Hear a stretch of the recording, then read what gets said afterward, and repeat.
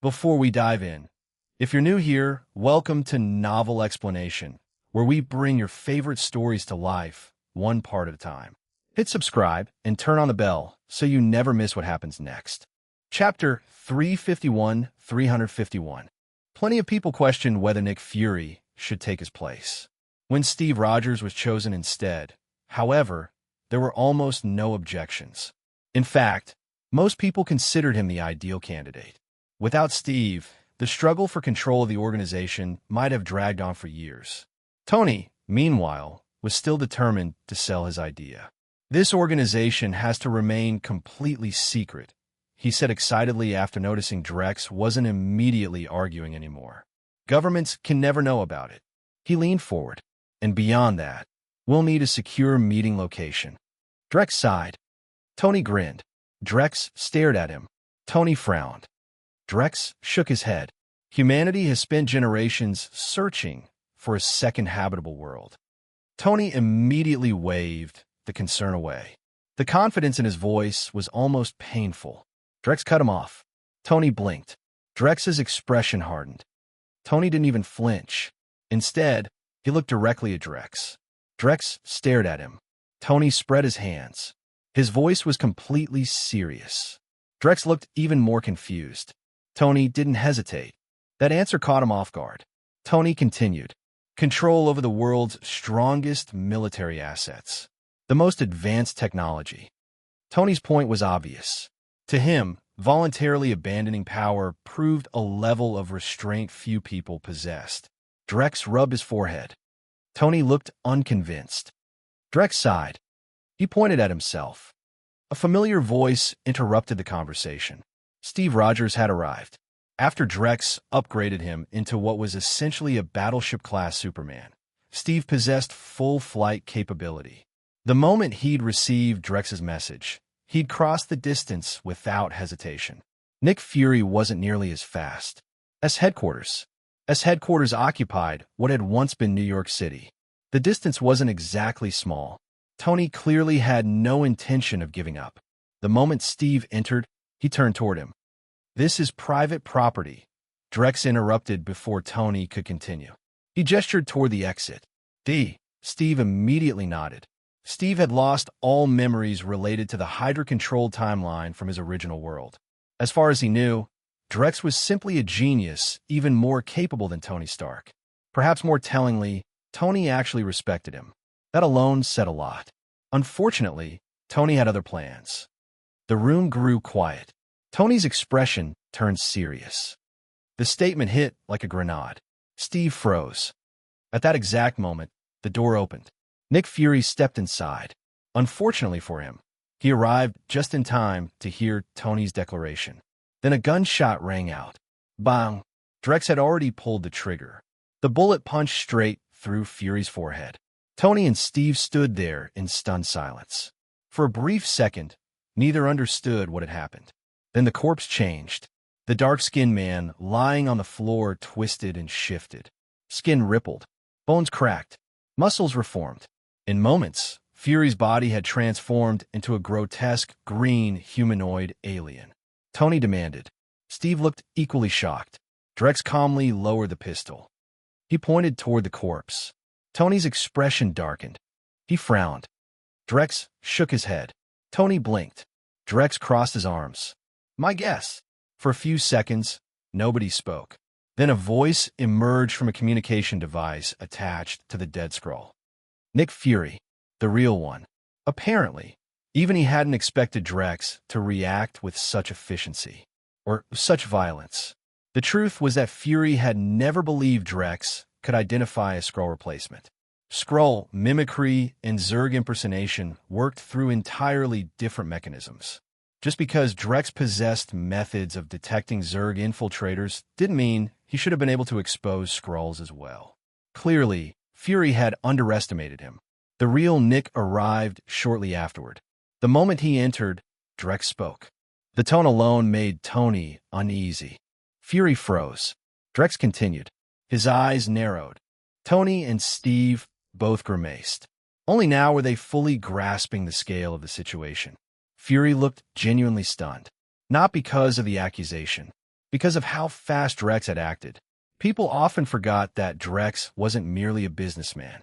His influence was enormous. If he recommended action to the United Nations, there was a very good chance they would listen. Almost immediately, as if to prove the point, Fury's communicator chimed. An official notification. His removal from office had already been approved. A formal investigation was beginning. Charges involving collaboration with extraterrestrial entities and compromising planetary security were being prepared. The projected sentence alone was enough to make most people faint. Fury felt a headache forming. He knew there was only one way to salvage the situation. Explain everything. Immediately. So he did. Without hiding anything, Fury told him the entire story. Carol Danvers, the Skrull refugees, the agreements he'd made, the reasons behind his decisions. When he finished, silence filled the room. Then Drex looked at him as though he'd lost his mind. The words landed like a slap. Drex's gaze sharpened. He pointed toward Fury. Drex's voice turned cold. He shook his head. Chapter 352, 352. Drex Valen's voice was cold enough to freeze steel. I promoted you to deputy director because you trusted nobody. His eyes remained locked on Nick Fury. A special investigative committee had been assembled alongside members of the Security Council to determine Fury's fate. Technically, Drex wasn't supposed to be there. He was no longer director. By procedure, he was an outsider. Nobody objected to his presence anyway. Nick Fury remained silent. Drex continued. His voice sharpened. Drex leaned forward. The room had become deathly quiet. Heroes, agents, observers. Everyone present was staring at Fury. After all, many of them had unknowingly spent years interacting with a Skrull masquerading as one of the most powerful people on Earth. And the more they listened, the harder it became to argue against Drex's reasoning. Fury finally spoke. Drex cut him off immediately. His voice rose. His gaze hardened. The room grew even quieter. Drex wasn't finished. The question struck like a knife. Fury immediately stiffened. The moment Carol's name came up, his composure cracked. His voice rose. The defense came instantly, without hesitation. Drex stared at him for several seconds. Then he sighed. He suddenly understood there was no point continuing. He looked toward the committee. The others exchanged uncomfortable glances. The focus of the hearing wasn't supposed to be Carol Danvers. It was the Skrulls. That was the entire issue. The reason Drex had shot the fake Fury on sight was simple. He knew exactly what Skrulls could become. Left unchecked, they could eventually trigger a planetary-scale disaster. A secret invasion. After the destruction of their empire at Kree hands, desperate Skrull survivors would inevitably begin searching for a new home. Earth was an obvious target, and the moment one of their infiltrators gained unrestricted access to superhero intelligence, the damage became immeasurable. Abilities, weaknesses, psychological profiles, family members, personal histories, operational secrets, everything. Once that information spread throughout Skrull networks, every hero on Earth became vulnerable. Trust collapsed. Paranoia flourished. Alliances shattered. Heroes fought one another while Skrulls hid among them. Humanity suffered for it.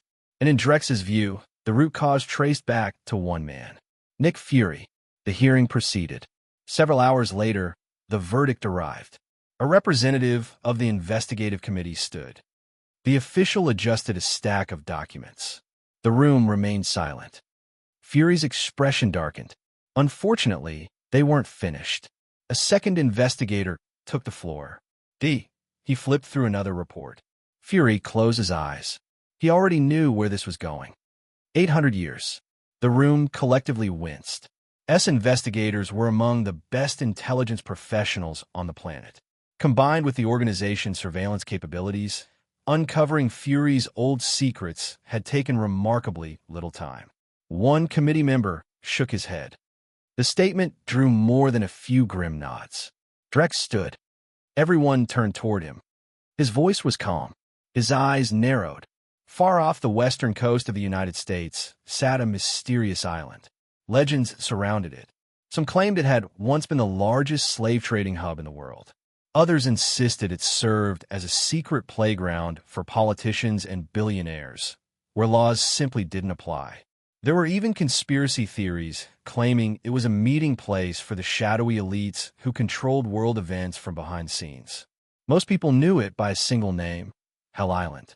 Officially, the United States government denied it existed. Unofficially, it absolutely did. The island contained extensive infrastructure, luxury accommodations, private facilities, underground complexes. Entire sections beneath the island could easily be converted into research laboratories or military installations. Whatever powerful individual had owned it, in the past, no longer mattered. The United Nations had seized it, and with Drex personally overseeing construction alongside countless mechanical workers, the facility had been transformed in a single day into hell, a prison unlike any other, designed specifically for individuals too dangerous for ordinary incarceration. Nick Fury never imagined he would become one of its inmates. The prison population reacted with immediate interest when he arrived. Most assumed he was there to interrogate someone or oversee a transfer. Then they watched guards escort him into a cell. The reaction was instantaneous. Laughter erupted. Another prisoner pressed himself against the bars. A grin spread across his face. His smile widened. Fury ignored them all. For the first time in years, he had nothing but time. Time to think. Time to review every decision he'd made. Time to ask himself a question he had never seriously considered before. Had he really been wrong? Meanwhile, Drex's response came swiftly. Within a remarkably short period of time, he successfully developed a detection system specifically capable of identifying Skrull replication technology. The hunt for infiltrators had officially begun. Chapter 353. Developing a detection method for Skrulls turned out to be surprisingly straightforward. After all, Drex Valen had a corpse to work with. When a complete specimen was sitting on the examination table, uncovering its secrets became much easier. Even if Drex hadn't handled it personally, Tony Stark probably could have reverse-engineered the biology in short order. Standing inside one of Umbrella's research facilities, Drex projected several streams of genetic data into the air. The Skrulls possess a unique gene sequence, he explained. The holographic model rotated slowly. He brought up a second genetic profile. The results appeared side by side. Tony studied the information with growing interest. Drex sent the complete data package directly to him, including several isolated genetic samples. Tony's eyes narrowed. His adaptive armor was already absurdly powerful.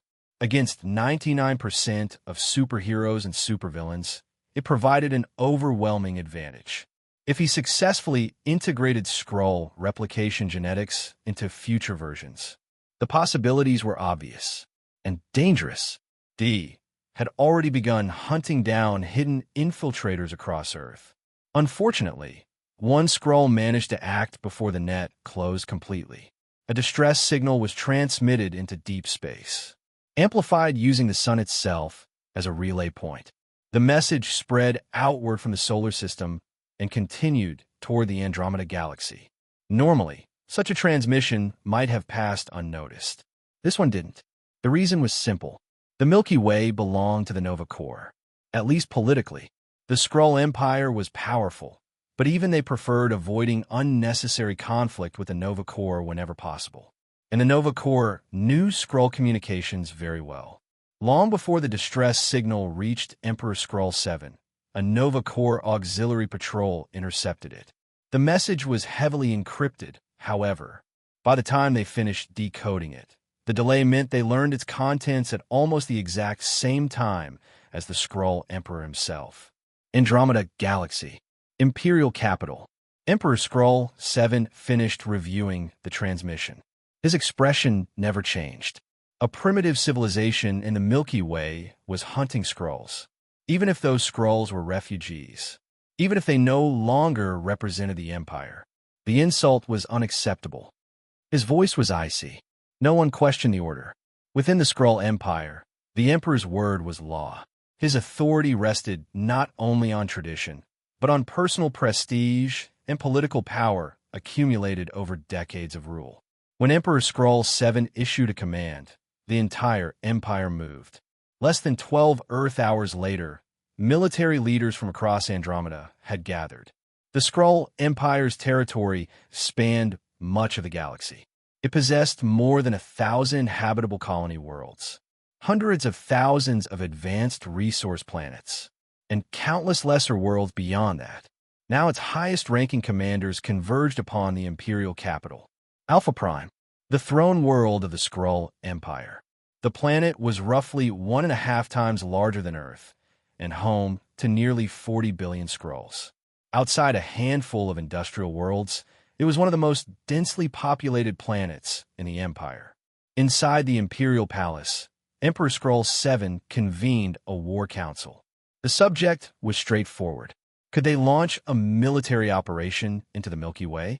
And if so, how? One of the first to speak was Udar, Supreme Commander of the Empire's outer defensive ring. He studied the strategic display. Udar frowned. His green scroll features tightened. Several commanders nodded. The Nova Corps represented one of the largest obstacles to any operation aimed at Earth. Udar continued. A different officer activated a navigational projection. The Emperor steepled his fingers. Udar considered the question. The estimate surprised no one. Interstellar jump travel wasn't as simple as pointing a ship toward a destination and accelerating. Every jump created distortions. The larger the vessel, the greater the interference. The more ships traveling simultaneously, the more complicated the calculations became. At short distances, the effect was negligible. A jump between neighboring planets, for example, posed few difficulties. Intergalactic distances were another matter entirely. Tiny errors multiplied catastrophically. A fleet could emerge thousands of light years off course. It could become stranded in unexplored regions of space. In the worst cases, ships could materialize inside stars, or trigger stellar instability events capable of annihilating entire formations.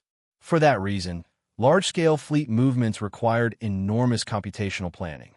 Modern warships handled most routine operations automatically.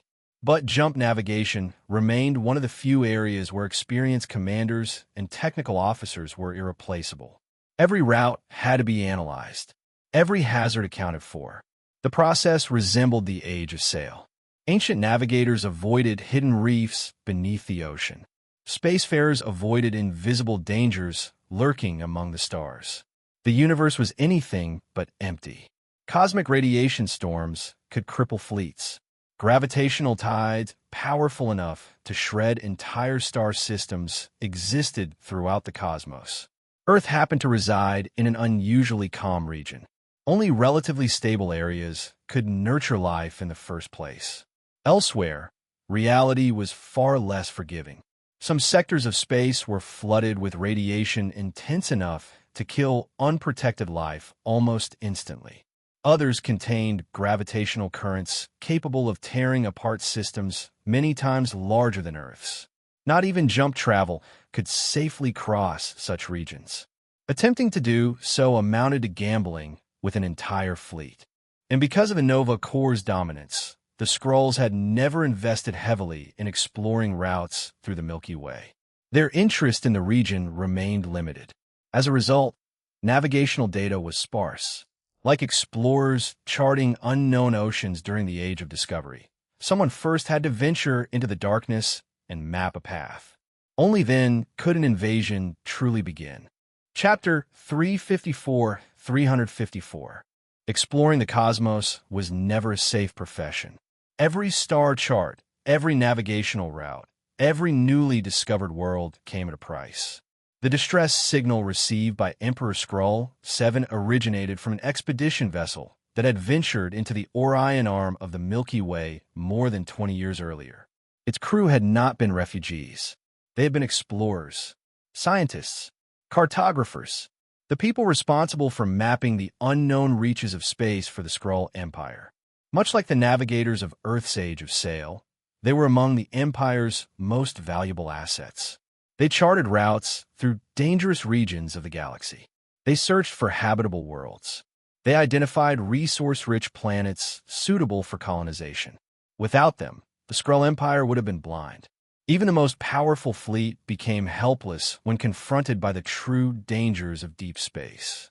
A battleship caught in a gravitational tide stood about as much chance of survival as a sandcastle facing a tsunami. Which meant one thing. Nick Fury and Carol Danvers had been deceived from the very beginning. Those Skrulls were never refugees.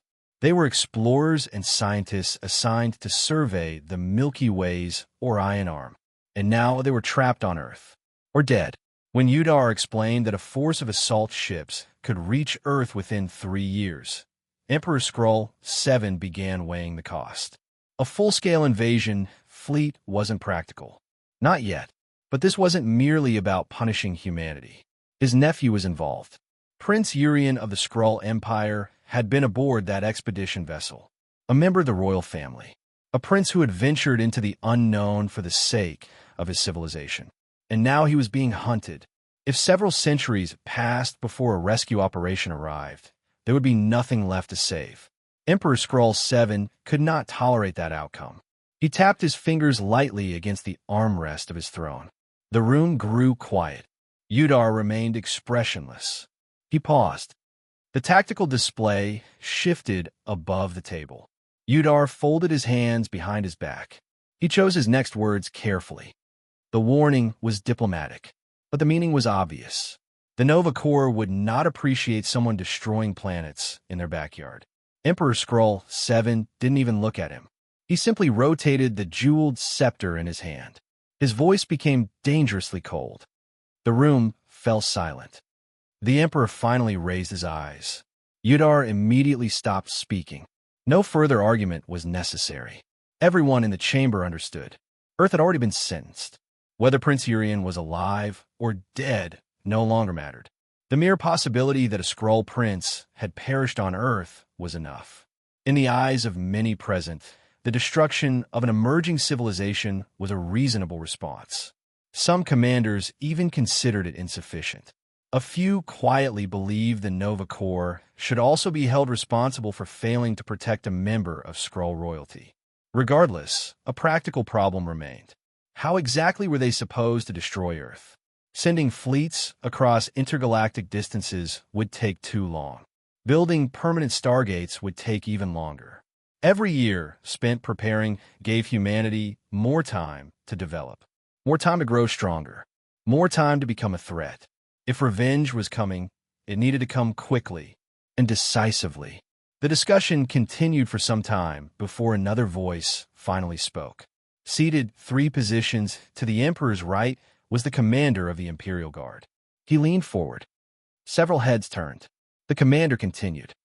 A faint smile appeared on his face. The chamber grew interested. Emperor Skrull 7 slowly nodded. The Imperial Guard commander bowed his head. To most advanced civilizations, humanity was an anomaly. One detail in particular stood out. Population. When the assembled Skrull officials reviewed Earth's data, many of them were visibly shocked. One elderly general nearly dropped his tablet. The disbelief in his voice was genuine. Another official, responsible for internal development and resource management, looked equally unimpressed. He flicked through the planetary survey. His lip curled slightly. To him, humanity looked absurd. A civilization struggling to extract value from a planet other advanced species would barely consider worth settling. The official continued reviewing the report. After reaching the final page, he set the report aside. His verdict was blunt. The room remained quiet. He pointed toward the proposal concerning the Chitauri. Several officials nodded in agreement. Deploying an actual Skrull military force required enormous resources. Hiring the Chitauri was far cheaper. A few independent resource worlds situated between Andromeda and the Milky Way would be sufficient payment. Compared to the cost of mobilizing fleets, it was practically nothing. From a purely economic perspective, the decision was obvious, and none of them had the slightest idea what kind of world they were actually preparing to invade. Chapter 355. The The Internal Affairs Minister's conclusion was met with widespread approval among the Skrull leadership. From their perspective, Earth was an easy target. Everything in the intelligence reports pointed to the same conclusion. Humans were weak, primitive, little more than vermin. The dossiers contained extensive information on human biology and civilization, dietary habits, sleep cycles, physical capabilities. The average adult human couldn't even lift 80 kilograms. The fastest individual on the entire planet could barely run 100 meters in a little over 9 seconds. Their civilization was fractured into countless competing nations. Governments fought one another. Borders divided them. Conflicts never truly ceased. To the Skrulls, such a system seemed barbaric and absurdly inefficient. Even more incomprehensible was the way humans lived. On Alpha Prime, the Imperial capital, only around 40,000 Skrulls resided. Sprawling cities stretched across the planet, yet vast regions remained untouched. Personal space was abundant. Resources were plentiful. Comfort was considered normal. When the entire Skrull Empire was counted together, including every colony world under Imperial control, their total population still failed to reach 7 billion. At its historical peak, the Skrull population had only reached 185 million. That number represented the height of their civilization. Humanity's uncontrolled reproduction appeared primitive to them, animalistic. A proper Skrull citizen required immense investment and resources.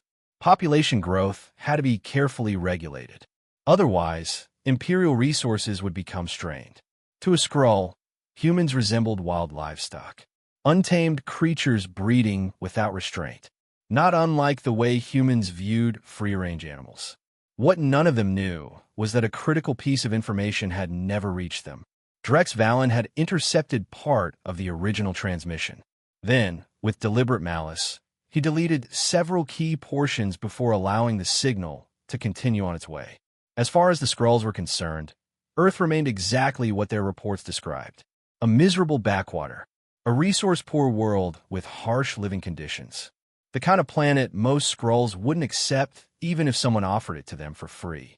Terraforming such a place would cost a fortune. Compared to the luxurious lifestyles enjoyed by Skrull citizens, who lived on worlds populated by only a few thousand or tens of thousands of people, humanity seemed almost pitiful. Even Tony Stark, one of Earth's wealthiest men, probably enjoyed a lower standard of living than an average Skrull civilian. But there was something the Skrulls didn't understand. Had they studied more of Earth's literature, particularly some of the harsher lessons recorded throughout human history, they might have recognized a simple truth. People with nothing fight the hardest. A wealthy man might tolerate losing a small portion of his fortune. A desperate man cannot.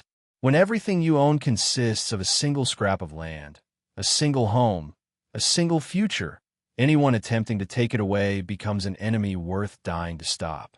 Humanity's entire civilization rested on one small planet. Their pile of dirt, as the Skrulls viewed it.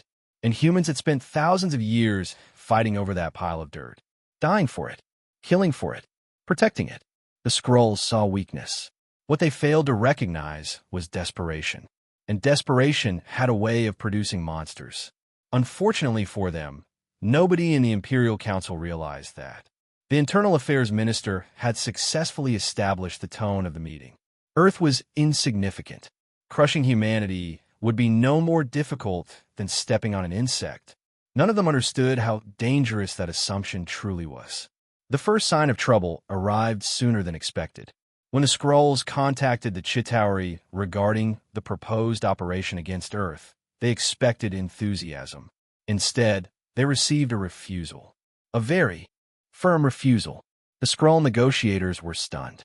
The Chitauri were infamous throughout nearby space. Mercenaries, raiders, pirates. They accepted almost any contract if the payment was sufficient. So why reject this one? At first, the Chitauri representatives had displayed their usual confidence. Name the target. Name the objective. Name a price. Then the word Earth entered the conversation.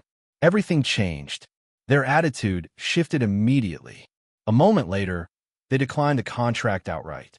The Skrulls found a reaction deeply suspicious. Something was wrong. Was Earth actually more dangerous than their reports suggested? The possibility couldn't be ignored. The Chitauri weren't known for caution.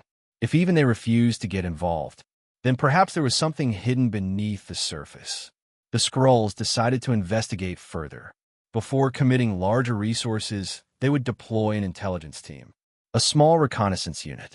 Its purpose would be simple: gather information, evaluate Earth's true strength, and determine whether conquest would be easy or impossible. Earth. Several uninvited guests had just arrived. Dark energy flashed briefly across an isolated stretch of terrain. Moments later, a group of humanoid figures materialized. Most stumbled as they landed. The creatures were green-skinned and broad-shouldered. At first glance, they resembled goblins pulled straight from fantasy stories. Though far larger, far stronger. Something halfway between a goblin and an orc. One particularly large individual raised a hand, signaling for silence. The others immediately obeyed. He lowered his voice. His eyes swept across the unfamiliar landscape. He paused. A cruel grin spread across his face. The creatures were Skrulls, an advanced reconnaissance unit. The reason they had reached Earth so quickly was simple. The Skrull Empire had spent enormous resources constructing a temporary Stargate. A costly investment, but one they considered worthwhile. At that very moment, Drex remained completely unaware of the team's arrival. Unlike Superman, he did not keep his super hearing active across the entire planet. Doing so would have been maddening. Instead, he was occupied elsewhere, specifically inside Hell Prison. He carried a thick stack of documents under one arm. Nick Fury sat across from him. Drex tossed the files onto the table. The papers slid across the metal surface. His voice was calm, dangerously calm. Nick's expression changed. Drex continued. He tapped the file. The prison guards remained outside. There was no need for them to enter. With Drex present, Hell Prison was arguably the most secure location on Earth.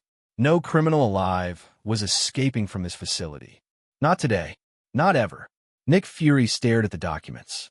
The conflict in his eyes was impossible to miss. He had never expected the Skrulls to keep secrets from him. Never expected them to prepare contingency plans behind his back. And the information they had gathered, it was extensive. Far more extensive than he had imagined. Records of battles involving superheroes and monsters. Detailed accounts of conflicts with the Psiots. The Chitauri invasion. Operational analyses. Even timestamps tracking the movements of specific heroes. The agency's confidential counseling sessions. Mental health assessments. Personality profiles. Weakness analyses. If all of that had fallen into alien hands, the consequences were unimaginable. Drex leaned back in his chair. Then he looked directly at Fury. His voice cut through the silence. Read up to 100 chapters ahead and access exclusive novels by joining my Patreon. Chapter 356. Any lingering resentment Nick Fury had was gone. He had finally accepted reality. He had trusted the Skrulls. And in doing so, he had nearly doomed Earth. I only intercepted part of the transmission, Drex Valen said calmly. The Skrulls may still come. This war started because of your decisions, Nick Fury. He gave a casual shrug. Nick remained silent. There was nothing he could say. No excuse could undo what had happened. He wasn't a genius inventor like Tony Stark, capable of building a solution overnight. Nor was he a scientific powerhouse like Bruce Banner. He had no miracle answer waiting in reserve. Drex rose from his chair. I still have preparations to make. The cell doors sealed shut behind him. As soon as he was gone, Fury slammed his fist into the wall. The impact split his knuckles open. Blood ran down the concrete. Then he slowly sank to the floor. 800 years. That was his sentence. If he somehow survived even a century of it, he'd be fortunate. Barring a miracle, there would never be a release waiting for him. Meanwhile, at DC headquarters, what had once been a comic book company had become something very different after Drex Valen acquired it as part of one of his more eccentric projects. Following his ideas, The company had produced a long series of blockbuster films that never existed in this universe. The results have been staggering. Critical acclaim, massive box office success, a global audience. Drex himself had earned a reputation as the most imaginative screenwriter in cinematic history, though he couldn't have cared less about the title. Films like Men in Black, Superman Returns, Man of Steel, X-Men, and many others had all been brought to life under his direction. Tonight, one of the building's security guards was enjoying a quiet shift. A mountain of pizza boxes sat beside him. A giant cup of ice-cold cola rested on the desk. As he lazily watched a movie projected across a nearby screen, he had no idea that a group of Skrulls had already slipped into the area. The aliens stopped when they noticed the footage playing. "Looks like we got lucky," one of them remarked. Moments later, the 300-pound guard was unconscious. The Skrulls took over the room and began examining everything they could find.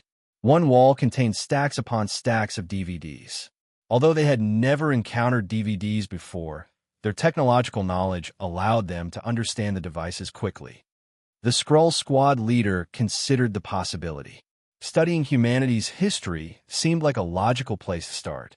Perhaps they could finally discover why the Chitauri were so afraid of Earth. What the Skrulls didn't know was that humanity possessed a peculiar art form known as cinema. Movies were not records of reality. They were products of imagination, wild ideas, fictional stories, fantasy brought to life. Hollywood, in particular, had a habit of saving the world through American heroes before the credits rolled. The Skrulls had visual media of their own, but only for practical purposes. Historical archives, news reports, documentaries. Every recording they created was expected to reflect reality. As a result, they had never developed anything resembling fictional films. From a Skrull perspective, the entire concept made little sense. Why manufacture false events? Why create fake stories, fake characters, fake locations, and fake conflicts? What purpose could deception possibly serve? Their species simply didn't think that way. The cultural gap was enormous. "I wonder how old these records are," the squad leader mused. The technician quickly deciphered the equipment. He ejected the DVD the guard had been watching. The disc struck the floor and cracked. Then he selected another title from the collection and inserted it. A holographic image immediately appeared above the projector. Everyone gathered around. The opening logo of an American film studio filled the air. Moments later, English text appeared. Superman returns several hours later.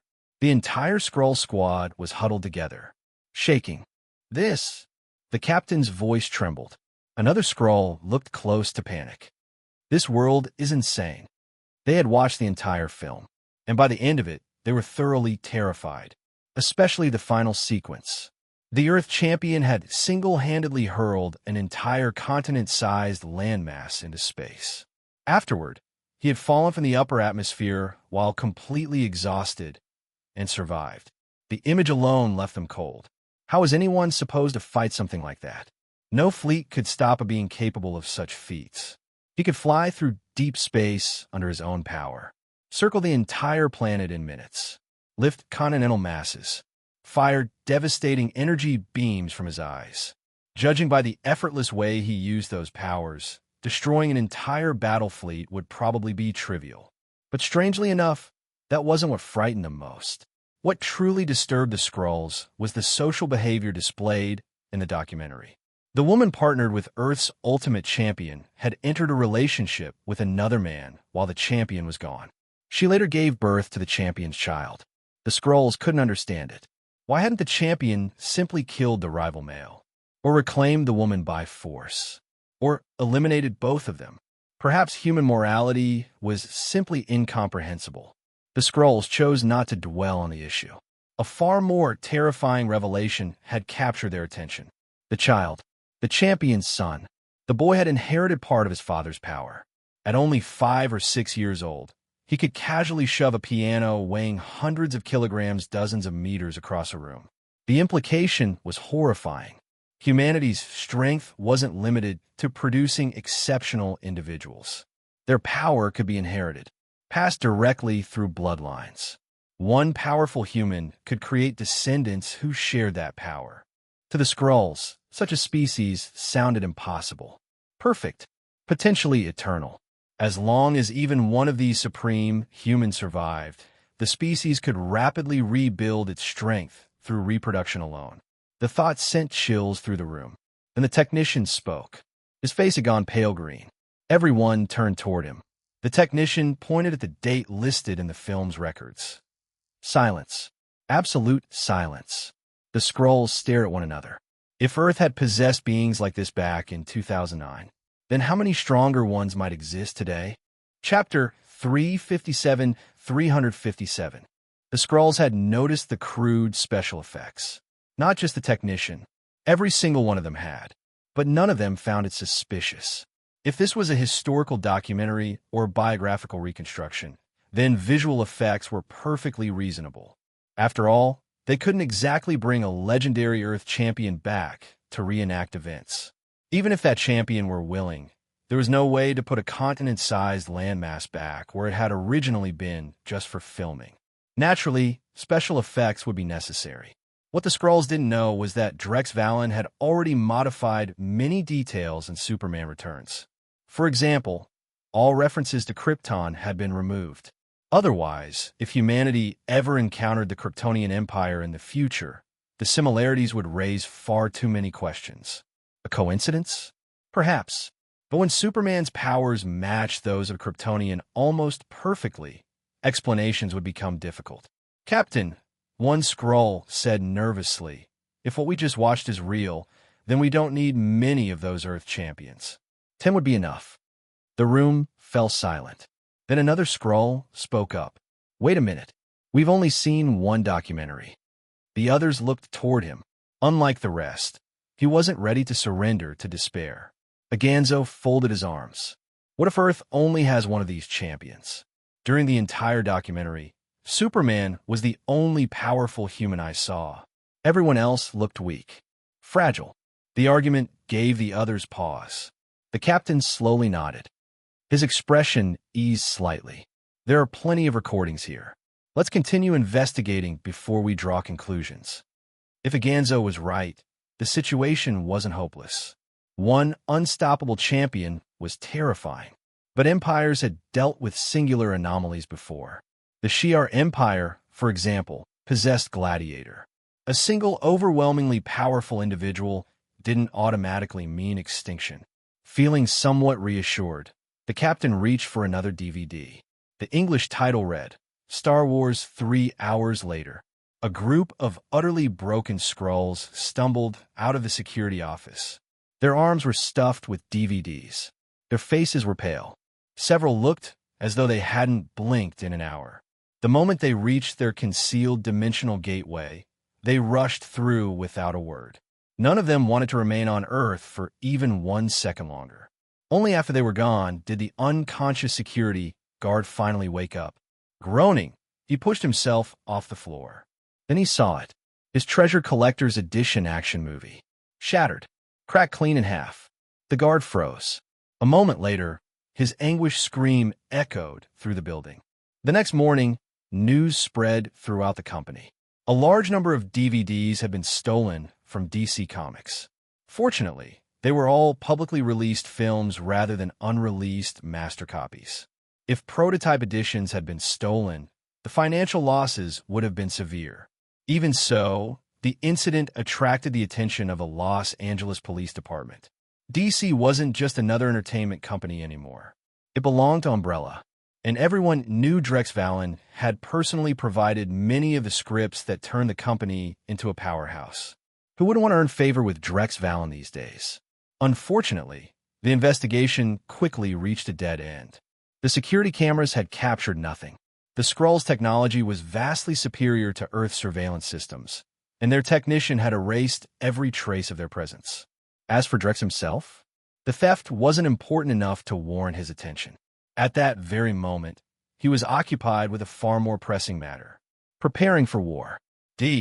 Headquarters, tension filled the conference room. When the Security Council, United Nations representatives, and Earth superheroes learned that the Skrulls had successfully transmitted intelligence back to their empire, the mood instantly turned grim. The transmission hadn't contained only information about the infiltrators, D-data, Earth's defenses, strategic assets, operational information. In warfare, intelligence was everything. Starting a conflict while the enemy knew nearly everything about you was bad enough. Having virtually no information about the enemy in return was far worse. Tony Stark asked. Drex shook his head. The Skrulls use technology fundamentally different from Earth's. A United Nations representative leaned forward. What about the Skrulls already on Earth? Tony answered before Drex could. He shook his head. Most of them have been living here for years. They probably know less about the current state of the Skrull Empire than we do. Nobody could argue with that. The room fell quiet. No one had answers. The uncertainty was suffocating.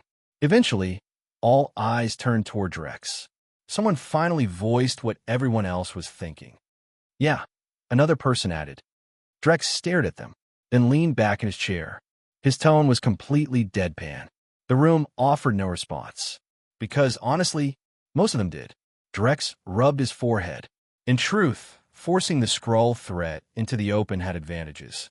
A direct confrontation was far preferable to allowing the secret invasion scenario to unfold in the shadows. If handled correctly, the Skrull problem could be eradicated permanently. The difficult part was determining exactly how to do it. Meanwhile, deep within the Skrull Empire, 20 million superpowered humans. The Imperial Council chamber had descended into chaos. The reconnaissance team's collection of historical documentaries had caused a political earthquake. The reactions only grew more extreme as officials watched additional films. Star Wars, X-Men, Justice League. Every recording seemed more horrifying than the last. Humans capable of mastering the Force through training. Jedi Knights who could become superhuman warriors through discipline alone. The idea sounded ridiculous. Even the Kree Empire, famous for creating enhanced soldiers, couldn't produce results on that scale. Then there were the mutants. Humans born with extraordinary gifts. One could manipulate planetary magnetic fields. Another possessed telepathy powerful enough to influence billions of minds. According to the recordings, all of them lived on Earth. And then came the Justice League, a coalition of superhumans that had defeated Darkseid himself, the ruler of Apocalypse, a cosmic conqueror. The footage never clearly stated how long ago that battle had occurred, but that only made things worse. If Earth had defeated a being like Darkseid, didn't that make humanity stronger than both the Skrull Empire and the Kree Empire? The implications were terrifying. After the final documentary ended, silence settled over the chamber. At last, Skrull Emperor 7 spoke. The room nodded in agreement. Had they not tried to outsource the mission to the Chitauri, they never would have noticed the warning signs. Had the Chitauri not reacted so strangely, they wouldn't have sent a reconnaissance team. And if they hadn't gathered intelligence first, the Skrull Empire might have marched directly into a nightmare. Earth wasn't a primitive world. It was a death trap. The Emperor folded his hands. His gaze swept across the assembled officials. For the Skrulls, every member of their species mattered. Abandoning their own people was not a decision they took lightly. Chapter 358. The Skrull Empire was not just another space-faring civilization. It was one of the oldest and most powerful empires in known space. Over countless centuries, the Skrulls had conquered and absorbed entire star systems, building a civilization that ranked among the galaxy's dominant powers. The Kree Empire itself owed part of its rise to stolen Skrull technology and scientific achievements. That theft had created a hatred that never faded. Since then, the two civilizations had been locked in an endless cycle of war. Neither side was willing to forgive. Neither side was willing to surrender. Another important fact about the Skrulls was their tendency to hold grudges. Extreme grudges. An attack against one Skrull was treated as an attack against the entire species. Under normal circumstances, if one of their own were threatened, the Skrulls would have responded with overwhelming force. Earth would already be facing a fleet large enough to reduce the planet to ash. The situation was made even more sensitive by the presence of Skrull royalty among the captured infiltrators. One of the prisoners was the nephew of Emperor Seven himself. Fortunately for Earth, the Skrulls were already deeply entangled in their war against the Kree. Opening a second front against a potentially terrifying civilization like humanity was not an attractive option. Inside the Imperial Council chamber, the elders discussed possible solutions. "We should dispatch several super Skrulls," one elder suggested. "At least for now, avoiding direct conflict seemed to be the wisest choice." Abandoning their captured countrymen was not an option. Emperor Seven considered the proposal. After a moment, he nodded. Very well. It wasn't ideal, but it was the best option available. Meanwhile, on Earth, every known Skrull infiltrator had been captured. Once Drex Valen's Skrull detection technology became operational, locating them had become remarkably easy. And the world's superheroes, authorities rounded up every last one. Not a single infiltrator escaped. To ensure they stayed contained, Drex even designed a prison constructed from vibranium. The possibility of war with an interstellar empire had placed the entire world on edge. Governments began preparing for the worst. Massive underground shelters were expanded. Emergency infrastructure projects accelerated. And the United Nations commissioned Umbrella Corporation to mass-produce Decepticons and Zaka mobile suits. The preparations were extensive, but they all shared the same weakness. None of them solved Earth's biggest problem: space fleets. Against a civilization capable of deploying vast interstellar armadas, Earth had no meaningful answer. It was the curse of possessing tremendous individual power without possessing strategic superiority. Even Thanos had to respect large-scale fleet engagements. Without the Infinity Stones, a concentrated bombardment from enough warships could seriously injure him. Perhaps not kill him, but certainly wound him. Only weapons on the level of the Shi'ar Empire's gravitational collapse bomb possessed enough destructive power to reliably eliminate beings in the Skyfather tier and beyond. The official asked. He turned toward Drex. Tony Stark immediately shook his head. His tone was unusually serious. "We're not talking about building one ship." He paused. The room fell silent. Tony continued. He wasn't lacking confidence. Neither was Drex. Tony had already designed the Ark spacecraft. That experience gave him a rough understanding of the challenges involved. An actual military fleet was another matter entirely. Concept development, engineering, prototype construction, testing, failures, redesigns, more testing, more failures. Even with the brightest minds on Earth working together, creating a mature interstellar fleet doctrine could easily take 5, 10, or even more years. And that only covered the warships themselves. A real fleet was far more complicated. It required fighters, interceptors, reconnaissance-kraft, medical transports, electronic warfare, and early warning vessels, and, most importantly, the largest and most expensive assets of all, battlecruisers, ships capable of deciding the outcome of entire wars. Tony leaned forward. Everyone listened. The room grew uncomfortable. The United Nations and the Security Council. Nobody answered. His meaning was obvious. The silence became even heavier. A fleet capable of dominating space would be unstoppable against modern nations. The temptation alone was enough to start wars. Tony glanced toward Drex. He tapped the conference table. Then he continued. Drex nodded. Tony's expression hardened. Corruption. Power struggles. The Security Council members immediately bristled. One of them slammed a hand on the table. Even if it was true, hearing it stated so bluntly was another matter entirely. Tony ignored them. His eyes remained fixed on Drex. A restless intensity had crept into his voice. The room exploded into protests. But Tony didn't care. Over the years, repeated alien invasions had changed him. His anxiety wasn't about monsters anymore. It was about humanity, about bureaucracy, about political paralysis, about watching leaders waste time while existential threats loomed overhead. Earth was staring down potential extinction, yet governments still fought over influence, funding, and jurisdiction. The inefficiency infuriated him. Drex studied him for a moment. Then he frowned.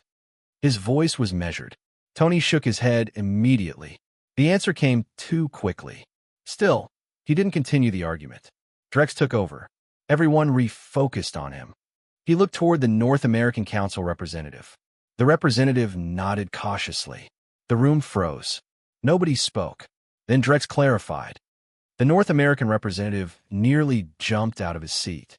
His voice cracked. Drex's expression didn't change. He looked around the room. His tone sharpened.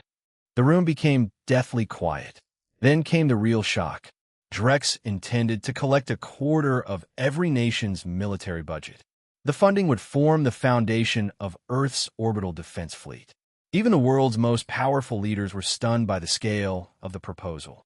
No one in the room possessed the authority to approve something so enormous.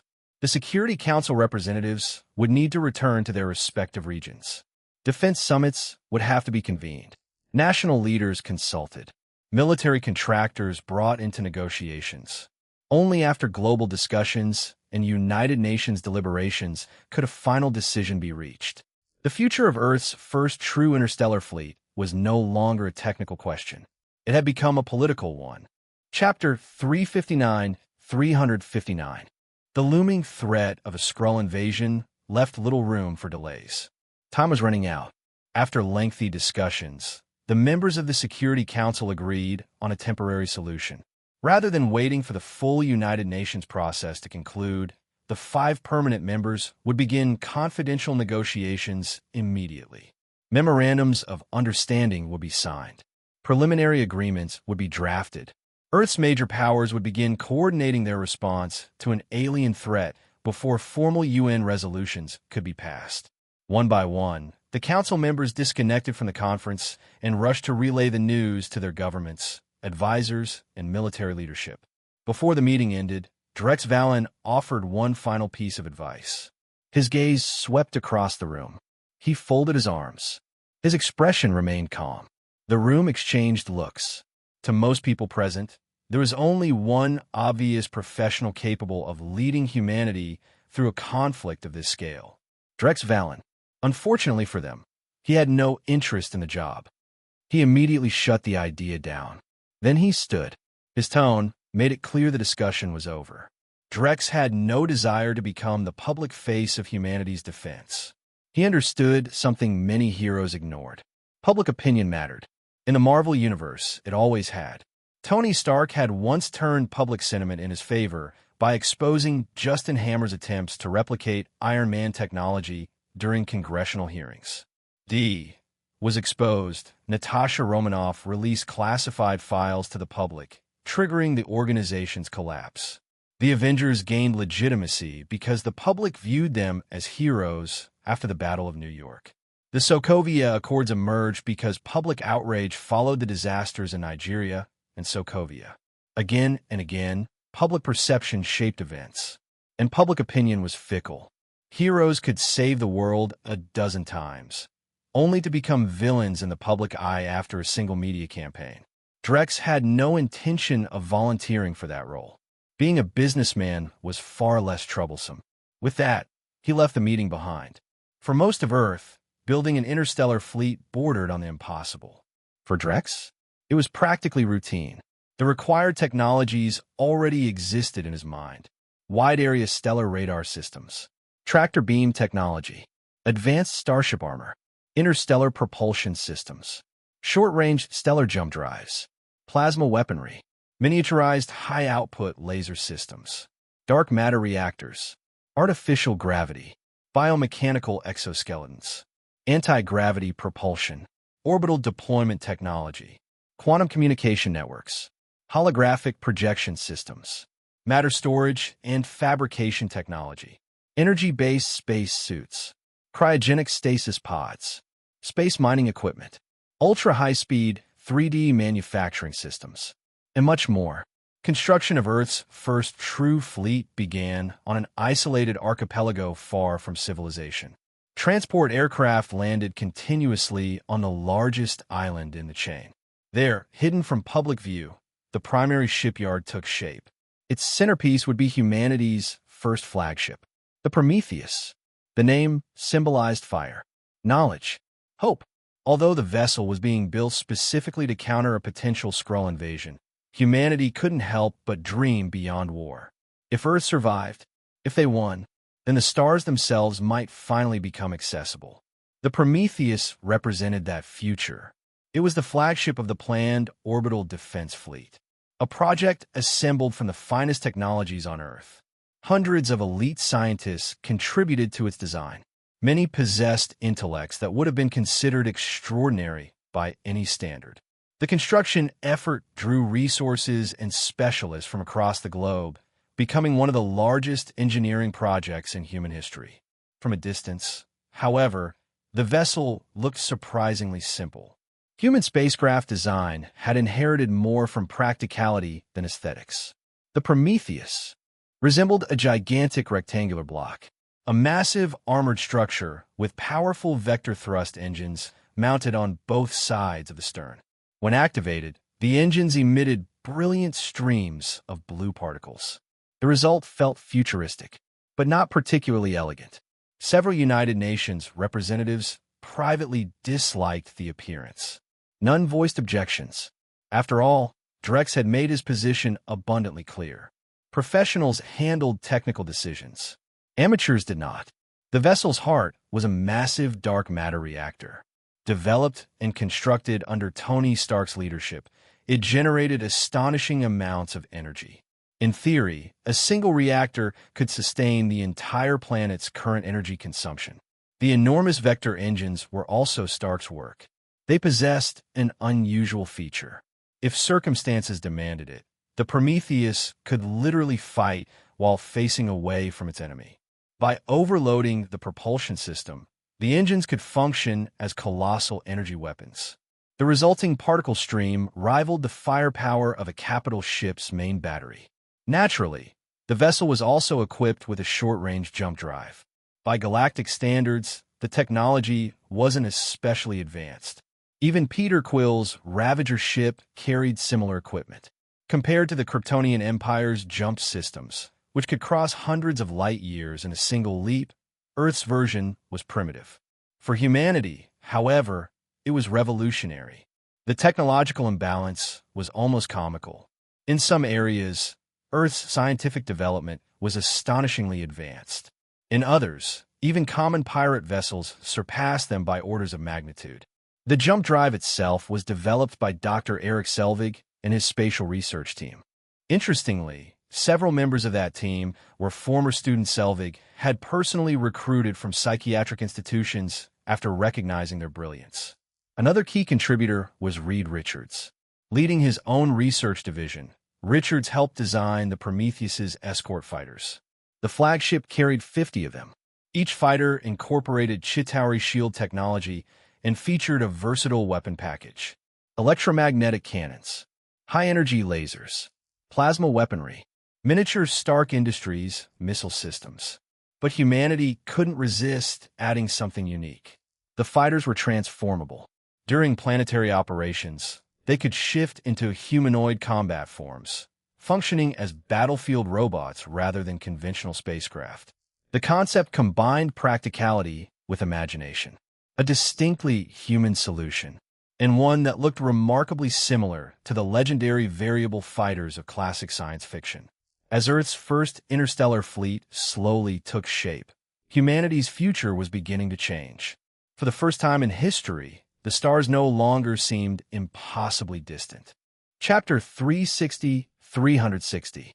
The final major contribution to the Prometheus project came from Dr. Bruce Banner's research division. His team developed the vessel's secondary weapons system, the high-energy gamma-ray array. Unlike the ship's main guns, the gamma-ray array was designed primarily for point defense operations. If hostile fighter squadrons attempted to close in on the fleet, the system could unleash concentrated gamma radiation at light speed, instantly vaporizing incoming targets before they reached engagement range. Wakanda also played a critical role in the project. Under Princess Shuri's leadership, Wakandan scientists successfully developed both the anti-gravity generators and the artificial gravity systems used throughout the fleet. The anti-gravity generators allowed the Prometheus to maintain stable hovering positions even within a planet's gravitational field.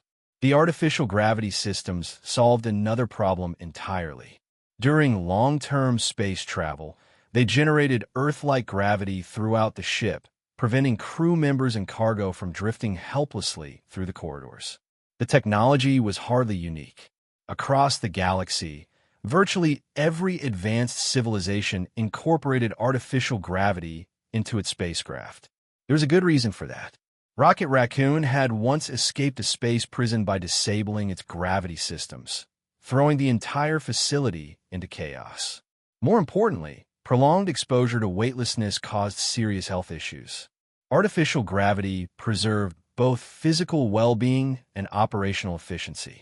For humanity's first true fleet, it was considered indispensable. The first production run consisted of 10 warships. At the center stood the flagship, Prometheus. Accompanying it were 9 support vessels, 3 battleships, 3 destroyers, 1 service ship, 1 electronic warfare and communications vessel, 1 logistics and supply ship. Prometheus and the 3 battleships formed the fleet's primary striking force. Each carried heavy weapons capable of exchanging fire with enemy capital ships across interstellar distances. The destroyers served a different purpose. Loaded with missiles and carrier-based fighters, they specialized in screening operations and preventing hostile strike craft from reaching the larger vessels. The Prometheus itself had evolved from the original helicarrier concept. Its overall length was roughly twice that of a standard helicarrier. When the anti-gravity engines activated, the massive vessel rose into the air with intimidating majesty. Particle thrusters adjusted its position with smooth precision. Watching the enormous warship ascend was enough to leave observers speechless. Yet compared to the colossal motherships employed by the Chitauri or the warships fielded by Ronan the Accuser, it remained relatively modest in size. It wasn't remotely comparable to the city-sized, flying fortresses common among advanced civilizations. That limitation was unavoidable. Alien empires typically constructed their largest vessels in asteroid belts. The environment offered vast quantities of raw materials and, more importantly, near-zero gravity. Earth didn't have that luxury. Humanity's first flagship faced 2 major constraints. The first was structural integrity. Build a ship too large on Earth, and its own weight could compromise the hull during construction. The second was resource consumption. Purchasing enough metal to construct a truly gigantic warship would send global commodity prices into chaos and inflate costs beyond reason. After all, humanity currently drew resources from a single planet. How much metal could one world realistically provide? Creating one of the galaxy's city-sized motherships might require stripping entire worlds of their mineral wealth. For that reason, Earth's first-generation fleet focused on practicality rather than sheer size. The long-term plan was different. Once permanent installations existed on the Moon or within the asteroid belt, humanity could begin harvesting extraterrestrial resources and constructing shipyards in space. Only then would it become feasible to build a true supercarrier on the scale of a floating city. Among the fleet's 4 primary combat vessels, the Prometheus remained the most powerful. Its internal facilities were significantly more extensive than those of the other ships. In addition to its wormhole generator, it housed a dedicated interstellar marine barracks. Superhuman operatives would reside there during deep space deployments. The other 3 capital ships followed a different design philosophy. Instead of marine facilities, they carried specialized space Iron Man battalions. Their primary weapons also differed. Each was equipped with a massive electromagnetic cannon. The acceleration rails stretched almost the entire length of the vessel itself. Every ship in the fleet, including the Prometheus, carried 50 transformable space fighters. Together, the 10 warships represented the pinnacle of human engineering, a fusion of cutting-edge science, advanced manufacturing, and countless technological breakthroughs. The fleet was, quite literally, the physical embodiment of humanity's intelligence and determination. Ironically, if this fleet were ever turned against Earth, modern civilization would struggle to resist it. Conquest could come frighteningly fast. Drex Valen thought the praise surrounding the project was a little excessive. Still, he couldn't deny the results. When faced with the possibility of fighting one of the galaxy's great empires, humanity's research and industrial output had exploded at a pace that bordered on the absurd. It almost looked like cheating. Then again, the reaction made sense. The information extracted from the captured scrolls had terrified everyone. Even decades-old intelligence described the Skrull Empire as one of the dominant powers in known space. And that information was outdated. The Empire had survived and continued expanding ever since. To Earth's governments, military leaders, and scientists, the situation felt existential. Humanity stood on the edge of extinction. Under circumstances like those, political rivalries and economic competition suddenly seemed irrelevant. Everyone wanted the same thing: survival or victory, preferably both. That shared determination accomplished the impossible. A project originally expected to require 5 to 10 years reached completion in only a few months, which was precisely why Drex considered humanity's progress ridiculous. Spacefaring warships equipped with jump technology were no longer theoretical. Given enough time, this fleet could eventually reach any world in the Milky Way. The leap in capability dwarfed anything humanity had previously achieved. Moon landings, Mars mission, deep space probes. Compared to this, those milestones seemed almost primitive. Standing beneath the shadow of the Prometheus, Steve Rogers stared upward in awe. Drex shook his head. Steve glanced at him. Drex continued. His gaze drifted toward the distant vessel. He shrugged. Historically, Wakanda had reasons for caution. Colonial powers had attempted to exploit the kingdom's resources. During World War II, outside forces had also sought to invade and plunder its wealth. Each attempt ended in failure. The Black Panthers of successive generations ensured that much. Over time, Wakanda withdrew from the world and guarded its secrets. Only after the collapse of colonial empires and major shifts in global politics did the kingdom gradually begin participating in international affairs again. This time, however, Wakanda and Atlantis had both contributed substantially to humanity's survival effort. As a result, neither civilization was excluded from the fleet initiative. Everything was ready. The fleet was complete. The defenses were prepared. Now all that remained was waiting for the Skrulls to arrive. What Drex couldn't possibly know was that the Skrulls had already frightened themselves half to death. At this point, invading Earth was the last thing they wanted to do. Read up to 100 chapters ahead and access exclusive novels by joining my Patreon. Com Uzishar. Chapter 361. Drex Valen had no intention of sitting around waiting for the Skrulls to make their move. He had found a new project to occupy his attention. A very interesting one: Cybertronian mechanical life forms. While he'd already created terror spiders and mechanical octopi for the Black Queen, her mechanical legions still lagged far behind the Queen's Zerg swarm in terms of overall combat effectiveness. That imbalance needed fixing, and what better solution than Transformers? The Allspark might once have seemed like an impossibly advanced artifact. Not anymore. With Drex's current knowledge and the power of the Reality Stone, creating an artificial Allspark was surprisingly straightforward. In some respects, his version was arguably superior to the original. Drex examined the glowing cube with satisfaction. Unlike the Autobots, who valued peace and restraint, the Decepticons thrived on conquest, battle, and destruction. Those traits made them ideal soldiers. The Black Queen had already manufactured a new generation of space fighters constructed entirely from vibranium. Each vessel was equipped with a miniature jump drive capable of traversing an entire light year in a single jump. As silicon-based life forms, the future Transformers would possess a tremendous advantage over biological pilots. Organic beings suffered immense strain during repeated jumps through space. Mechanical life forms did not. As long as their frames could endure the stress, they could jump indefinitely. And vibranium ensured durability would never become a problem. Drex began by forging a prototype. Using a blend of vibranium and adamantium, he created a starfighter whose design reflected the aggressive aesthetic of Cybertronian technology.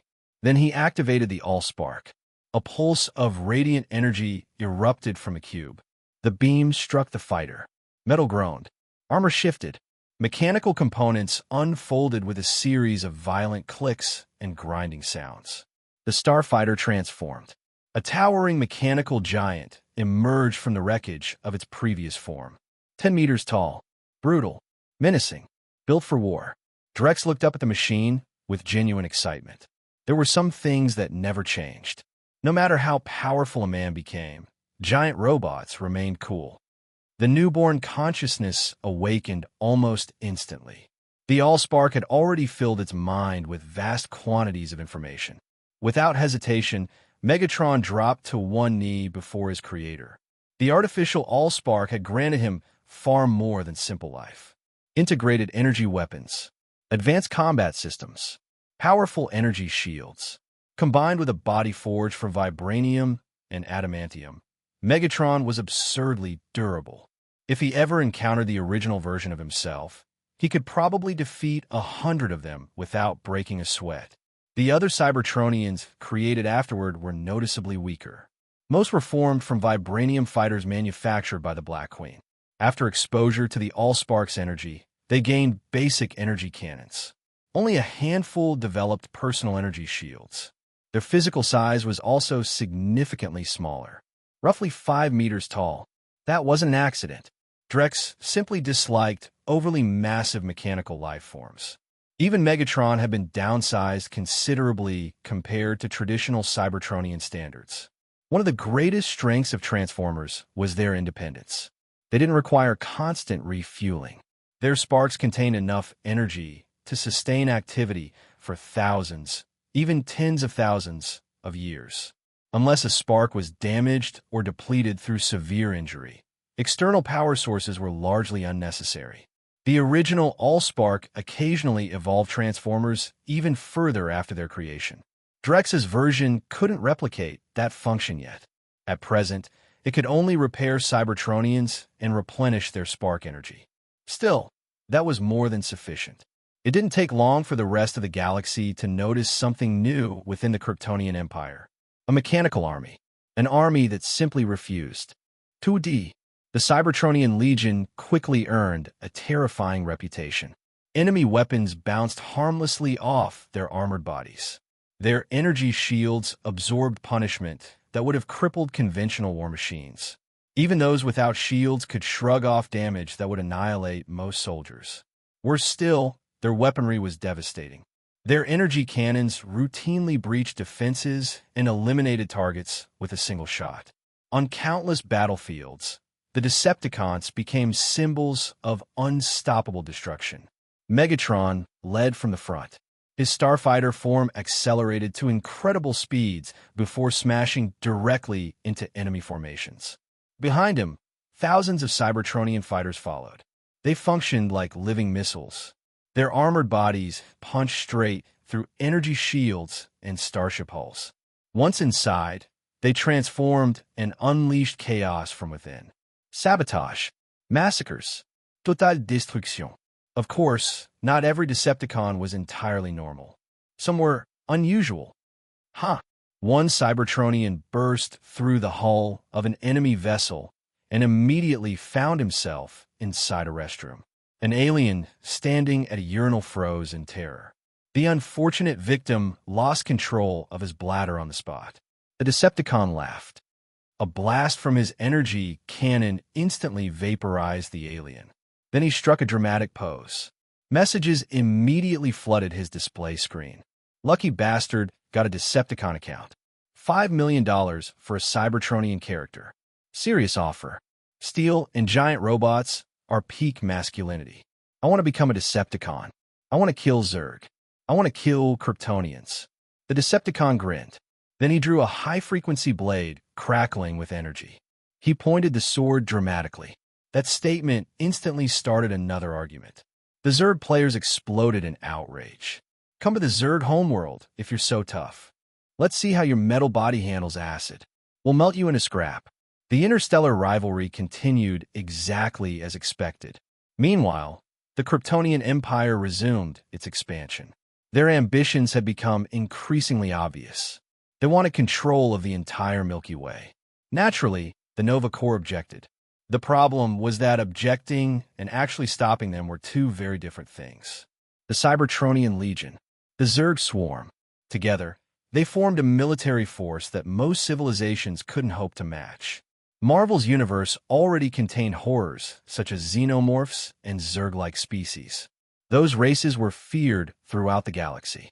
The fact that the Kryptonian Empire not only controlled such creatures, but actively deployed them in warfare was enough to terrify countless governments. The idea sounded impossible, yet it was reality. While monitoring galactic developments, Drex received an interesting intelligence report. Something unusual was happening with Thanos. The Mad Titan and his Black Order appeared to be facing serious financial difficulties. Recently, Thanos had begun targeting both Skrull and Kree territories for raids. That behavior revealed something important. The Black Order was under pressure. Losing the Chitauri Expeditionary Force shouldn't have been a major setback for someone like Thanos. He was powerful enough to absorb losses. And while he wasn't known for accepting defeat gracefully, he had never before provoked powers on the scale of the Kree Empire or the Skrull Empire. Not directly. The fact that he was doing so now suggested a deeper problem. A resource shortage. The Black Queen surveillance network had been monitoring Thanos and the Black Order continuously at Drex's command. Other galactic powers had long suspected that Thanos' ambitions extended far beyond the Centauri systems he controlled. Now those suspicions appeared justified. The truth was simple. The worlds under Thanos' influence were running dry. For years, the Black Order and its pirate fleets had extracted resources without restraint. But pirates produced nothing. They consumed. Armies consumed. Fleets consumed.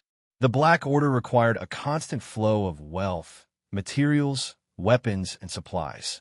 Without those resources, loyalty became difficult to maintain. And loyalty was the foundation of every empire, even Thanos's. Chapter 362. The pirate fleets surrounding Thanos were not bound together by loyalty, nor by ideology, certainly not by faith. They followed him for one reason only: resources, money, loot. That was the greatest weakness of Thanos' empire. His forces were powerful, but they consumed staggering amounts of resources. The Black Order and the countless pirate groups under its influence couldn't survive without constant expansion. They needed new worlds, new wealth, and new victims to sustain themselves. In simple terms, too many mouths were feeding from too few sources. And now the problem had reached a critical point. Inside the Skrull Empire, a high-level emergency council had been convened. The situation was serious enough that Emperor Seven personally summoned the generals responsible for the Empire's 4 major stellar regions. The reason was simple. Thanos had sent an ultimatum.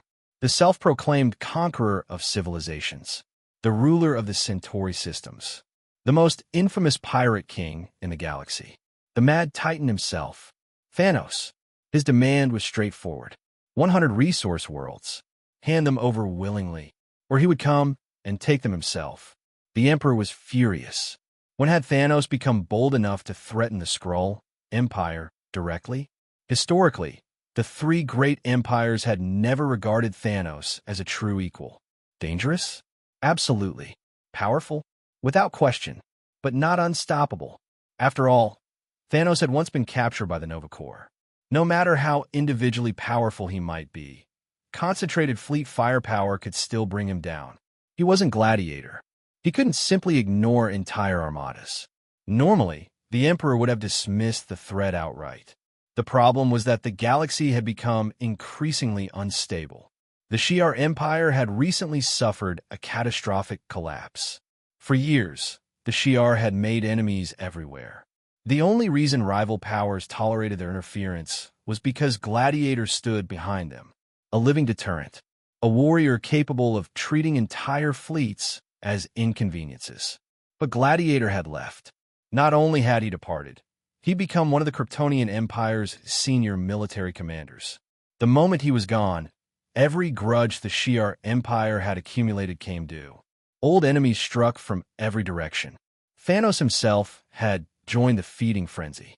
Eventually, the Shi'ar were forced to deploy gravitational collapse bombs. The resulting devastation destroyed vast portions of their own territory. And after that, the Empire simply vanished from the galactic stage.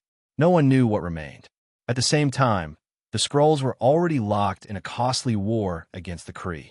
They had also managed to antagonize what they believed was one of the most terrifying civilizations in existence. Earth, more specifically, Superman. From a Skrull's perspective, the legendary Earth champion wasn't quite Gladiator's equal, but he wasn't far behind. That alone was enough to make them cautious. Now they faced threats from every direction. The Kree, Earth, and now Thanos. The pressure was becoming unbearable. Unfortunately, Thanos wasn't interested in giving them time to deliberate. The message was clear: surrender the worlds, or prepare for war. The destruction of the Chitauri Expeditionary Force had left a substantial hole in his finances and military assets. Now he intended to recover those losses at Skrull expense. As for Earth, Thanos wasn't interested. The solar system was distant and comparatively poor in exploitable resources. At least, that was his official reasoning. Whether there were other factors influencing his decision was another matter entirely. The Emperor stood in the center of the vast Imperial Council chamber, his hands clasped behind his back, his expression dark. Slowly, he paced across the polished floor. Then he turned toward his assembled generals. His voice echoed through the hall. The commander of the Central Fleets answered immediately. His response carried no hesitation. He stepped forward. His eyes swept across the room. The chamber fell silent. No one could deny the logic. If the Empire yielded once, it would establish a precedent. And precedents were dangerous. Civilizations feared unequal relationships more than open hostility. The moment the Skrulls surrendered to coercion, outsiders would draw their own conclusions. The Empire would appear weak, subordinate, dependent. Even if the Skrulls denied it, the rest of the galaxy would see them as one of Thanos' clients. His lapdogs. That perception alone could damage their authority throughout the Andromeda Galaxy. Many of the smaller civilizations currently under Skrull protection might begin questioning their rule. Others might rebel entirely. The risks were enormous. Yet refusing came with dangers of its own. The Left General finally spoke. Unlike the commander, he felt obligated to present the other side of the argument. His expression grew grim. The chamber grew quiet again. The Emperor was old. Age had left deep creases across his face. His eyes usually remained half-lidded. His posture often appeared tired. But at that moment, something changed. His eyes snapped fully open. The room temperature seemed to drop. He fixed the Left General with a gaze that felt almost predatory, like an ancient dragon awakening from slumber. His voice became dangerously soft. The Left General froze. The Emperor took another step forward. The accusation hit like a hammer. The Left General practically launched himself from his seat. Though he stood over 2 meters tall and possessed the power of a super Skrull, he immediately lowered his head. His body trembled. His voice was filled with urgency. The Emperor stared at him for several moments. Then his expression softened, just slightly. His voice was quiet. The assembled generals exchanged puzzled glances. What exactly did that mean? Was the Emperor considering surrender? The Central Commander was already preparing another argument when the Emperor continued. The statement stunned the room. Before anyone could respond, he raised a hand. His expression darkened. He paused. The commander immediately stepped forward. His voice rang through the chamber. His expression grew increasingly urgent. The Emperor turned his head slowly. Then he looked at the commander as though he'd said something ridiculous. The question hung in the air. And suddenly, every general in the chamber realized the Emperor had something else in mind. Something far more dangerous. Chapter 363. The Grand General hesitated. Emperor 7 clasped his hands behind his back and slowly surveyed the chamber. His voice echoed through the vast hall. Facing the Black Order head-on would be difficult enough. Several generals exchanged grim looks. The Emperor continued. His expression hardened. And let us not pretend the Kree need much convincing. The room fell silent. Everyone understood the implications. If the Skrull Empire fought only Thanos, victory might still be possible. If the Kree Empire entered the war as well, the odds changed dramatically. That's why we need an ally, the Emperor said. The assembled generals looked toward their ruler. They already knew a name was coming. The only question was which one. The Emperor smiled faintly. In truth, the conclusion was almost inevitable. The conflict with Thanos had already evolved beyond a dispute over resources. It had become a contest of authority, a question of who would bow and who would stand tall. Neither side was willing to yield. The Skrulls were notoriously domineering. Thanos was even worse. One side wanted tribute. The other refused to give it. At that point, compromise was nearly impossible, because surrender wasn't merely a financial loss. It was an acknowledgement of superiority.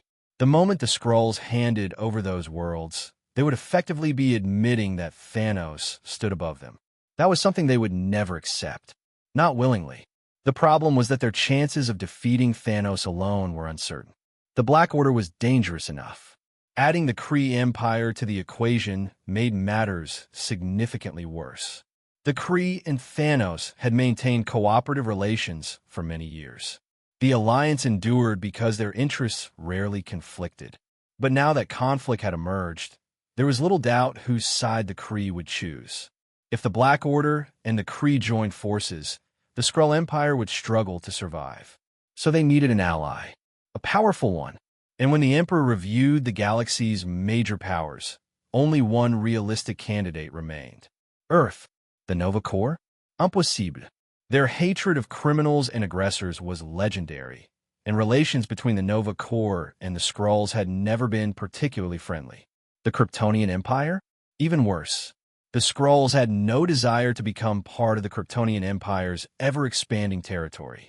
That empire was growing at an alarming pace. Getting too close to it seemed like an excellent way to become its next target. Earth, however, was different. Earth was strong, but Earth was also poor, at least by galactic standards. A smile slowly spread across Emperor VII's face. Several generals blinked. The Emperor nodded. The Skrulls controlled technologies humanity could only dream of. Rare materials, advanced manufacturing systems, high-grade isotopes, resources beyond Earth's current ability to extract or even properly utilize. Even if humanity received Skrull technology today, it would likely take centuries, perhaps millennia, to fully absorb and understand it. Outdated Skrull technology alone would keep Earth scientists occupied for generations. The same applied to resources. Many materials common within the Empire were treasures on Earth. The Emperor spread his arms. His smile widened. The chamber fell quiet. Then the general's eyes lit up. A resource planet. To the Skrulls, that wasn't an unbearable cost. To Earth, it would be priceless. The Emperor was convinced humanity would leap at the opportunity. After all, billions of humans were crowded onto a single world. The Skrull population numbered only in the hundreds of thousands, yet enjoyed the wealth of tens of thousands of planets. From his perspective, the deal was irresistible. The chamber erupted into approval. For the first time since Thanos' ultimatum arrived, optimism returned to the room. Meanwhile, deep within the Centauri sector, Thanos sat across from Ebony Maw. The two were in the middle of a quiet game of strategy. Suddenly, the Mad Titan shivered. It wasn't much, just a brief chill. But Ebony Maw noticed. The question escaped before he could stop himself. The moment the words left his mouth, he regretted them. Immediately, a ruler could not appear weak, especially not a ruler like Thanos. Pointing out even the slightest abnormality risked implying vulnerability. and Thanos was not known for his patience. The Black Order strategist felt cold sweat form beneath his robes. His body stiffened. For a moment, he feared he just signed his own death warrant. Fortunately, Thanos merely glanced at him. Then he rolled one shoulder. His voice remained calm. Ebony Maw bowed immediately. The strategist inwardly breathed a sigh of relief. He'd survived. This time, the loss of a key subordinate had complicated Thanos' plans considerably. Without Proxima Midnight, the Black Order's logistical operations had suffered. The transition from the Black Order's traditional 5-member leadership structure to 4 had created numerous organizational problems. Supplies moved less efficiently. Administrative tasks piled up. Coordination became increasingly troublesome. There was little that could be done about it. A replacement would eventually have to be found. Until then, the burden remained. Still, the larger plan continued moving forward. Thanos had already secured an agreement with the Kree. The two sides would strike together.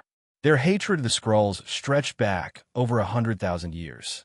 The Kree and Skrulls had fought, schemed, and sabotaged one another for longer than most civilizations had existed.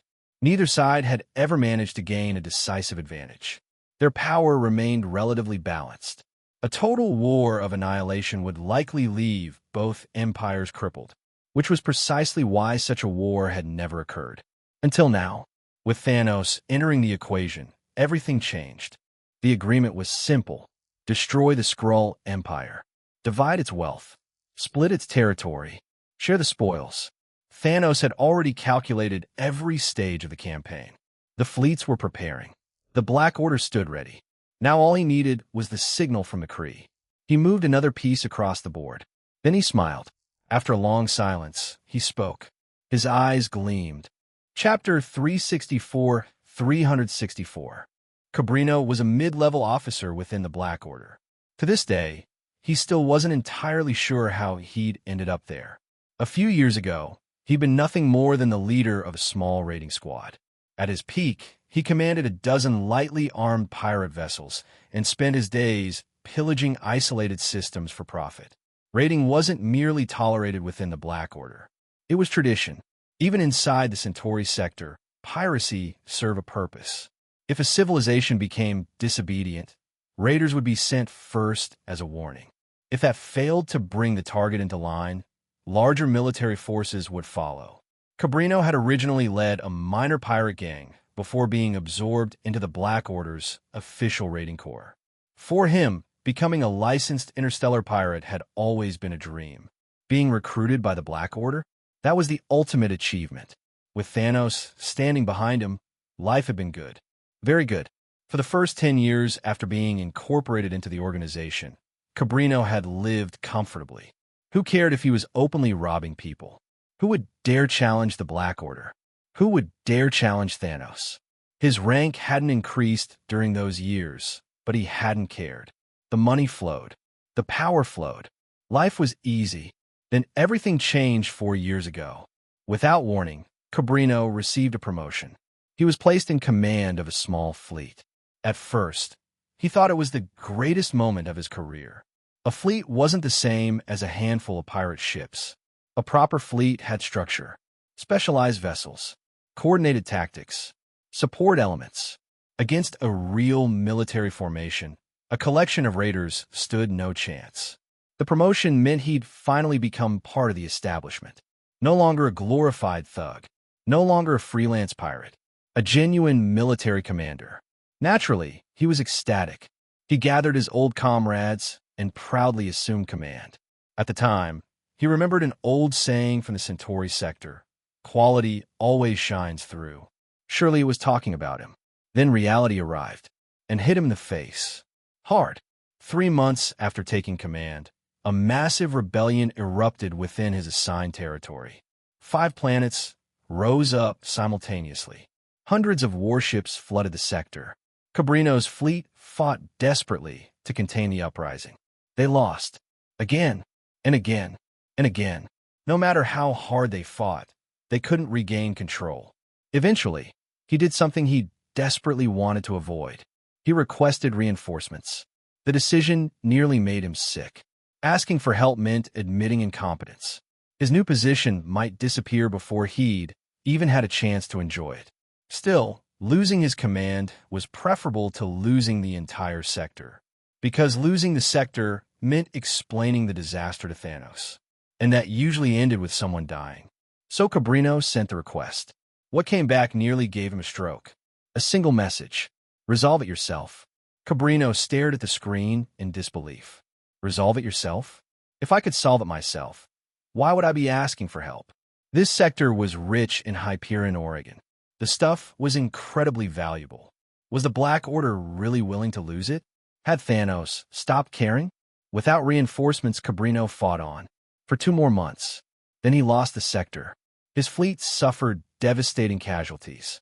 Nearly 20% of his personnel were gone. At that point, he was convinced he was finished. He seriously considered running. Desertion suddenly seemed preferable to execution. Then another message arrived. Transfer command to Sector A03 for refit and recovery. Cabrino nearly short-circuited. What? No punishment, no execution, no demotion, no public disembowelment, nothing? Not only was he allowed to keep his command, but he was being reassigned for recovery operations. It made no sense. The Black Order wasn't known for mercy. Mistakes were supposed to be fatal. Yet somehow he'd survived. Only later did he realize why. The Black Order wasn't being lenient. It was overwhelmed. The entire Centauri sector was on fire. Years of crushing taxation had pushed countless civilizations to their limits. When opportunities appeared, they seized them. One rebellion became 10. 10 became 100. Soon, resistance movements were erupting everywhere. Entire star systems revolted. Various civilizations formed a coalition numbering hundreds of factions. Their goal was simple: overthrow Thanos, destroy the Black Order. And now Cabrino found himself standing on the bridge of his flagship, watching the slow collapse unfold. He looked terrible. His hair was a mess. His spacesuit was stained with grease, dust, and old repairs. The once blue fabric had become so dirty it looked darker than his own skin. Frayed sleeves and worn cuffs testified to months of neglect. His voice sounded exhausted. The bridge felt closer to 15 degrees below zero than anything resembling comfort. Even exposing bare skin to the air was unpleasant. His executive officer, Leota, looked at him with a mixture of annoyance and disbelief. Leota rubbed his forehead. Cabrino frowned. The question earned him a look that suggested physical violence. Leota's voice rose. Unlike most officers, he also managed fleet logistics, which meant he knew exactly how bad things had become. The words came out through clenched teeth. He pointed toward the engineering decks. The bridge grew quiet. Nobody contradicted him, because he was right. Cabrino sighed. His voice lacked conviction. Should, not would. Should. The distinction wasn't lost on anyone. He glanced around the bridge. The crew looked exhausted, demoralized, broken. It wasn't hard to understand why. They'd spent years fighting nonstop. Their fleet had entered the conflict with 50 ships. Now they had 13. No reinforcements, no replacement crews, no fresh recruits, no meaningful support. The fact that the fleet still existed at all was impressive. Then lunch arrived. A logistics worker pushed a battered food cart onto the bridge. Everyone looked over. Nobody looked excited. The meal consisted of dark protein blocks. 1 per person. No seconds. No extras. Food rationing had begun over a month ago. Without strict controls, even these miserable rations would have run out by now. The protein blocks were made from processed insects.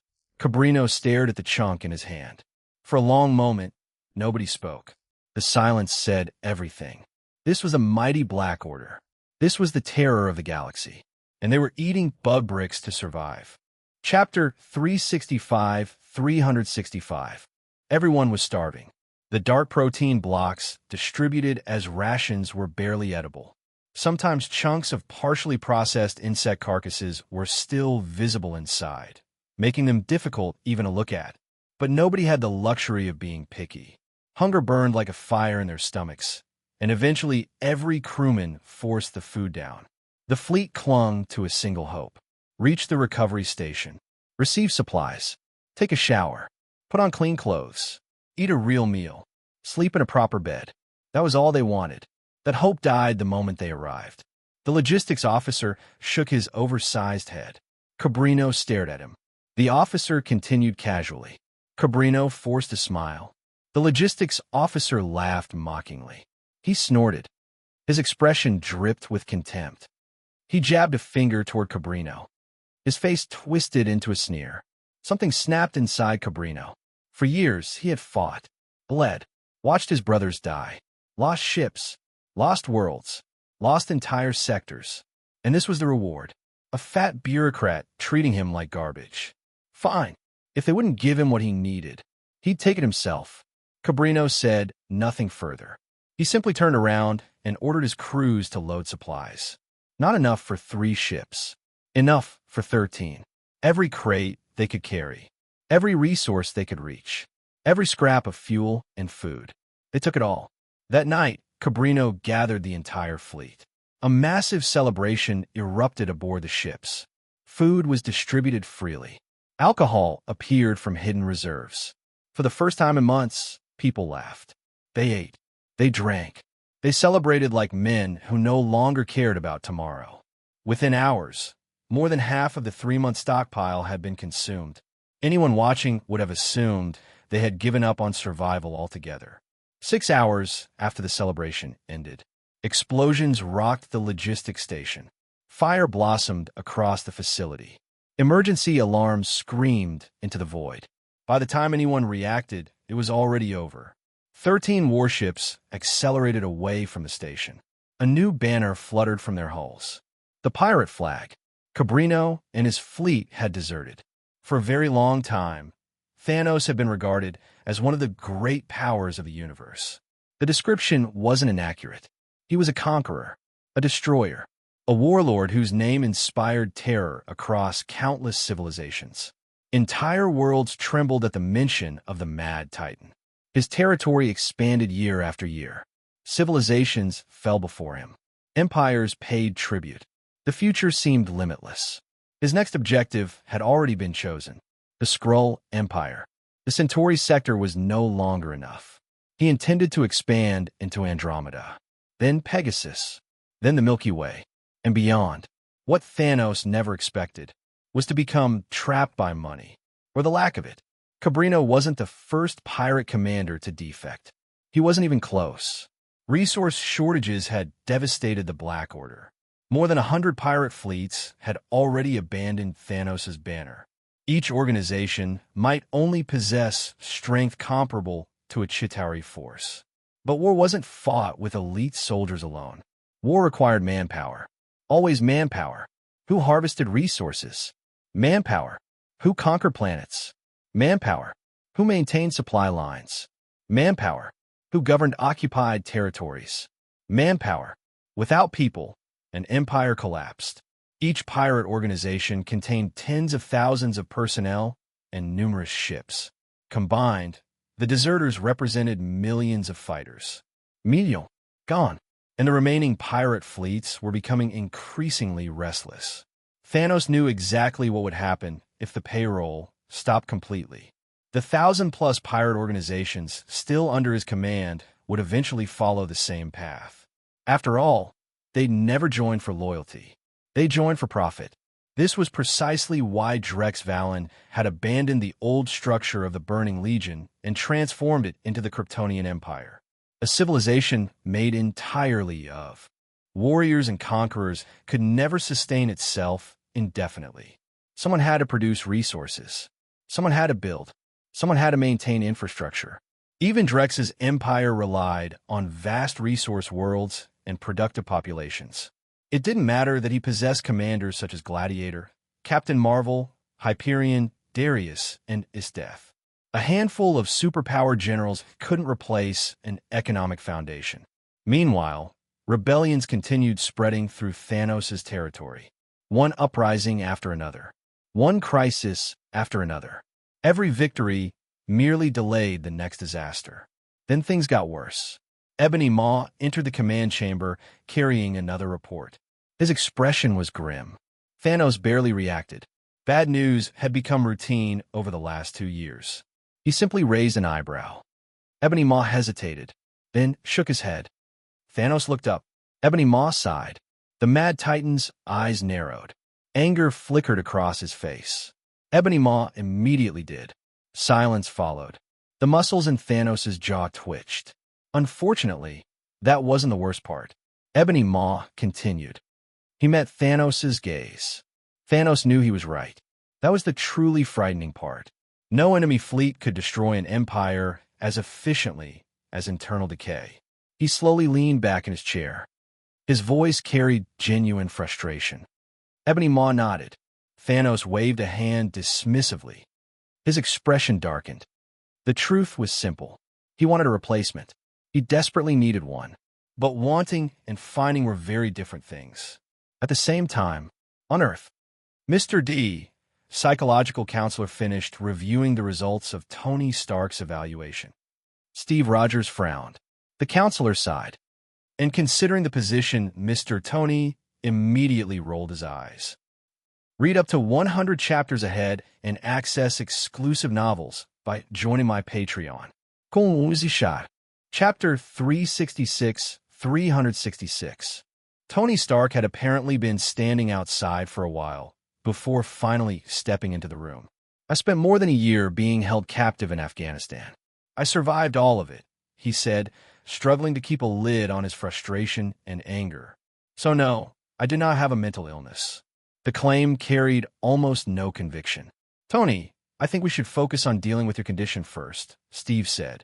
Steve trusted the doctor's assessment.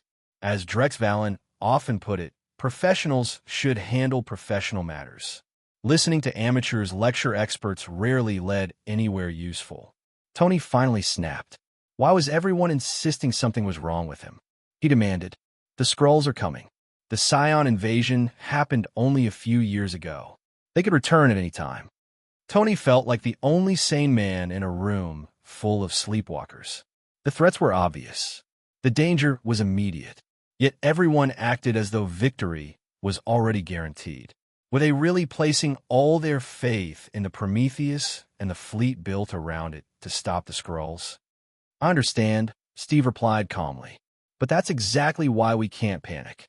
We've already done everything within our power. Tony laughed bitterly. No. His bloodshot eyes glared at Steve. You relics have no idea what's possible. His voice rose with every sentence. We could transform those planets into military strongholds. Forward operating bases for Earth. Tony's eyes were red from exhaustion. He had gone far too long without proper rest. The biomimetic armor supplied nutrients to his body and handled many of the biological processes his organs would normally manage, allowing him to keep functioning long past human limits. But it couldn't eliminate stress. With that, Tony stormed out, slamming the door behind him. Silence settled over the room. Even Drex Valen hadn't expected Tony to develop severe anxiety. Afghanistan should have hardened him, both physically and mentally. Or perhaps the pressure had simply become too much. When Drex thought about it, that explanation made sense. Earth had endured one alien invasion after another. Again and again, humanity had been pushed to the brink of disaster. Each time, Drex had pulled off what looked like another miracle. From his perspective, he had always known exactly how much risk he was taking. Others didn't. To the average observer, every victory looked like a desperate gamble balanced on the edge of a knife. Drex had confidence. No one else did. Tony Stark probably had less confidence than anyone. It didn't matter how many impossible victories Drex achieved. Drex Valen was still a man, not a god. One day he could fail. Building humanity's future around a single individual was dangerous, maybe even cruel. And now Tony seemed convinced that everyone around him was blind to reality. So he intended to solve the problem himself. History had shown that whenever Tony Stark decided to work alone, things tended to escalate dramatically. Still, another crisis was already demanding attention. Thousands of protesters had gathered in Times Square. The crowd roared with anger. Signs rose above the sea of people. Arc reactors could destroy the Earth. Others shouted. The atmosphere was volatile. One spark could trigger a bloody riot. People waved banners and screamed slogans. The protesters weren't a small fringe group, either. Their backgrounds were surprisingly diverse. Many looked unemployed, but appearances were deceiving. A large number had once held respectable careers. Among them was a woman in her 50s. She pushed a cart overflowing with aluminum cans, hundreds of them rattling together whenever she moved. At first glance, she looked like just another scavenger trying to survive on New York streets. Yet she was neatly dressed, clean, presentable. Even while collecting recyclables, she still wore protective gloves. It was practical, and perhaps a final effort to preserve her dignity. She held a sign above her head. The demonstration had attracted major media attention throughout New York. Several television crews were already broadcasting from the scene. One local reporter noticed the woman and motioned for his cameraman to focus on her. Approaching with a microphone, he asked, "Hello, ma'am. You're participating in today's protest." The woman immediately recognized the logo of a New York television station. Far from being intimidated, she seemed almost relieved. At last, someone was willing to listen. She grabbed the microphone from the reporter's hand and spoke directly into the camera. Her voice rang across the square. "I used to have a good career. I worked at Microsoft." The technology she referred to was the civilian artificial intelligence platform derived from Tony Stark's Jarvis system. As Stark Industries expanded sales of civilian iron armor units, advanced AI assistance became essential. Operating one of those suits without intelligent support was practically impossible. Trying to pilot an iron armor without AI was like climbing into a Ferrari after disabling every single safety and assistance system. No electronic stability control, no anti-lock braking, no traction control, no balance management, no brake assist, no steering assist. Handing such a vehicle to the average driver would be catastrophic. Even experienced drivers with decades behind the wheel would struggle. Most people would crash almost immediately. And piloting an iron armor was vastly more dangerous than driving a supercar. Even after 2 or 3 years of structured training, not everyone could master one successfully. Without AI support, widespread civilian adoption would never have been possible. Chapter 367. The AI assistance system designed for iron armor had been an inevitable development. Even as a heavily simplified derivative of Jarvis, the system remained extraordinarily capable. Within Stark Industries, several executives had proposed expanding its applications far beyond powered armor. After further development, the technology proved capable of handling countless routine office tasks. Compared to existing AI programs, it was faster, more efficient, and significantly more user-friendly. Tony Stark still had shareholders and investors to answer to. From his perspective, there was no logical reason to prevent the technology from entering the civilian market. Widespread adoption would undoubtedly accelerate social and technological progress. But progress always came with a price. As the AI revolution advanced, countless jobs disappeared. The woman speaking to the cameras was only one example among many. Facing both the reporter and the audience watching at home, she vented years of frustration. Her voice trembled with anger. "I never learned any other skills because I never needed to. I still have healthcare payments. I still have bills." She gestured toward the cart filled with aluminum cans. "My house is gone. My car is gone.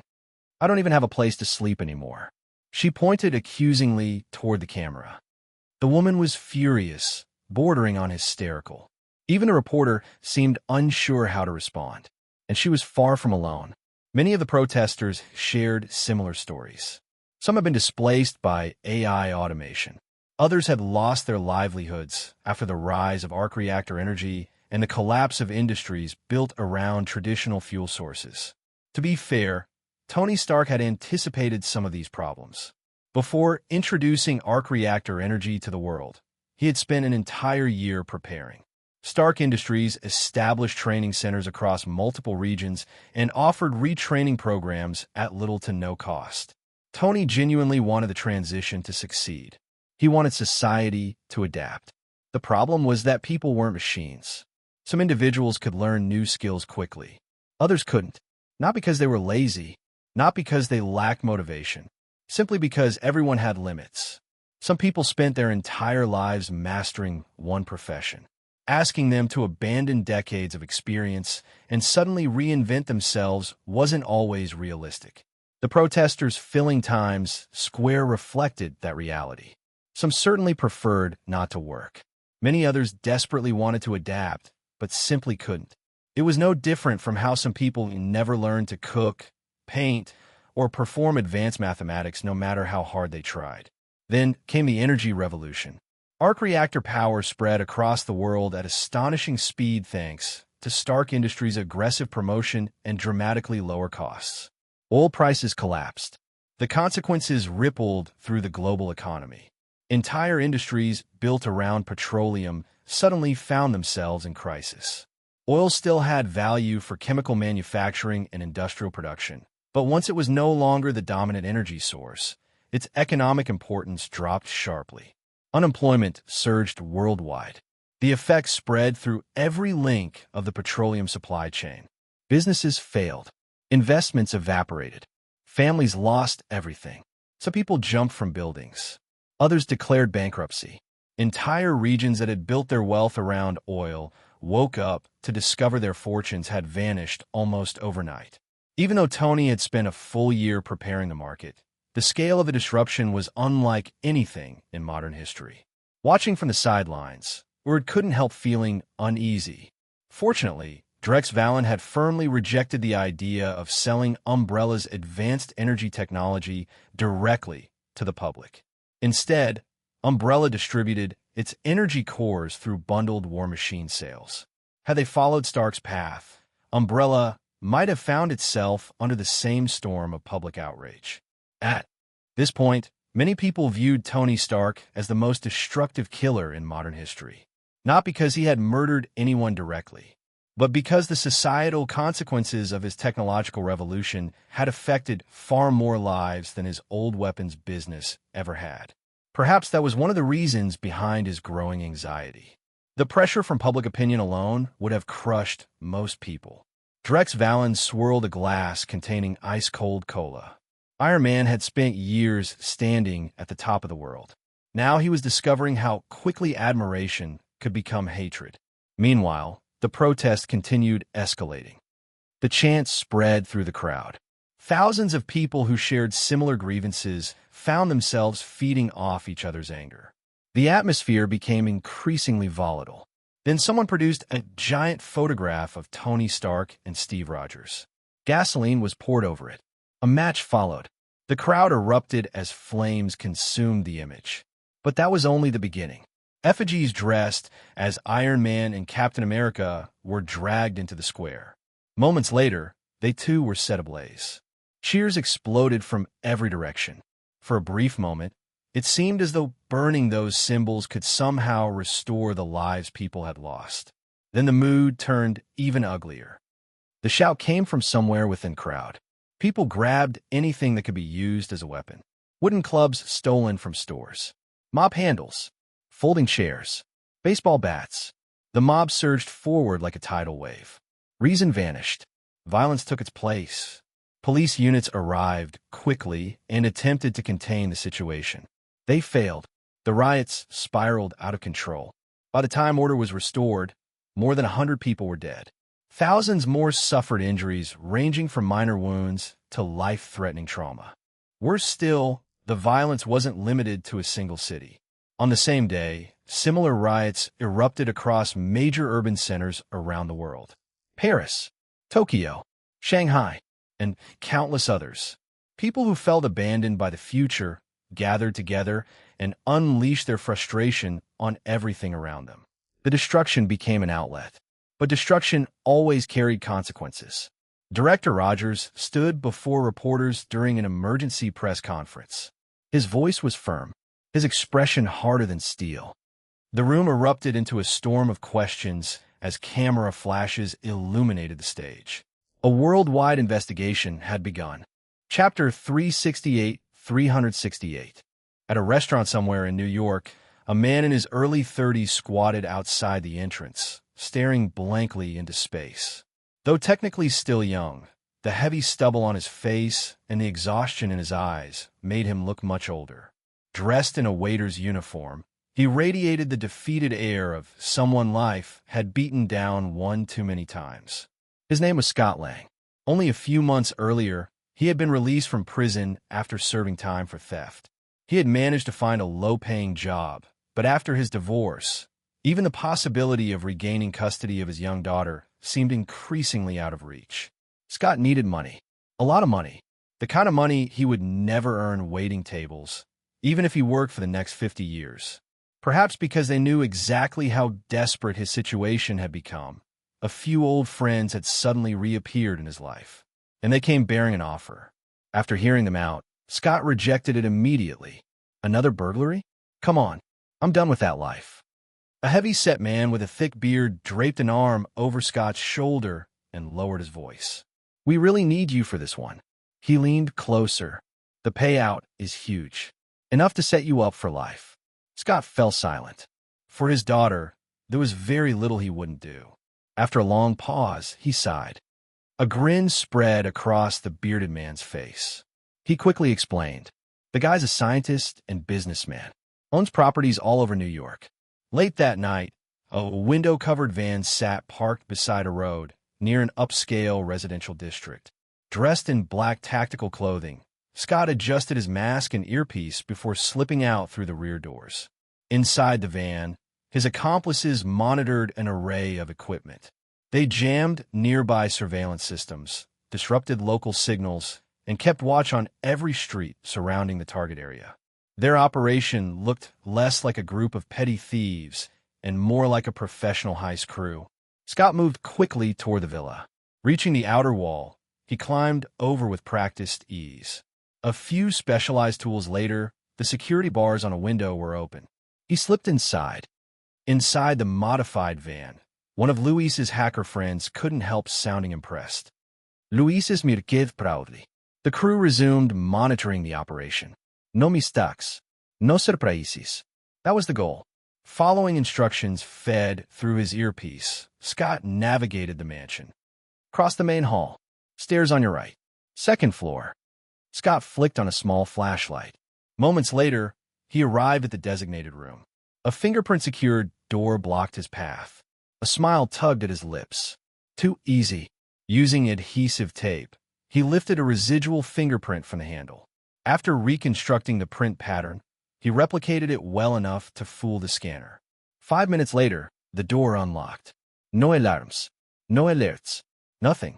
Inside, Scott found himself facing an enormous reinforced vault door nearly 7 feet tall and over 3 feet wide. Someone asked through the earpiece. Scott ignored the question and examined the door. His eyebrows rose. One of his partners sounded nervous. Scott ran a hand across the steel. His familiar thief's grin returned. The van went silent. Scott chuckled. Before prison, Scott had been a top engineer. As it turned out, engineering and burglary shared more similarities than most people realized. He drilled several precise holes into critical structural points of the vault. Then he injected large amounts of water. Next came liquid nitrogen.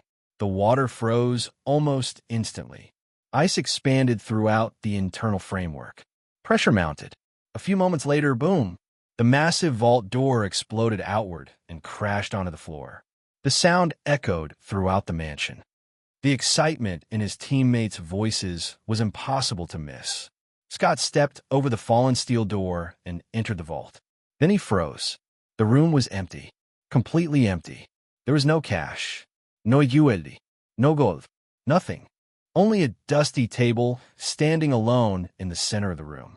Resting atop, it was a dark red motorcycle suit and a strange-looking helmet. Scott stared. For several seconds, he couldn't find words. Then frustration took over. Luis nearly shouted through the earpiece. Scott glared at the bizarre suit sitting on the table. After all this effort, after risking prison again, this was what they found. Luis sounded genuinely apologetic. Sorry, Scott. The information had come from one of his contacts. Apparently, that information had been wrong. Forget it, Luis continued. Come back. Scott took one last look around the vault. Still nothing. Then he shrugged. A thief should never leave empty-handed. At the very least, the strange suit had been locked behind 2 layers of security and a century-old vault. That had to mean something. He packed up the suit and helmet. Then he slipped out of the mansion and returned to the waiting van. The atmosphere inside the vehicle was grim. 3 accomplices stared at Scott. None of them looked happy. The bearded man rubbed his face. Another accomplice snorted. Someone asked, "Louis Said Khevidi?" The others reluctantly agreed. Scott remained silent. The strange suit rested on his lap. His instincts as an engineer told him something wasn't right. A motorcycle suit? Really? Someone had hidden it behind a Carbondale vault door. A vault that required extraordinary effort to breach. And the layer of dust covering it suggested it had been deliberately stored there for years. People didn't protect worthless junk like that. Which meant one thing. Whatever this suit was, it was far more valuable than it appeared. Chapter 369. More than anything else, it was the suit's materials that bothered Scott. The fabric, the engineering, the helmet's unusual design. None of it resembled anything he had ever seen before. The questions lingered in his mind as he rode home with the rest of the crew. Whatever the thing was, they'd already stolen it. Returning it wasn't exactly an option. What none of them noticed was that dozens of ants were scattered across the walls and grounds of Hank Pym's villa. Hidden in corners, cracks, and crevices, they had witnessed everything. Every movement, every conversation, every second of the burglary. Elsewhere, in the basement of another villa, Hank Pym and his daughter were still awake. Both sat before a bank of monitors, silently watching the van disappear into the night. Hank asked with a faint smile. Hope folded her arms across her chest. She added with a snort. Hank chuckled. His nerve. His eyes narrowed behind his glasses. As the original Ant-Man, no one understood better than him what qualities were required to wear the suit. Hope remained silent for a moment before nodding slightly. Hank's smile deepened. The look in his eyes was that of an old fox patiently waiting for a trap to spring. The next morning, sunlight poured through the apartment window and landed directly on Scott's face. Groaning, he dragged himself out of bed. After stumbling into the bathroom and splashing water on his face, his eyes landed on the dark red suit lying beside the sink. He stared at it, then stared some more. Eventually, curiosity won. "All right," Scott muttered. He picked up the suit and put it on. Just before putting on the helmet, he noticed something tucked inside one of the compartments. A small vial filled with liquid. The label read, "Pym Particles." Scott frowned. Searching the suit, he found a slot at the waist designed specifically to hold the vial. Without thinking much about it, he inserted it into place and secured the helmet. A few moments later, he stood before the bathroom mirror. The reflection staring back looked strangely insect-like. "Kind of resembles an ant," he murmured. His gaze fell on the controls built into the gloves. A red button. Curiosity struck again. He pressed it. BZZZZT. The instant his finger touched the button, Scott shrank. Not gradually, not slowly. Instantly. The world exploded outward around him as he plummeted from the edge of the bathtub. Now reduced to the size of an ant, what had once been a short drop suddenly felt like falling from a skyscraper. He hit the tub hard, then blinked, and stood back up, completely unharmed. Scott spun in circles, staring at his surroundings. The bathroom had transformed into a landscape of impossible proportions. Towering walls, gigantic fixtures. Everything looked wrong. Everything looked enormous. A calm voice suddenly spoke inside his helmet. Scott nearly jumped out of his skin. Panic surged through him. Then another disaster arrived. SHHHK. The shower curtain was yanked open. Scott looked up. Way up. A colossal figure loomed over the bathtub. "Luis." Scott waved frantically. "Luis." His tiny voice vanished into the vastness of the room. Luis didn't hear a thing. Didn't see him either. Instead, Luis leaned toward the faucet. Scott's eyes widened. Squeak. The faucet turned. A heartbeat later, a wall of water erupted from above. To Scott, it looked less like running water and more like a dam bursting. A roaring flood surged toward him. Scott turned and ran, as fast as he could. Scott screamed. The flood crashed through the bathtub. The water moved far faster than he could. Scott managed only a few inches before it caught him. Then he was airborne. The torrent hurled him across the tub like a rag doll. Bang! He slammed into the side of the bathtub. The impact launched him into the air. For a terrifying moment, Scott found himself falling once again. Then, crack! He struck the bathroom tiles below. The collision left a tiny fracture in the ceramic floor. Yet Scott simply groaned, shook his head, and climbed back to his feet.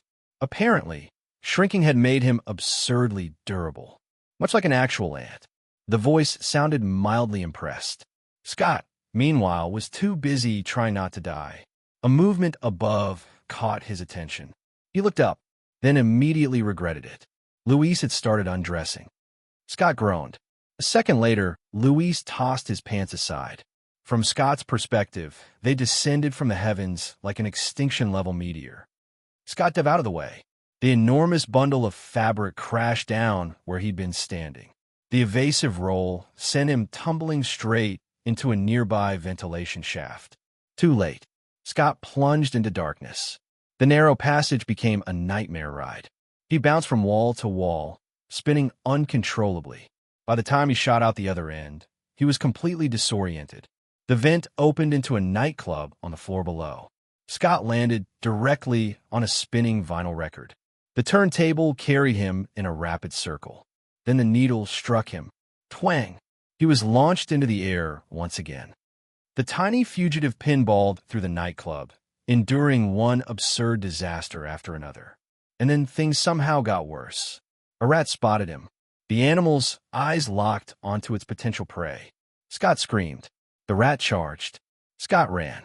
Furniture, cables, speakers, and scattered debris became a deadly obstacle course as he fled for his life. The rat remained close behind. Closer. Closer.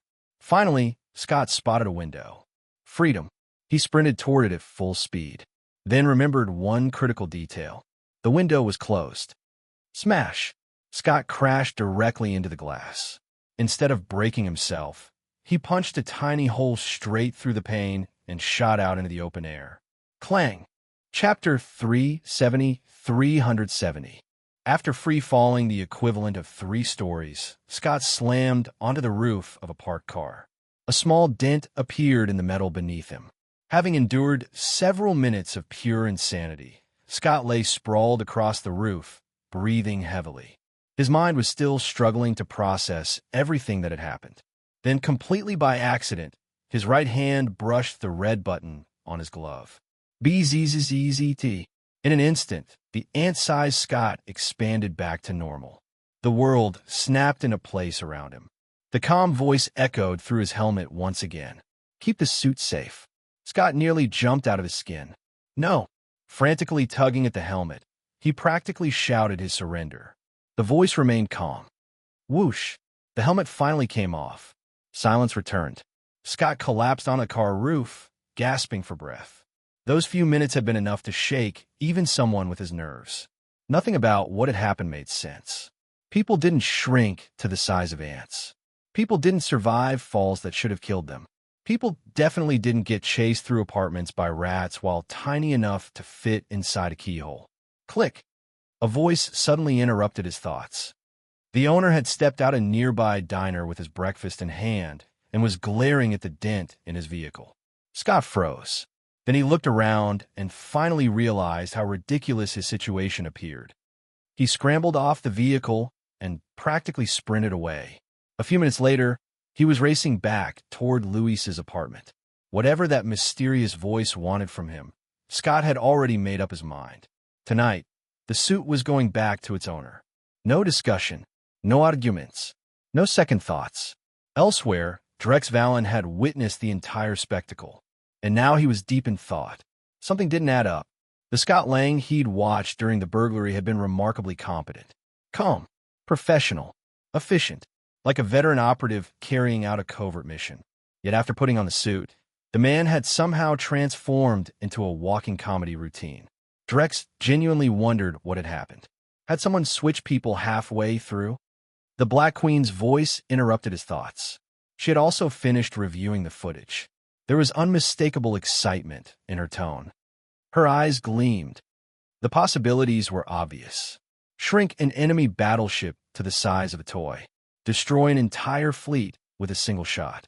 The efficiency was absurd. Drex shook his head. She blinked. Drex leaned back.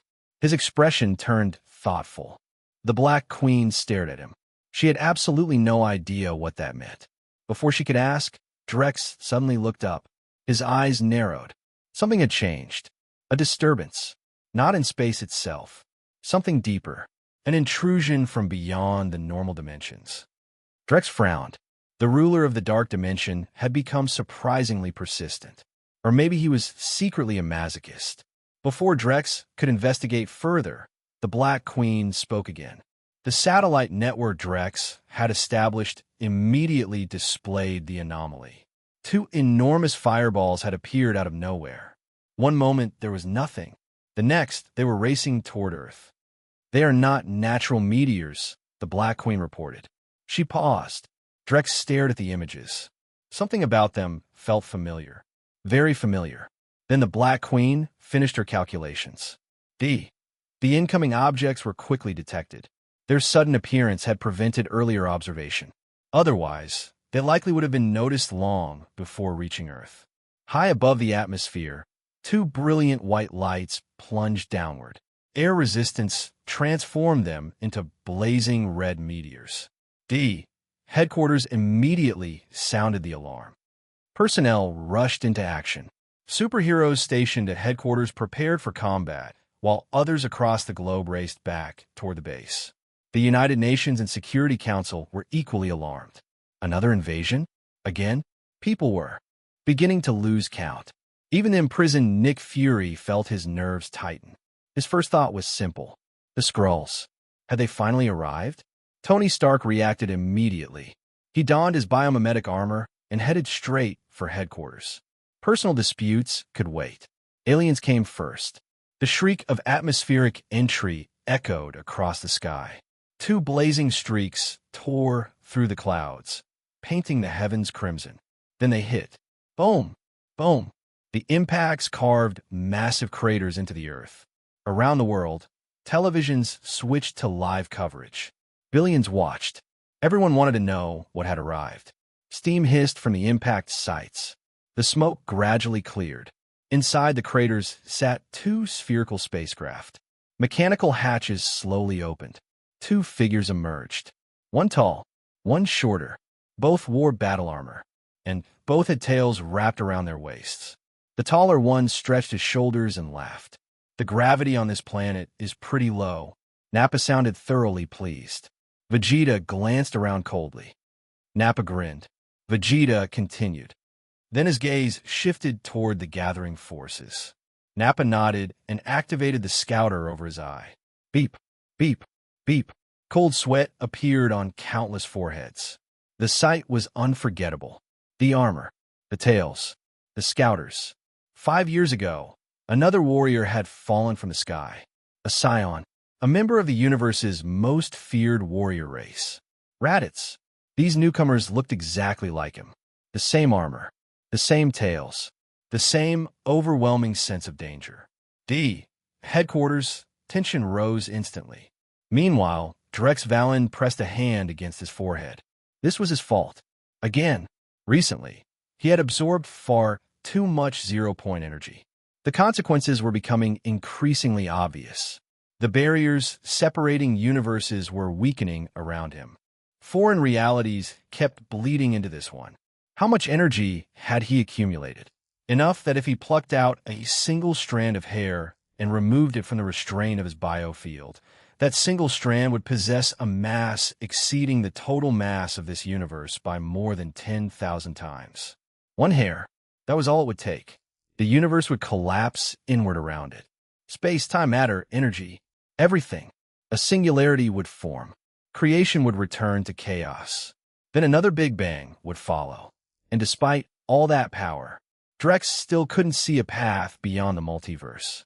After all, 10 to the 100 millionth power was still a number. No matter how absurdly large. It wasn't infinity. A flash of blue appeared. Steve Rogers arrived alongside a gathering of superheroes. They landed directly in front of the two scions. Nappa's grin widened. His scouter displayed one reading after another. Read up to 100 chapters ahead and access exclusive novels by joining my Patreon. Chapter 371. Vegeta looked over the assembled superheroes with obvious disappointment. The heroes exchanged confused looks. Kakarot? Who was Kakarot? Before anyone could respond, a sonic boom split the air. Tony Stark had arrived, and unlike everyone else, Tony had no interest in negotiations. The last Scion Earth had encountered had nearly wiped out humanity. As far as Tony was concerned, there was no point talking, only fighting. The biomimetic armor streaked out of the sky and attacked immediately. Even Vegeta and Nappa were caught off guard. Vegeta's eyes narrowed. That was the first thing he noticed. No detectable energy signatures. No battle auras. Nothing. Yet one of them had already launched an attack. Tony issued the command. In less than a second, the biomimetic armor transformed. To everyone watching, Tony simply vanished. To Vegeta and Nappa, it was even worse. One moment he was there. The next moment he wasn't. Then both scions were sent flying. Tony had entered an ultra-accelerated state. Everything around him slowed to a crawl. The superheroes below appeared nearly frozen. Even a movement of dust particles seemed sluggish. Over the years, Tony had discovered a problem with this mode. Speed alone wasn't enough. Energy weapons became almost useless. Even a beam moving at light speed still required time to travel. And in this accelerated state, even a femtosecond stretched into an eternity. High-frequency blades suffered similar issues. Their destructive power depended on vibration. But between each microscopic oscillation existed tiny gaps in time. During those gaps, Tony could already launch countless attacks. Eventually, he found a solution, a technique borrowed from another speedster. Tony placed his hand against Vegeta's neck, then began vibrating it at extreme frequency. The high-frequency vibration hand, a move once used by the Flash. By the time the biomimetic armor exited accelerated mode, due to excessive energy consumption, Nappa saw something impossible. Vegeta's head slid from his shoulders. Thud! The Scion Prince's body collapsed. His severed head rolled across the ground. Nappa froze. His mind refused to process what he was seeing. How? How could someone with such a low power level do that? Tony's confidence surged. The attack had worked because Vegeta hadn't reinforced his neck with ki.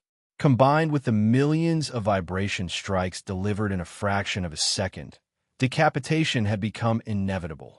Drex Valen watched from afar. The outcome wasn't surprising. These weren't the enhanced scions he had created using modified genetics and reality stone alterations.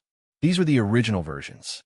Against the superheroes of this Earth, they were badly outmatched. Tony Stark alone had become terrifying. Years of constant battles against monsters, aliens, and superhuman threats had forged him into one of the deadliest warriors in the galaxy. Combined with the biomimetic armor, he ranked among the elite of all non-god tier super soldiers. Nappa roared. He thrust out one hand. A beam of ki erupted forward. Tony's biomimetic armor had already begun replenishing its energy reserves through arc reactor output and environmental energy absorption. In another moment, it would be ready to enter accelerated mode again. The armor's greatest weakness wasn't power. It was energy consumption. Tony still needed a power source capable of keeping up with its absurd demands. Around him, the other heroes relaxed slightly. Watching Tony casually kill one scion had boosted everyone's confidence. Tony stepped onto Vegeta's corpse. At that moment, Steve Rogers moved. He strode forward carrying his star-spangled shield. Electric light crackled across his eyes. Years ago, Drex Valen had transformed him into a battleship-class Superman. His abilities now resembled those of a Kryptonian powerhouse. White energy danced around him like living lightning. Nappa's scouter began screaming warnings. Beep, beep, beep. The readings kept rising. Nappa stared in disbelief. Then Steve attacked. Twin beams of Brilliant white energy erupted from his eyes. They slammed directly into Nappa's incoming ki blast. The collision triggered catastrophe. This universe didn't obey Dragon Ball's rules. Energy beams didn't neatly push against one another. They reacted violently. The moment the two energies met, a massive repulsion effect occurred. Then came the explosion. Boom! The blast swallowed everything. Heroes, buildings, streets, Nappa himself. Blinding light engulfed the battlefield. Hurricane-force winds ripped through the surrounding area. Entire houses were torn from their foundations. A tidal wave of destructive energy surged outward. When the energy storm finally subsided, devastation stretched across the battlefield. Fortunately, Steve had raised a shield. The torrent of annihilating energy crashed against it repeatedly. The shield remained completely unharmed. Nappa wasn't so lucky. Half his shoulder had been burned away. Charred bone protruded from blackened flesh. Even though he'd reinforced himself with ki, the unexpected nature of the explosion had left him severely injured. And then things got worse. The first blast had triggered a chain reaction. Underground power grids, gas lines, infrastructure, everything began detonating. Boom, boom, boom. A series of explosions ripped through the area. The street became a war zone. Smoke billowed skyward. Chunks of concrete flew through the air. The pavement looked as though it had been bombed repeatedly. Extensive electrical systems and gas infrastructure had become collateral damage. Unfortunately for Nappa, he thought the battle was over. He lowered his guard. He even opened his mouth to deliver a threat. Then the secondary explosions reached him. The Scion was thrown into the air. Shockwaves hammered his body from every direction. When the chaos finally ended, several superheroes had collapsed from their injuries. Nappa looked even worse. He was barely alive. Drex Valen appeared silently. Then both Scion corpses vanished. One moment they were there. The next they were gone. The sudden disappearance startled several heroes, who immediately thought another enemy had arrived. Drex paid them no attention. His focus remained on the bodies. After examining them, he reached a conclusion. The Scion DNA created through the Reality Stone wasn't merely an approximation. It was exactly the same. Perfect in every detail. Drex couldn't help being impressed. Such was the power of a true multiversal artifact. Then again, perhaps it wasn't surprising. Compared to the Reality Stone, even beings like Xeno existed on an entirely different scale. As far as Drex was concerned, ordinary Scions simply weren't that impressive. Not compared to Kryptonians. Not compared to Strontians. Not compared to Gladiator. Not compared to Hyperion. Scions relied heavily on ki. Without it, their physical durability dropped dramatically. Even a laser weapon could kill a super Scion god if their defenses were down. That weakness alone placed them far below the truly monstrous species scattered throughout the multiverse.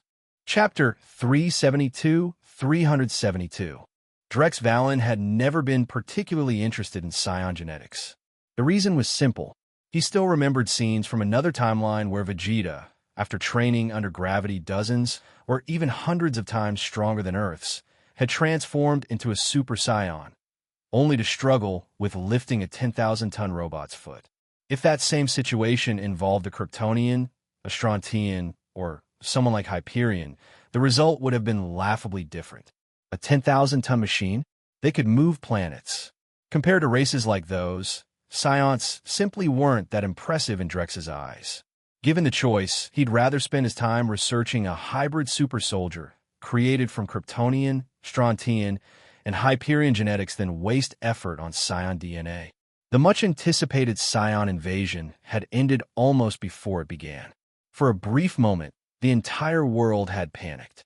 Then people realized something surprising. Earth had grown stronger, far stronger than anyone had realized. The supposedly invincible Scions had been defeated. That revelation boosted global morale overnight. The atmosphere of despair that had lingered since previous alien invasions eased considerably. People began believing humanity actually had a chance. Of course, Tony Stark was still dealing with the backlash surrounding his energy revolution. But overall, things had ended on a positive note. At least for now. Drex, meanwhile, was occupied with a different concern. The Black Queen processed the request for several moments before responding. Drex raised an eyebrow. In other words, she had no way to calculate it. Drex wasn't much better off. The only comforting fact was that he could currently handle any threat that appeared. What worried him was the possibility of something far worse arriving next time. Someone like Darkseid. Meanwhile, Scott Lang remained thoroughly traumatized. The experience with the Ant-Man suit had shaken him more than he wanted to admit. The moment he returned to Luis's apartment, he stripped off the suit as quickly as possible. The helmet, the gloves, every piece. Then he stuffed everything back into the bag. As far as Scott was concerned, the plan was simple. Wait until dark. Return the suit. Forget the whole thing had ever happened. Exhaling heavily, he tossed the bag onto the couch. He didn't even want to look at it. Who knew what might happen if he accidentally pressed another button? After that, Scott settled into the apartment and refused to leave. Luis and his friends noticed the change in his behavior, but they assumed he was still upset about the disastrous burglary. From their perspective, that made perfect sense. After all, they'd risked everything and walked away with what appeared to be an old motorcycle suit. So nobody thought much of it. Luis headed out as usual, spending his day drifting between bars, clubs, and other places where information tended to circulate. That evening, he returned home looking noticeably more energetic. Because he'd found another job, and this one sounded perfect. The client was apparently dealing with some kind of problem and needed a document stolen from a specific location. The reward? $100,000. For people in Luis's line of work, that was a very attractive number. The job itself sounded simple enough. The target was located in an ordinary residential neighborhood. The only issue was that the client couldn't identify exactly what kind of safe the document was stored in. Still, Luis wasn't worried. If Scott could crack Hank Pym's vault, he could crack anything. Luis practically burst into the room. Get up. On the couch, Scott rolled over and pulled the blanket tighter around himself. He wasn't interested at all. In roughly 2 hours, the sun would set. After that, he planned to return the Ant-Man suit and be done with the nightmare. Unfortunately, Luis had no intention of leaving him alone. Seeing no reaction, he walked over and yanked away the blanket. Scott groaned. Luis genuinely cared about him. He knew how difficult Scott's life had become. In his own strange way, he was trying to motivate him. Granted, the motivation usually involved illegal activities. Scott rubbed his face. Luis grinned. Scott gave him a flat look. Luis raised both hands defensively. Scott couldn't really argue with that. The information hadn't been entirely wrong. The vault had contained something valuable. Something far beyond valuable. The suit he'd stolen couldn't even be measured in dollars. After what he'd experienced, Scott was convinced of that. Still, he wasn't about to explain any of this. He sat up with a sigh. Luis brightened immediately. Luis waved his hands. Scott pinched the bridge of his nose. Despite the complaints, he listened. Eventually, Luis got to the point. A wealthy client needed a document stolen. $100,000. 5% paid up front. $5,000 just for accepting the job. By the time he finished, Luis looked extremely pleased with himself. He leaned forward eagerly. Scott stared at him. Luis slapped a hand against his chest. Scott wasn't convinced. Luis leaned closer. Scott glanced toward the bag containing the Ant-Man suit. The last thing he wanted was another adventure. His current priority was getting rid of that suit before it ruined his life. Luis blinked. Scott lay back down. Luis sounded wounded. Scott waved dismissively. With that, he pulled the blanket back over himself. Luis stood there for a few moments. Then he sighed. Without Scott's skills, there was no way he would risk taking the job alone. Eventually, he shook his head and walked away. For now, the opportunity would have to wait. Chapter 373. Judging from the movies alone, it was hard to imagine that Scott Lang held a master's degree in electrical engineering. Nothing about his behavior screamed genius. If anything, he came across as an ordinary guy constantly stumbling into extraordinary situations. Hope suddenly pointed at one of the surveillance monitors. Hank Pym turned his attention back to the screen. What he saw surprised him. Scott was putting the Ant-Man suit back on. That made no sense. The experience earlier that day had terrified him. By all logic, he should have wanted nothing to do with the suit ever again. Yet there he was. Under the watchful eyes of Hank and Hope, Scott quickly suited up. A moment later, he was standing inside the bathtub, fully armored. He took a deep breath, then another. Finally, he spoke. "Hey." Scott knew the mysterious man who had spoken to him through the helmet earlier could hear him. The moment the words left his mouth, Hank and Hope exchanged a glance. Scott had changed, even if only slightly. After a brief pause, Hank replied. Scott immediately frowned. His tone darkened. Hank didn't bother denying it. Before Scott could respond, Hope spoke up. She crossed her arms. She had never been happy about Hank bringing an outsider into their plans. If someone had to wear the suit, she still believed it should be her. Hank's expression hardened instantly. The firmness in his voice left no room for argument. Decades ago, Hank and his wife had been one of the world's greatest superhero partnerships. Then came the mission that changed everything. His wife had entered the quantum realm and never returned. Ever since then, Hank had refused to risk losing his daughter the same way, no matter how qualified Hope was. Hope frowned, but said nothing further. If Scott proved unreliable, she intended to step in herself. But for now, she let the matter drop. Meanwhile, Hank returned his attention to Scott. His voice softened slightly. Scott laughed humorlessly. Then his expression became serious. That answer came without hesitation. For Scott, everything revolved around his daughter. Hank nodded. What Hank didn't realize was that someone else was observing all of this. Drex Valen. As he watched events unfold, he noticed something unexpected. The timeline was changing. In the original sequence of events, Scott's choices had unfolded differently. Now, subtle deviations were already appearing. Drex narrowed his eyes. Was this his influence? Had the countless changes he'd introduced to the world begun altering destinies on a larger scale? The thought intrigued him. Back in the conversation, Hank continued. Scott's response was immediate. Hank blinked. Scott shrugged. Superheroics meant very little to him. He wasn't a hero. He was just a desperate father trying to get his life back together. A faint smile appeared on Hank's face. Scott glanced down at the controls. He hesitated. Despite the complaint, he pressed the red button. BZZZT. The world instantly expanded around him. Or rather, he shrank. In less than a second, Scott was ant-sized once again. From an outside perspective, he had simply vanished. Standing at the bottom of the bathtub, Scott suddenly discovered a new problem. What had once been a simple step over the edge now looked like an impossible mountain. He stared upward, then sighed. A distant rumbling interrupted him. "Arr!" Scott looked up. His eyes widened. A giant flying insect was rapidly approaching. At least, giant from his perspective. The winged ant descended toward him like a monster from a nightmare. Compared to ant-sized Scott, it looked enormous. Hank's voice echoed through the helmet. Scott stared in disbelief. The flying ant landed directly in front of him, wings folding neatly against its body. Hank sounded perfectly casual.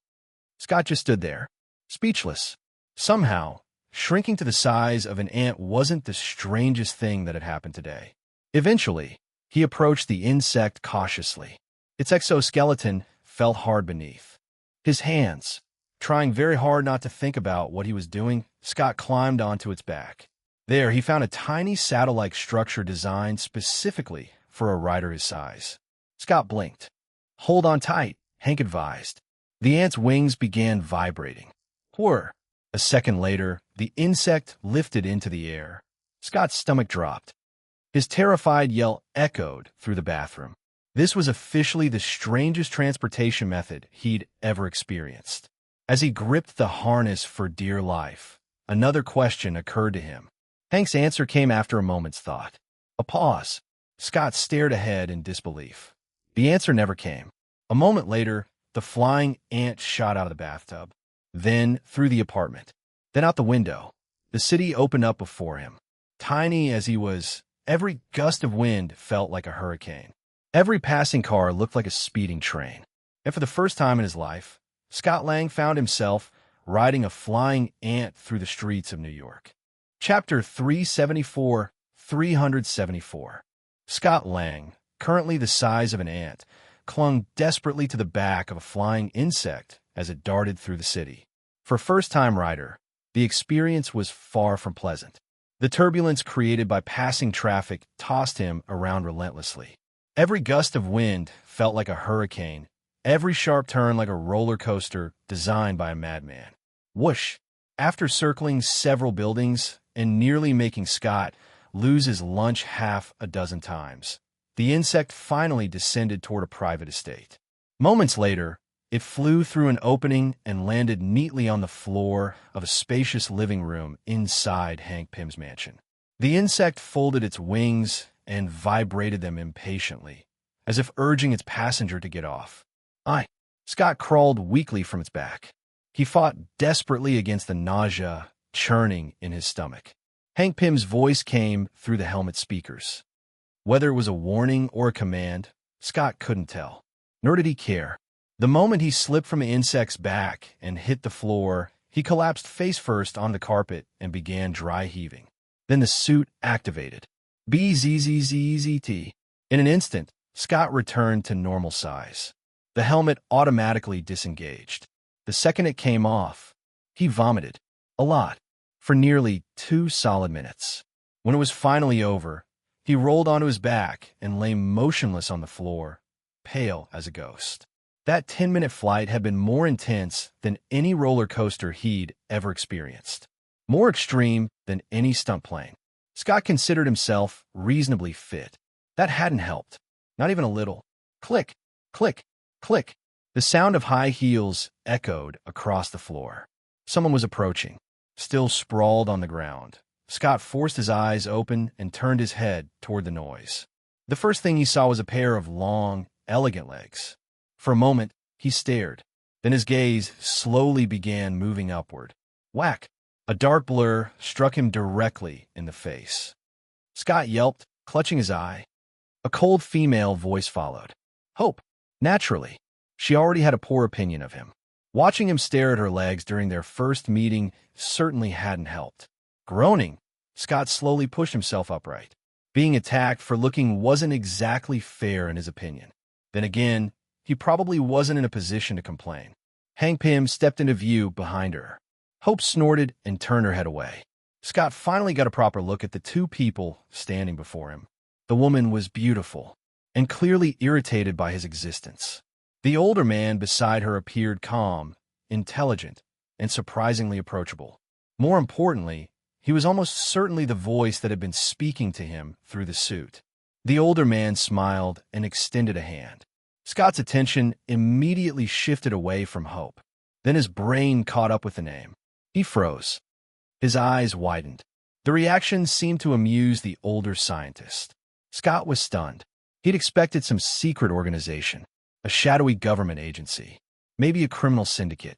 Instead, he'd been recruited by one of the most famous scientists in the world. Hank gestured toward Hope. He paused.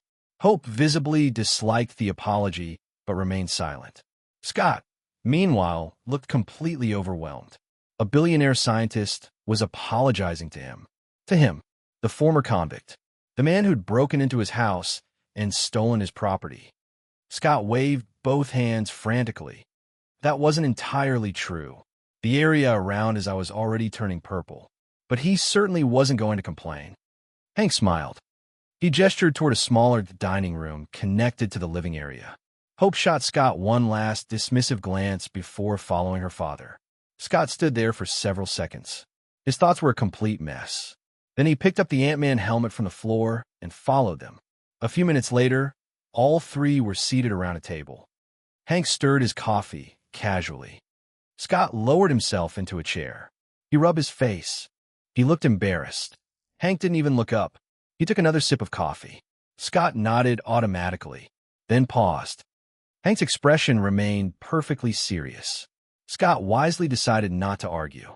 After all, he had been the one who vomited all over the man's floor. Eventually, Hank set down his spoon. Scott nodded. Then he noticed movement on the table. 2 ants were carrying a sugar cube toward him. Scott froze.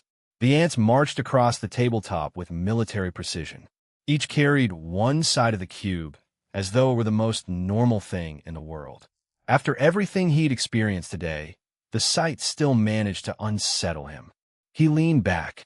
The ants immediately turned around. Without hesitation, they carried the sugar cube back to the container.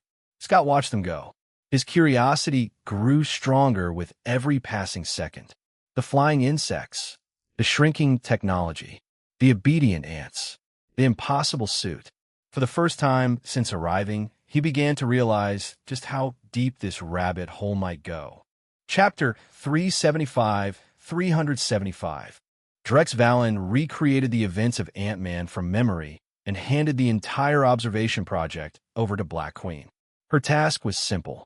Monitor Scott Lang and Hank Pym. Record every deviation, every similarity, every change. Years ago, Drex would have assumed his reality was simply another numbered Marvel parallel universe. Now, after what the Ancient One had told him, he wasn't so sure anymore. The more he thought about it, the more serious the situation seemed. The last thing he wanted was a complete convergence of universes. If that happened, he'd eventually have to deal with countless single-universe entities, hyperversal threats, and multiversal catastrophes.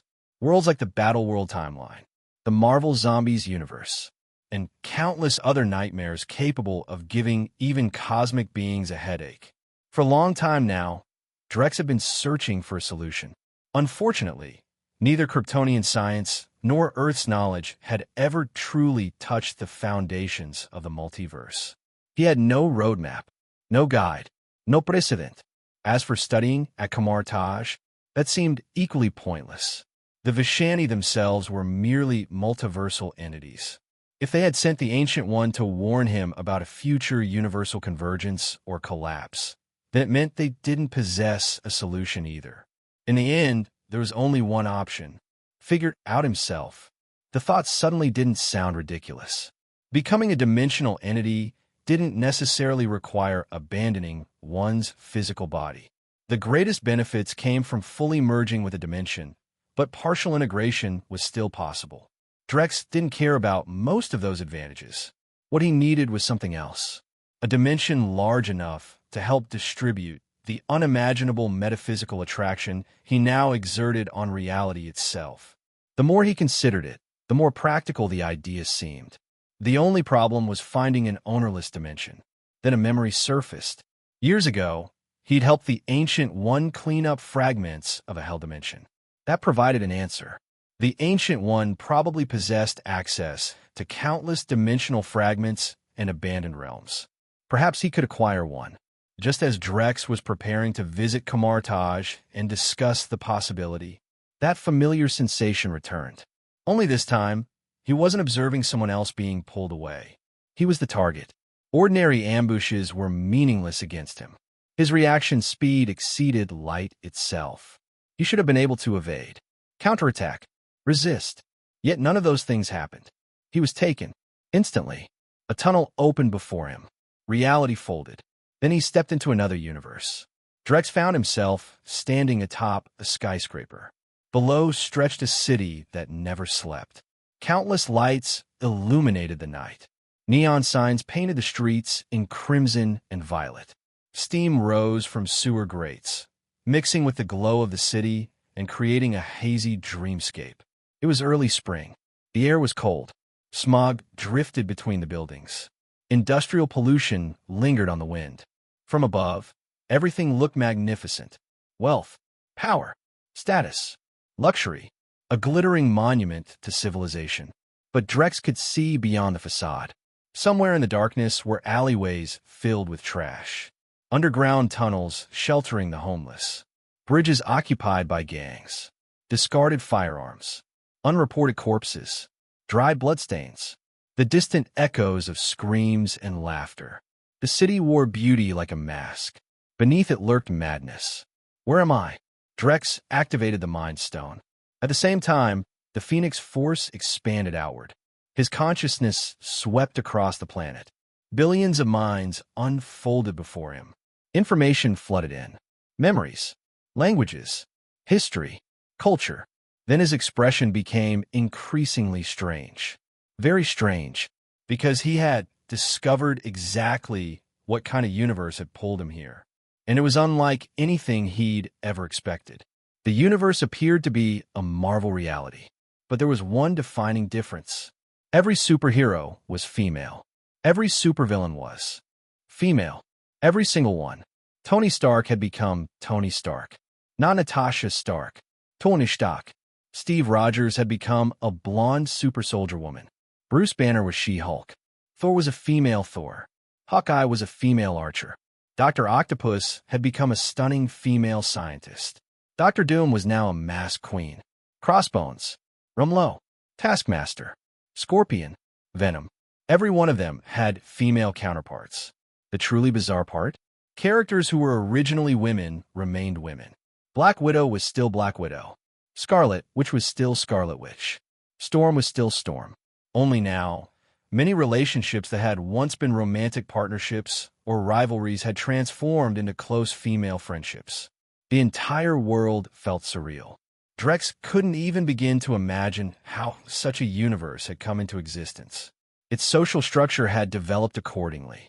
Historically, men occupied lower positions throughout society. Only in recent centuries had equality movements begun gaining traction. Even now, women dominated most positions of authority. They were the superheroes, the strongest individuals, the political leaders, the military commanders. Power naturally followed power, and power belonged overwhelmingly to women. Drex rubbed his forehead. Despite the absurdity, he found himself fascinated. Returning home would be effortless. He could tear open a black hole and step back into his own universe whenever he wished. But for now, his curiosity won. Then someone landed behind him. A graceful figure descended from the sky and touched down on the rooftop. "Sir." The newcomer froze, then immediately corrected herself. Please don't do anything reckless. Life is precious." The voice came from behind a familiar spider-themed mask.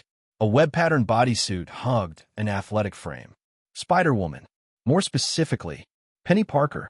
Not the Gwen Stacy known as Spider-Gwen from Drex's reality. A completely different version. Apparently, she'd spotted a lone man standing on the edge of a skyscraper at night and assumed he was contemplating suicide. That had been her reason for approaching. Then she'd actually seen him, and her thoughts immediately derailed. Inside her head, a flood of increasingly chaotic reactions played out. He's ridiculously handsome. Why would someone that handsome want to jump? Should I talk to him? Maybe encourage him? Maybe spend some time with him? There's so much worth living for. Drex could hear every thought perfectly. His expression became even more peculiar. This universe's Parker really was surprisingly enthusiastic. He said calmly. Spider-Woman nodded. Her tone clearly indicated she didn't believe him for a second.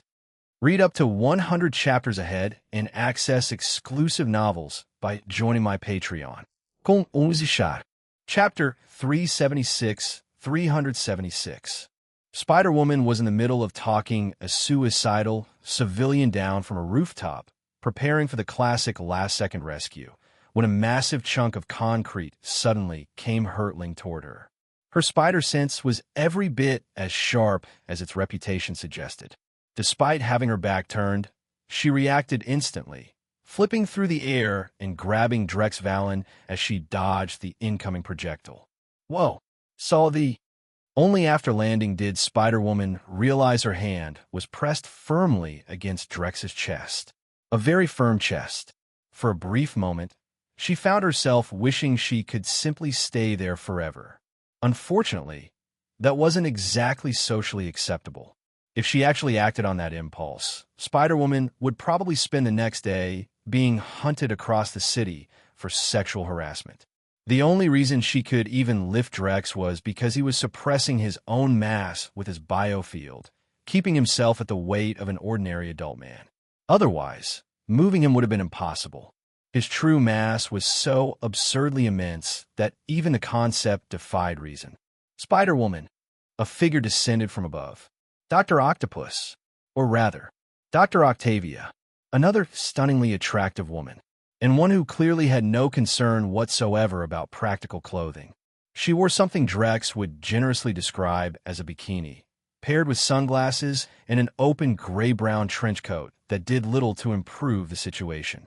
This universe was remarkably enthusiastic. Tony would absolutely love this place. Drex silently made that observation. From what he'd learned, bikinis were considered normal summer attire for women here. Most simply applied sunscreen and went about their day. Men, meanwhile, suffered the opposite fate. They were expected to keep nearly every inch of skin covered.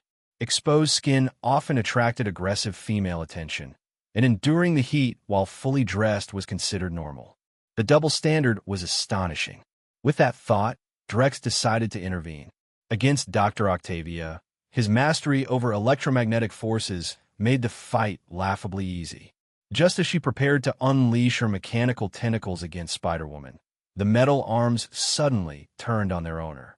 The mechanical limbs wrapped around her body and bound her completely. Dr. Octavia stared in disbelief. Spider-Woman looked equally shocked as she turned toward Drex. Drex smiled.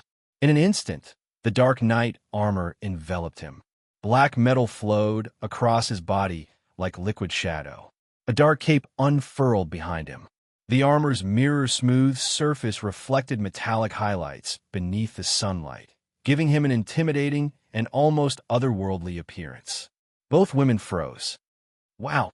Spider-Woman practically vibrated with excitement. Incredible? Not cool. Drex felt a slight twitch at the corner of his mouth. Fortunately, the helmet concealed his expression. Dr. Octavia could hardly believe it. When had a hero this powerful appeared? And a male hero at that? Drex turned toward her. He paused. Stock. He needed answers. Something had drawn him into this universe. That alone was unusual. Most universes had enough self-preservation instincts not to attract someone like him. Unless this universe was facing some kind of catastrophe. If it was a problem he could solve, perhaps he'd help. If not, he'd tear open a black hole and return home immediately. Spider-Woman hesitated. She certainly didn't want to disappoint a handsome guy. Unfortunately, Tony Stark genuinely was busy. Drex looked at her. Even after briefly skimming her memories, he couldn't find a clear answer. All he knew was that Fantastic Woman had apparently discovered, or more accurately, opened, a mystérieux dimensional passage. Many superheroes, including the Avengers, had gathered there. Their absence had caused crime rates throughout the city to skyrocket. Drex sighed. Classic Fantastic Four behavior. No further explanation was necessary. He'd seen this pattern before. Open portal. Invite. Extra-dimensional horror. Panic. Repeat. The usual routine. Still, this incident seemed more serious than normal. If Earth's greatest heroes had been stuck dealing with it for this long, then perhaps it was connected to whatever had pulled him into this universe. There was only one way to find out. He headed directly for the building.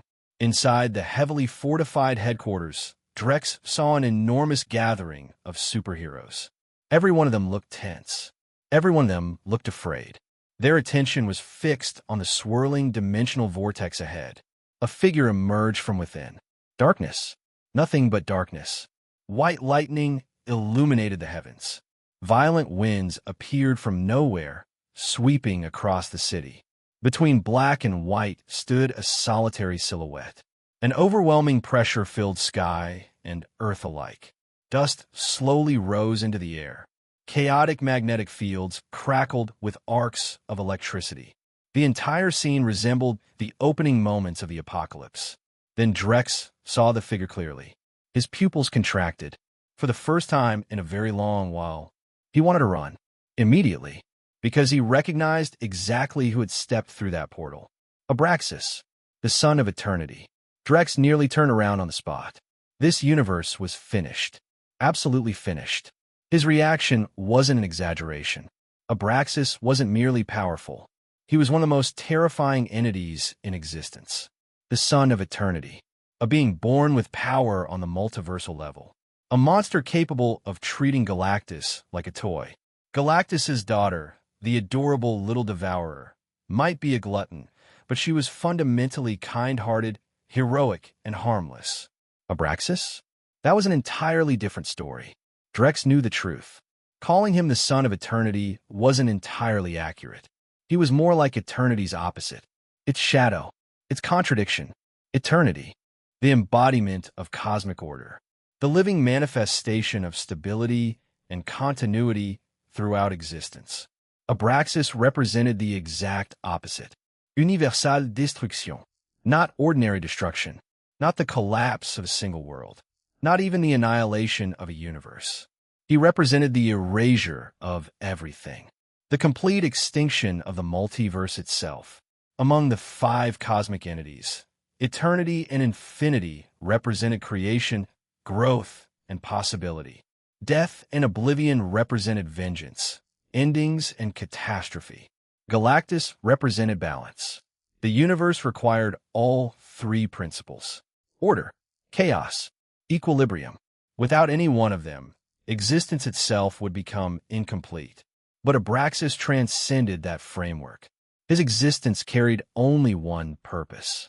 It didn't matter whether something represented order or chaos, creation or destruction, good or evil. Everything had to die. Everything had to disappear. His very existence was a declaration that the multiverse would eventually come to an end, that all things would vanish, that balance itself would cease to exist. And if balance had a champion, it was Galactus, which meant Abraxas and Galactus were natural enemies from the moment they came into being. Unfortunately for everyone present, Abraxas had arrived, and that meant the countdown to universal extinction had already begun. Chapter 377. Twilight was coming, not to a single world, not to a single universe, to the entire multiverse. Countless cosmic gods across countless realities would fall before this disaster. Entire universes would perish. Cosmic hierarchies would collapse. This was Ragnarok on a multiversal scale. In truth, it had already begun. During the few breaths that had passed since Abraxas emerged, one of eternity's countless manifestations might have already been destroyed. And when an aspect of eternity died, the universe it sustained died with it. Its cosmic order shattered. Its stars collapsed. Its planets broke apart. Everything descended into endless destruction. In a sense, Abraxas and Galactus had always been destined to be enemies. That wasn't a metaphor. It was a fundamental law of existence. Galactus served a vital purpose beyond maintaining balance. He was Abraxas's prison, the cosmic lock that kept the embodiment of destruction trapped within eternity's womb, preventing his birth. But once a Galactus died, the seal weakened. And once Abraxas was released, every Galactus throughout the multiverse became prey. Every version, every timeline, every reality. To Abraxas, they were nothing more than targets. The death of each Galactus further increased his power, which meant one thing. Abraxas had already been born because somewhere in the multiverse, a Galactus had died. Not just any Galactus, either. An important one, a powerful one. Its death had released an immense amount of dormant, destructive energy. Even eternity had been unable to stop it. Before eternity could react, destruction had already consumed it. Abraxas was born, and once born, he began hunting, universe after universe, Galactus after Galactus, growing stronger with every kill. Drex Valen stared at the green-skinned cosmic horror. Could fate stop throwing monsters like this at him? Abraxas wasn't merely multiversal. He was something even worse. At Drex's current level, there was no realistic way to stop him. Using the accelerated perception granted by his black hole-enhanced senses, Drex had already examined billions of possible futures. Normally, that level of foresight was enough to predict almost anything. Not this. Abraxas existed on a scale beyond conventional causality. Even Drex's powers couldn't observe futures involving his arrival. Every timeline became uncertain. Would Abraxas reach his universe in 3 years? 10? A century? Or would he arrive tomorrow? As a conceptual entity that transcended time itself, Abraxas wasn't bound by temporal progression. Predicting him through chronology was nearly impossible. While Drex's mind raced through possibilities, the sky above the Baxter building suddenly darkened. Not with clouds, with something far worse. New York disappeared beneath an ocean of black. The heavens looked as though they had been drowned in ink. Purple-black radiance flickered within the darkness. Strange stars pulsed in the void overhead, their unnatural light appearing and vanishing like distant eyes. An immense force leaked from the darkness and spread across Earth. Space itself began to buckle, twist, warp, collapse. Buildings distorted, streets folded in impossible directions. Entire city blocks shifted out of alignment before being swallowed by expanding regions of darkness. The transformation happened so quickly that most people never understood what was happening. One moment they were alive. The next, their bodies were consumed by an incomprehensible force. Flesh blackened, forms eroded, only twisted silhouettes remained. Then even those vanished into the darkness. When they emerged again, they were no longer human. Monstrous shapes crawled through the void, assimilated into the endless black. Inside the Baxter building, things weren't much better. The Fantastic Four and the gathered heroes had already paid a terrible price. Fantastic Woman looked especially miserable. Her body lay completely limp. She had clearly pushed her stretching powers far beyond their limits. The strain had left her temporarily incapable of movement. Deep wounds covered her body. Only the incredible vitality granted by cosmic radiation kept her alive. An ordinary person would have died long ago. Even so, she looked frighteningly weak, pitifully fragile. And then, everyone vanished, reduced to dust, erased as though they had never existed. Drex floated alone in the sky. Across from him stood Abraxas. The cosmic destroyer noticed him immediately. Their eyes met. The parallel universe trembled. Drex abandoned all restraint. The bindings imposed by his biofield disappeared completely. Instantly, his true mass was unleashed. It exceeded the total mass of the universe itself, exceeded what the universe could physically contain. Reality shattered. The entire universe broke apart around him. Abraxas merely laughed. A blur of green appeared before Drex. Then came a punch. Drex took the hit head-on. His Kryptonian durability. The gravitational defenses of Black Hole Superman. The terrifying adaptation and regeneration of Doomsday Superman. None of it mattered. His body exploded apart, torn into fragments by a single strike. Completely unable to resist, he crashed through reality and fell into his own universe. Abraxas followed. Drex only had enough time to shield several of his collectible girls before the destroyer arrived again. Another punch. Half his body ceased to exist. Abraxas was absurd. Strength, speed, durability, all of them effectively maxed out. He rivaled Galactus at full power. He rivaled eternity itself. And every Galactus he killed only made him stronger. Doomsday Superman, Black Hole Superman, the Phoenix Force, the Dragon Force, 4 Infinity Stones. The combined power of all those abilities had only allowed Drex to survive 2 punches. 2. That was the limit. Staying to fight was suicide. Without hesitation, Drex tore open a black hole and escaped. Abraxas sensed that he had entered another universe. But he didn't pursue. Not immediately. Drex wasn't his priority. Galactus was. There was a Galactus somewhere in this universe. And Abraxas intended to kill him. Drex emerged in an unfamiliar reality, his battered body rapidly regenerating. He had no idea which universe he'd landed in. Only one fact mattered. If he couldn't reach true multiversal power soon, he would never defeat Abraxas.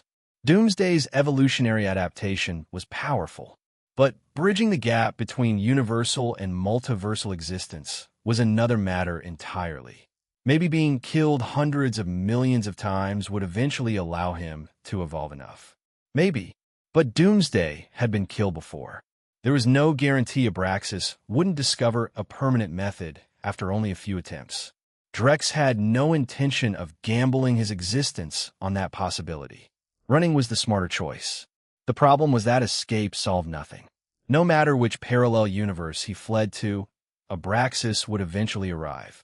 which left only one viable solution. The ultimate nullifier. He needed to reach the main universe, and he needed to find it before Abraxas found him. Chapter 378. The question came from one of the 4 women Drex Valen had managed to save during his desperate escape from Abraxas. Isteth, Tifa, Lyra Yin, and Claire. The others hadn't been as fortunate. Abraxas had caught up too quickly, leaving Drex with no choice but to prioritize the few he could save. Now the 5 of them stood beneath a gray sky, surveying a world that looked utterly dead. The landscape stretched endlessly before them like a graveyard. Ruined cities dotted the horizon. Collapsed highways disappeared into dust. Scars of war covered every continent. There are traces of explosive residue everywhere, Isteth said after a moment. As Kryptonians, their enhanced senses allowed them to perceive details far beyond normal human limits. It feels like an active war zone, Tifa added. Drex swept his gaze across the planet. Then he shook his head. His voice carried a note of disappointment. Unfortunately, tearing open another black hole and jumping to a different reality wasn't something he could do repeatedly without consequence. His battle with Abraxas had already pushed him hard enough. And even if he could continue hopping between universes, the Marvel multiverse contained an almost unimaginable number of realities. Finding the main universe would be like searching for a single grain of sand on an infinite beach. The possibility wasn't entirely absurd. If anyone could come up with a solution to Abraxas, it would be those 2. The barren Earth offered few clues, so Drex and the others extended their senses across the globe. Within moments, they found something. Incoming, Claire said. All 5 of them looked toward the same direction. A dark cloud was approaching. No, not a cloud. Machines. Thousands upon thousands of flying machines surged across the sky. They looked like Stark drones, Tifa observed. The resemblance was undeniable. Drex, however, immediately recognized them. His eyes narrowed. Before the machines could get close, he extended his control over electromagnetic forces. The drones had obviously undergone extensive anti-magnetic treatment. Against an ordinary mutant, that might have mattered. Against Drex, it was meaningless. Try to resist his magnetic control was like trying to stop a hurricane with an umbrella. The entire swarm froze midair, then shattered. Millions of metallic fragments burst apart and scattered across the wasteland. The battle lasted less than a second. Drex watched the debris rain from the sky. At least that was his best guess. There were probably multiple Ultron-dominated realities out there, but this one fit the profile. The ultimate Ultron of this universe was an absolute nightmare. He possessed countless bodies spread across the planet. Every model differed slightly in appearance and capabilities, yet they all shared a terrifying foundation. Each unit possessed immense physical strength. Hypersonic flight capabilities exceeding Mach 30. Advanced self-repair systems capable of restoring damaged components faster than most supercomputers could process data. Their combat prediction software could analyze external variables with astonishing precision. Many carried ion cannons powerful enough to threaten even the Hulk. Others possessed specialized technologies capable of rendering targets unconscious, implanting hypnotic suggestions, or rewriting portions of a victim's mind. The robots could absorb electromagnetic radiation and convert it into usable energy. Most importantly, their bodies were constructed from adamantium. Durable, intelligent, self-replicating, and effectively immortal. Even if one body was destroyed, countless backups remained. Ultron had hidden reserves throughout the solar system. Venus alone contained enormous stockpiles. Claire asked with her usual calm smile. Drex folded his arms. Then he shrugged. A faint grin appeared on his face. The air shimmered. Fundamental particles assembled themselves into an enormous technological structure. The World Tree. Every component had been perfectly reconstructed. Every byte of information preserved. The colossal server complex materialized in moments. Then Black Queen appeared. She looked exactly as confident as Drex remembered. Black Queen smirked. Her answer contained all the arrogance of someone who already knew the outcome. Drex wasn't worried. After all, he had granted her Magneto's X gene. That mutation had transformed her into something far beyond a conventional artificial intelligence. The World Tree's core had effectively become a new kind of living server, a techno-organic supercomputer. Somewhere else on the planet, Ultimate Ultron was preparing to dispatch additional forces to investigate the destruction of his drone army. Then alarms exploded throughout his network. Someone was hacking him. Initially, he assumed the surviving Avengers had finally launched another desperate attack. The assumption didn't last long. The intruder was far too powerful. His firewalls collapsed instantly. His countermeasures failed. His defenses disintegrated. Ultimate Ultron found himself completely overwhelmed. Within moments, his entire network had been absorbed. His databases, his backup systems, his hidden facilities. Everything became part of Black Queen. A short while later, she returned with her report. She projected several streams of data. Drex wasn't particularly concerned. Black Queen crossed her arms. She paused. Drex dismissed the information with a wave. At the moment, a rogue Ultron copy wasn't important. Abraxas was. Everything else came second. Instead, Drex gave Black Queen a different order.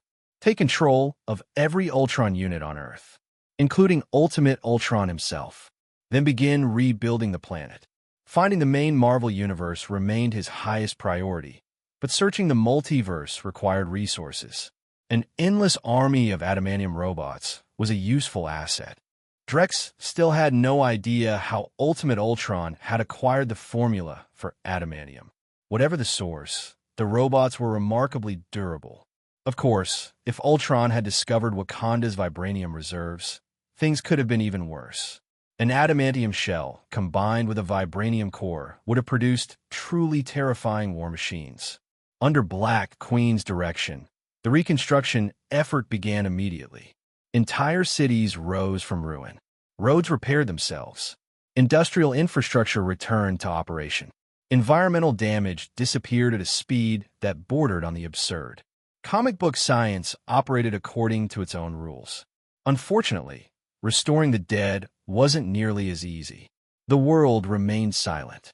No human voices. No animal calls. No signs of life. Only machines. Lyrian looked around and sighed. She kicked a piece of rubble. She wasn't wrong. The silence was oppressive. The only sounds came from the distant movements of reconstruction drones. Mechanical servos. Heartbeats. Breathing. For Kryptonians, whose senses amplified everything, the emptiness felt even more pronounced. Drex gazed across the lifeless earth. Then a small smile appeared on his face. The women looked at him. "Is death?" asked. Drex spread his arms toward the empty planet. Tifa asked. His smile widened. The statement wasn't entirely a joke.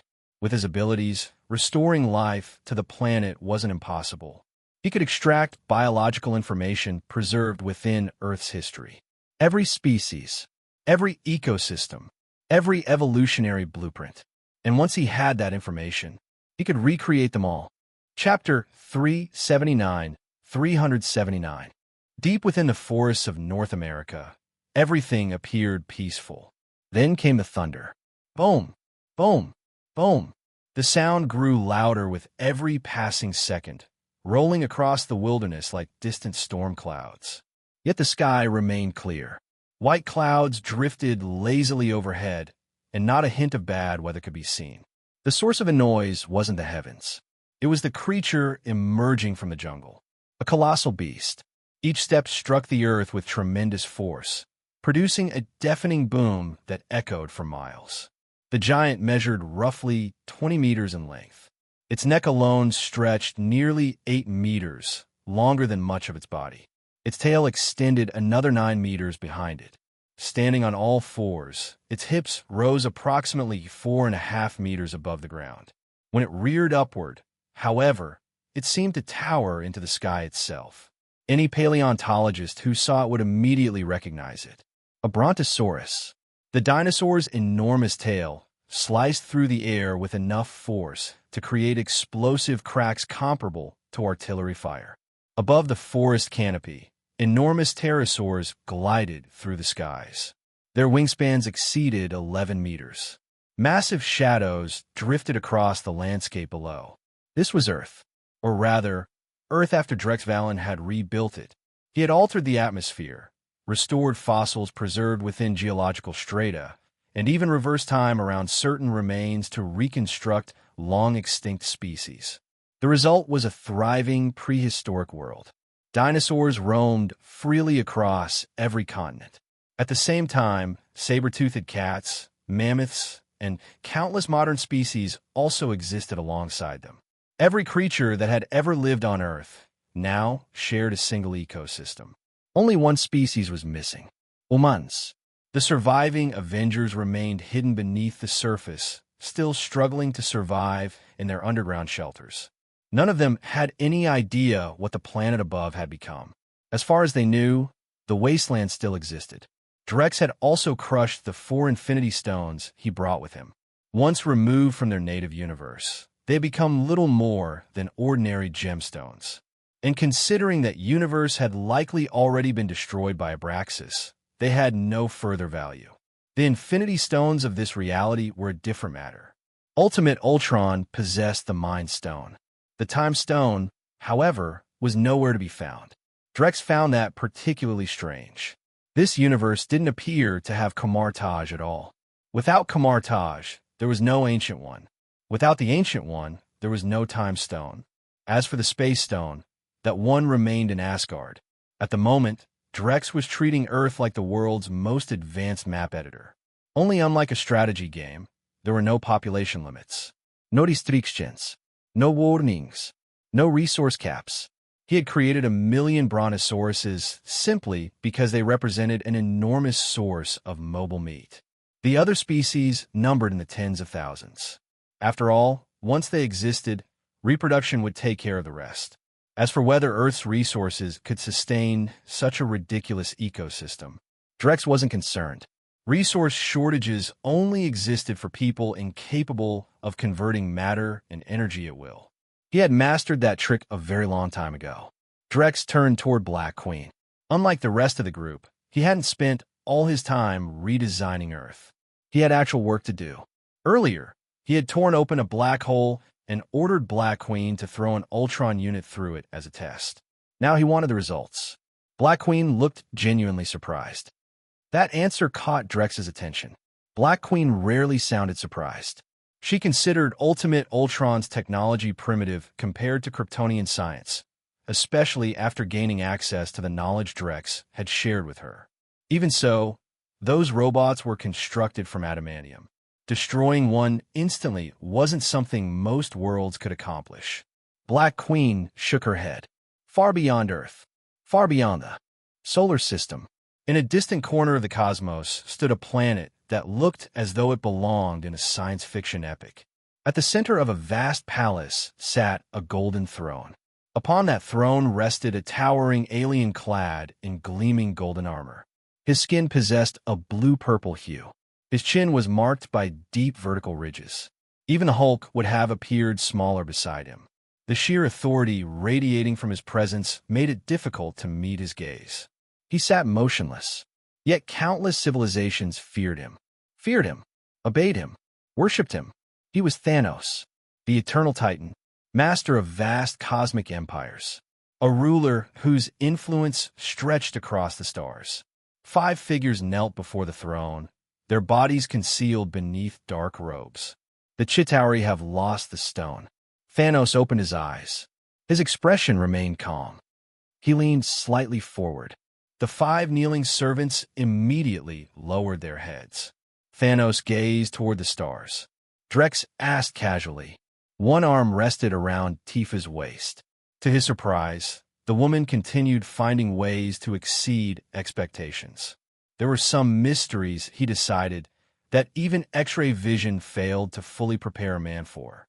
Nearby, Lyra Yin and Claire were busy enjoying a hot pot filled with freshly prepared brontosaurus meat. Neither seemed particularly interested in the discussion.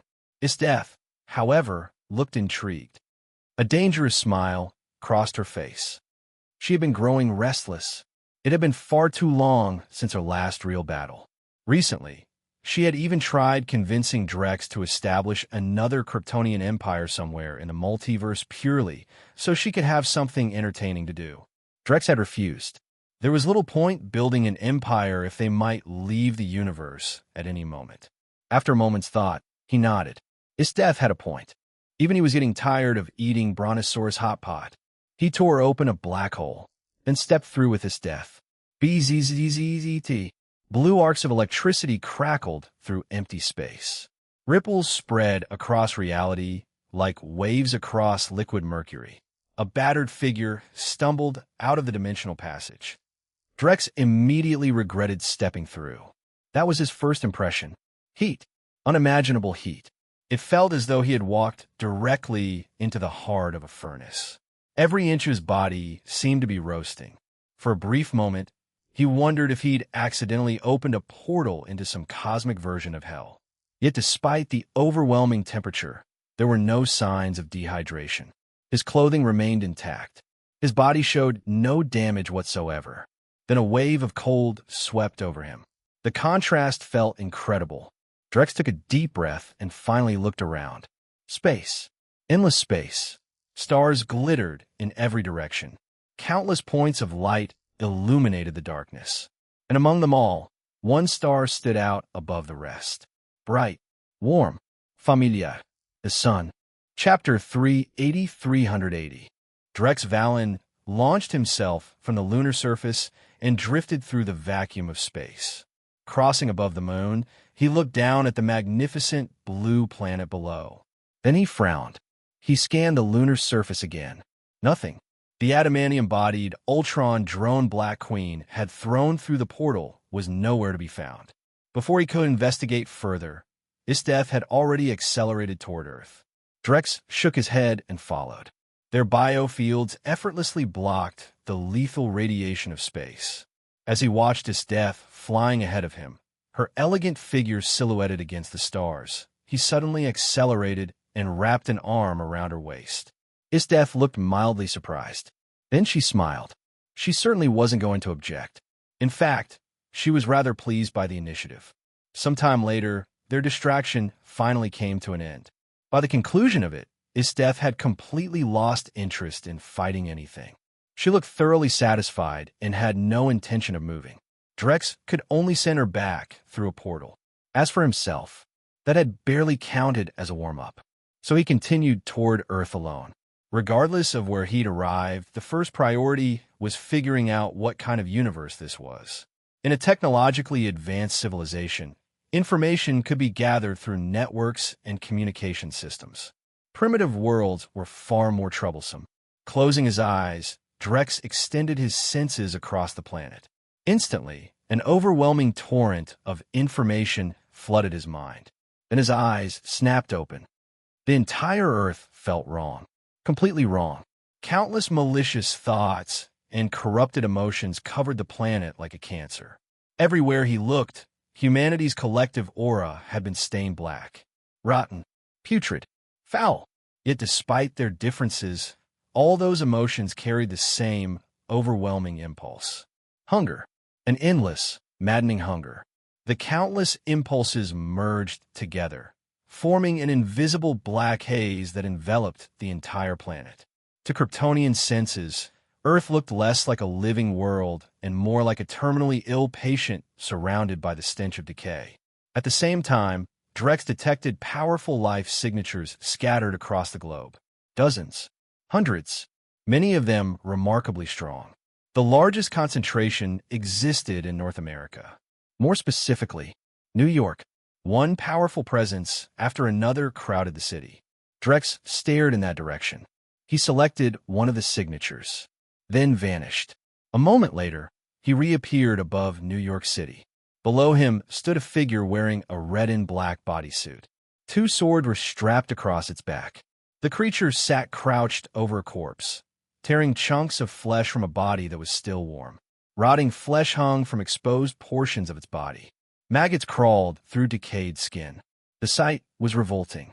Drex stared. The outfit looked familiar. Very familiar. Then a terrible realization hit him. Below, The creature suddenly sniffed the air. It tossed aside a handful of entrails and looked up. A face covered in rotting flesh grinned back at him. The zombie drew one of its swords, then used the blade to pick scraps of meat from between its teeth.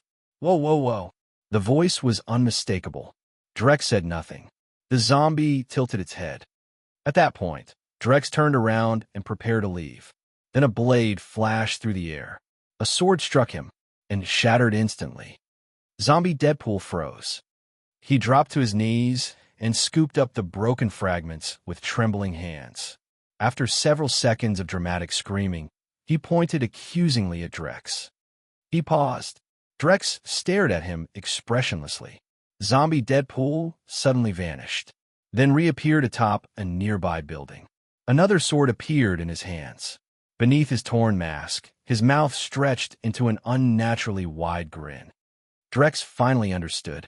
A very specific universe had come to mind, and if he was right, his luck was truly terrible. Another sword slash came. Another. Blade shattered against his skin. Zombie Deadpool stamped his feet in frustration. Drex's eye twitched. Then another voice echoed through the city. Drex turned and saw them. A crowd of superheroes, or rather, a crowd of zombie superheroes, approaching from every direction. On the streets below, Black Panther, missing an entire leg, exposed bone protruding from a stump. The Thing, his rocky body crumbling apart. The Hulk, green flesh rotting from his frame.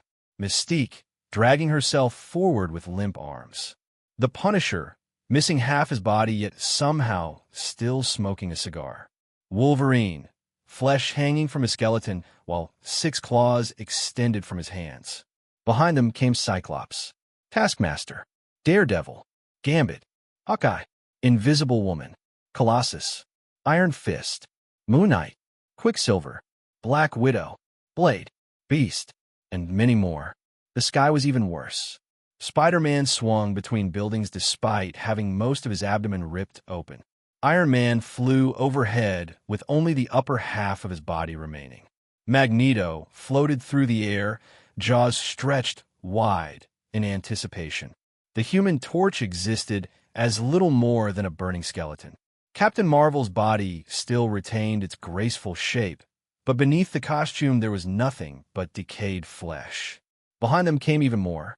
Storm, Cannonball, Falcon, Angel, Iron Patriot, Nighthawk, Scarlet Witch, Vision, an army of undead heroes and villains. Leading them all was a familiar figure. Captain America, Steve Rogers. Half his skull was gone. One eye bulged grotesquely from its socket. Dark blood stained his yellowed teeth. The zombie horde closed in. Drex remained completely calm. Running? Against this? Abraxas was one thing. These people were another. He slowly inhaled, then exhaled. A single breath. That was all. The air exploded outward. The shockwave expanded in every direction like a detonating bomb. The city shook. The zombie heroes and villains were swept away instantly. Bodies disintegrated. Flesh, bone, metal, armor, weapons. Everything shattered. The expanding wave of air ripped through them like a cosmic hurricane passing through paper dolls. Blood sprayed across nearby buildings. Chunks of flesh painted the streets. Fragments of armor rained from the sky. The city became a grotesque canvas splashed with every imaginable color. And in the center of it all, Drex stood completely untouched. Read up to 100 chapters ahead and access exclusive novels by joining my Patreon. Chapter 381, 381. The moment Drex Valen stepped beyond the boundary of this universe, he was met by pure nothingness. No stars, no space, no distance, just an endless void where even the concept of direction felt thin and brittle. He drifted there for a long moment, searching for something, anything, that could be called a hidden dimension or a pocket reality. But the deeper he went, the clearer it became that the place beyond the multiverse was not a normal expanse at all. It was absence wearing the shape of a place. Drex frowned. He kept searching. Nothing. No claime dimension. No stray cosmic current. No cosmic anchor to latch onto. On the second attempt, he pushed farther, roaming through the blank expanse for an even longer stretch. Still nothing. Eventually, he had no choice but to turn back. So that was why the Dimensional Lords kept trying to invade reality. Outside the multiverse, even finding another dimension was difficult. Finding an unclaimed one was harder still. When Drex returned, the first thing he noticed was that Earth had changed again. Ultron units were flying everywhere, glinting as they moved through the sky in swarms of metal and light. And more importantly, Tifa, Isteth, Lyra Yin, and Claire had gone to Venus. They were fighting someone. Drex's expression darkened instantly. Unbelievable. He was about to lose his temper. Then he saw who it was. Oh, that was fine. For Thanos, apparently, it was not a good day to be standing near Drex's women. Elsewhere in the black ocean of space, countless stars glittered from unimaginable distances, joining into a brilliant river of light that drifted quietly across the void. Near Venus, a massive warship floated in perfect silence. Its main cannons and secondary batteries rotated into firing position, locking onto a transport vessel ahead of it. No words were exchanged. No warnings were given. No surrender was offered. Only the cold, mechanical certainty of annihilation. Blue light began to gather in the muzzles of the cannons, growing brighter with every passing second as the energy cells filled. The glow became hotter, harsher, until it burned like a miniature star. Sanctuary 2, Thanos' flagship. The ship fired. A concentrated beam of ionized fire lanced across the void in an instant. The distance was nothing on an astronomical scale, but to the people caught in its path, it might as well have been the speed of death itself. Of course, Isteth had spent long enough fighting in space that she barely cared about ships or artillery at all. A warship was just another thing to break. Chapter 382. Then Isteth and the others hit back. Heat vision lanced through the air, and Sanctuary 2 was carved open in an instant. Caught off guard, Thanos had only enough time to retreat to Venus with his most important subordinates. Venus. The planet was a furnace wrapped in poison. Its atmosphere was thick with violent turbulence, and it was utterly unfit for human life. Surface temperatures reached nearly 450 degrees Celsius. The air near the ground contained heavy concentrations of sulfuric compounds, and there was no oxygen to breathe.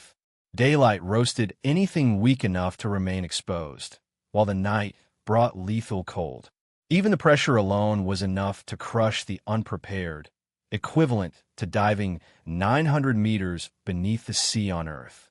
Its skies were harsh, its surface barren, and sulfuric rain fell without warning. Human civilization had never seriously considered Venus as a colonization target. Most scientists and governments barely looked at it at all. Only a handful of astronomers ever bothered to care. From the ground, the planet looked desolate beyond measure. No water, vast plains covering most of the surface. A place where the eye could travel for miles without ever finding anything alive. At least, that had been true until today. Now it had visitors. Thanos arrived with the Black Order. So did Isteth, Tifa, Lyra Yin, and Claire. Thanos' expression darkened the moment he saw them. He had no idea why his home turf had suddenly been invaded by 4 absurdly dangerous women. Every one of them was monstrously strong. And that was before the sea of Ultron machines descended into the conflict. Black Queen had used data from the original universe to locate Wakanda in this parallel reality, strip mine its vibranium reserves, and forge a massive Ultron army made of vibranium alloy. The moment Thanos entered the solar system, the Ultron network detected him. Black Queen passed the information to Isteth's group, and Isteth, naturally, came running. Tifa and the others followed, because leaving Isteth alone around a fight was a recipe for disaster. Thanos stared at the 4 women in front of him. As a member of the Eternals Titan branch, he possessed extraordinary innate gifts that put him far above ordinary life forms. Near immortality, strength, intelligence, stamina, recovery, agility. His skin was nearly impossible to destroy, and he could endure cold, heat, electricity, radiation, poison, aging, and disease without issue. Vacuum and the harshness of space meant nothing to him. That made sense. If a cosmic overlord could be killed by lack of oxygen or a stray collision in space, the whole idea of him being an overlord would be ridiculous. Black Dwarf roared and charged first. He tore the giant axe from his back and rushed Isdeth with brute force, swinging it down toward her neck. Isdeth did not move. She let him strike. The axe, forged from an ultra-hard alloy, hit her neck and shattered like cheap plastic. Then Isdeth reached out with one hand, seized the giant alien as easily as a chicken, and tightened her grip. Black Dwarf's eyes rolled back. His struggling arms went limp. A miserable howl escaped him. Isdeth casually drew back her other fist, then drove it into his stomach with the kind of relaxed force friends might use during a joke. Black Dwarf exploded. Meat and blood sprayed everywhere. The rest of the Black Order stiffened. Even Thanos frowned. Black Dwarf had been handpicked from millions of species. Thanos himself would not have dealt with him so casually. The remaining members of the Black Order were split up among Tifa, Lyra Yin, and Claire. Split up was generous. They were simply erased. The infamous Black Order, feared across the cosmos, was no more threatening than brittle toys in front of them. Then it was Thanos' turn to be played with. He had already lost the Mind Stone, and the Power Stone still hadn't been recovered. Against these women, he had no chance. They overwhelmed him in moments.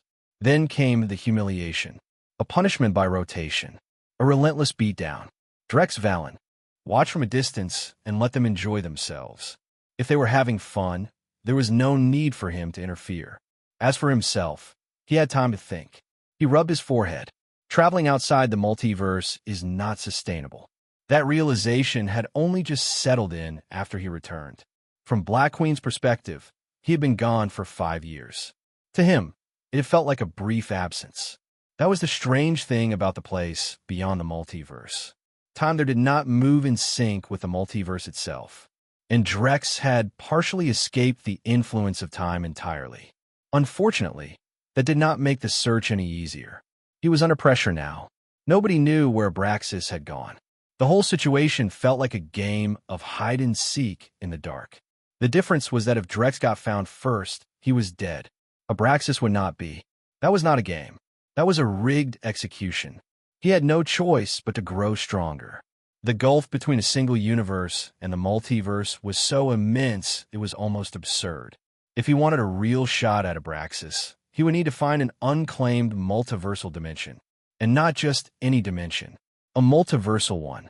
Only then could he step over that threshold and stand on equal footing. Drex remembered Abraxas's 2 punches. Even now, after everything Doomsday Superman had evolved into, he wasn't convinced that form could survive them. The Dimensional Lords existed outside the multiverse, which meant Abraxas couldn't simply locate them. And he would never dare invade the domain of a true multiversal lord unless he had somehow evolved even further. The scale was simple enough. Omniversal, super-omniversal, multiversal, universal, Skyfather, planetary, or surface level. He glanced at the others. Though frankly, he did not think anything below universal level could do much to his girls. A Kryptonian, a Scion, a Daxamite, a Hyperion-class hybrid. Even without a proper divine rank, they were absurdly overbuilt. If this were the DC universe, some of them would probably already count as universal-level beings outright. Marvel was different. Marvel cared about godhood as a concept. Sentinel, as ridiculously strong as he was, still only counted as Skyfather level by their standards. Once Drex had said his piece, he watched the girls amuse themselves and sighed. Then he tore open a black hole and opened the gate beyond the multiverse. If he had been weaker than universal level, he could have opened as many black holes as he wanted and still only circle around the same universe. But once a being crossed into universal territory, the door to the outer void became accessible. Dormammu did not count. That fool had simply gotten lucky and stumbled into an unclaimed dark dimension, which made him perhaps the weakest dimensional lord in recorded history. A so-called universal dimensional lord who got beaten down by Doctor Strange in every universe and even borrowed money without paying it back. History had a special place reserved for embarrassments like that. So what did beyond the multiverse look like? Nothing. Pure void. Not darkness. Not emptiness.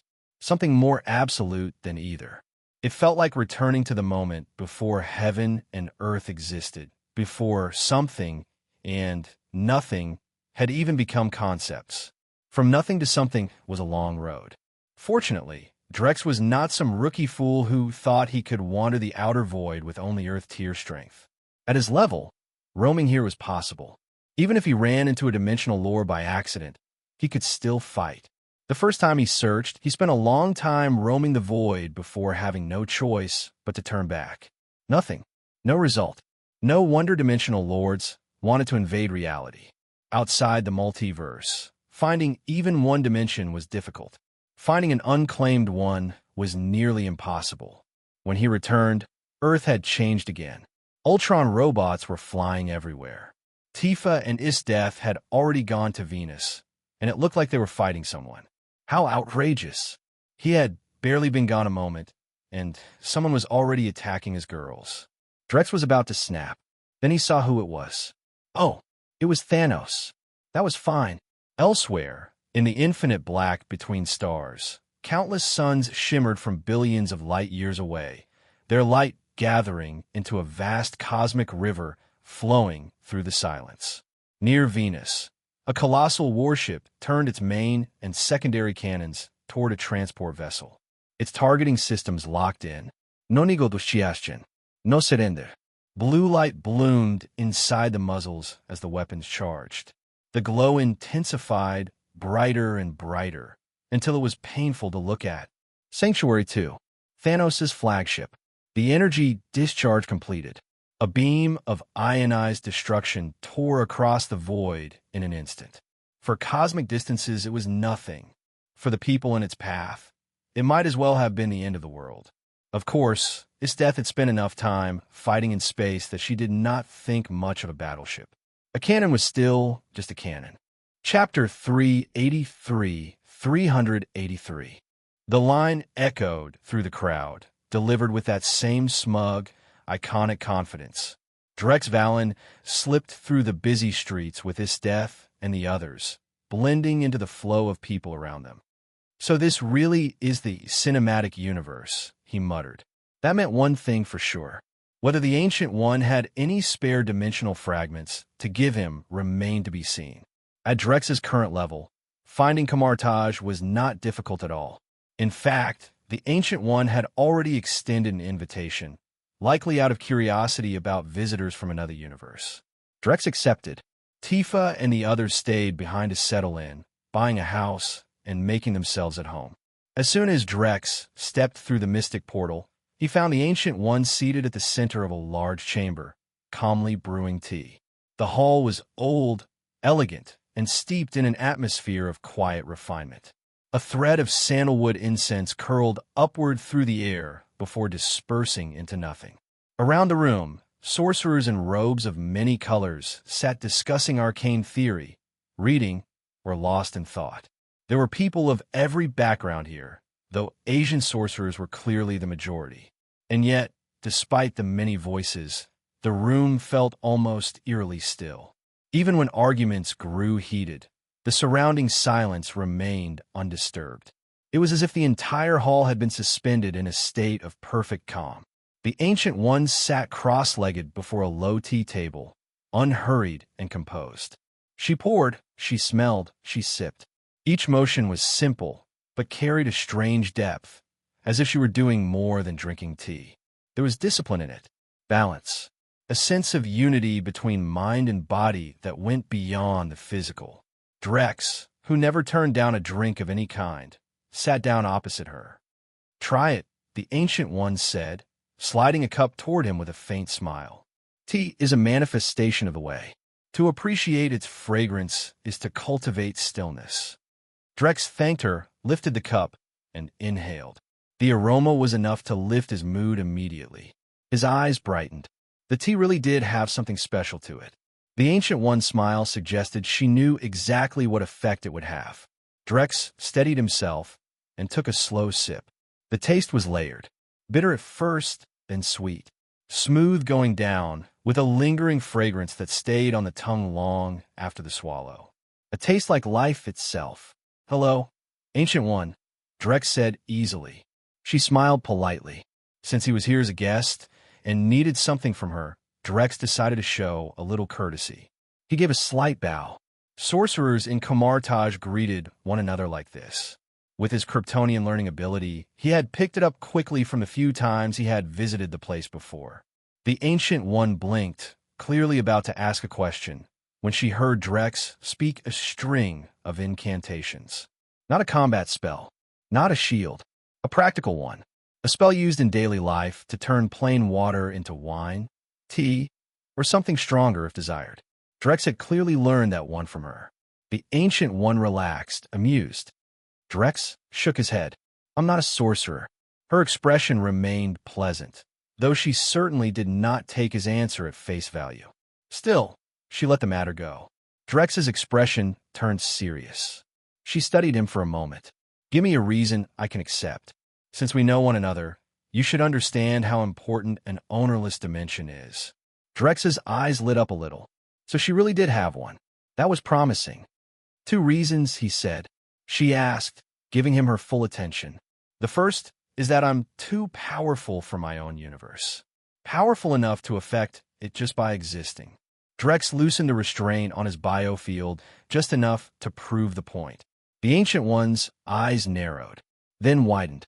Her expression changed as she realized exactly what she was seeing. She stared at him in stunned silence.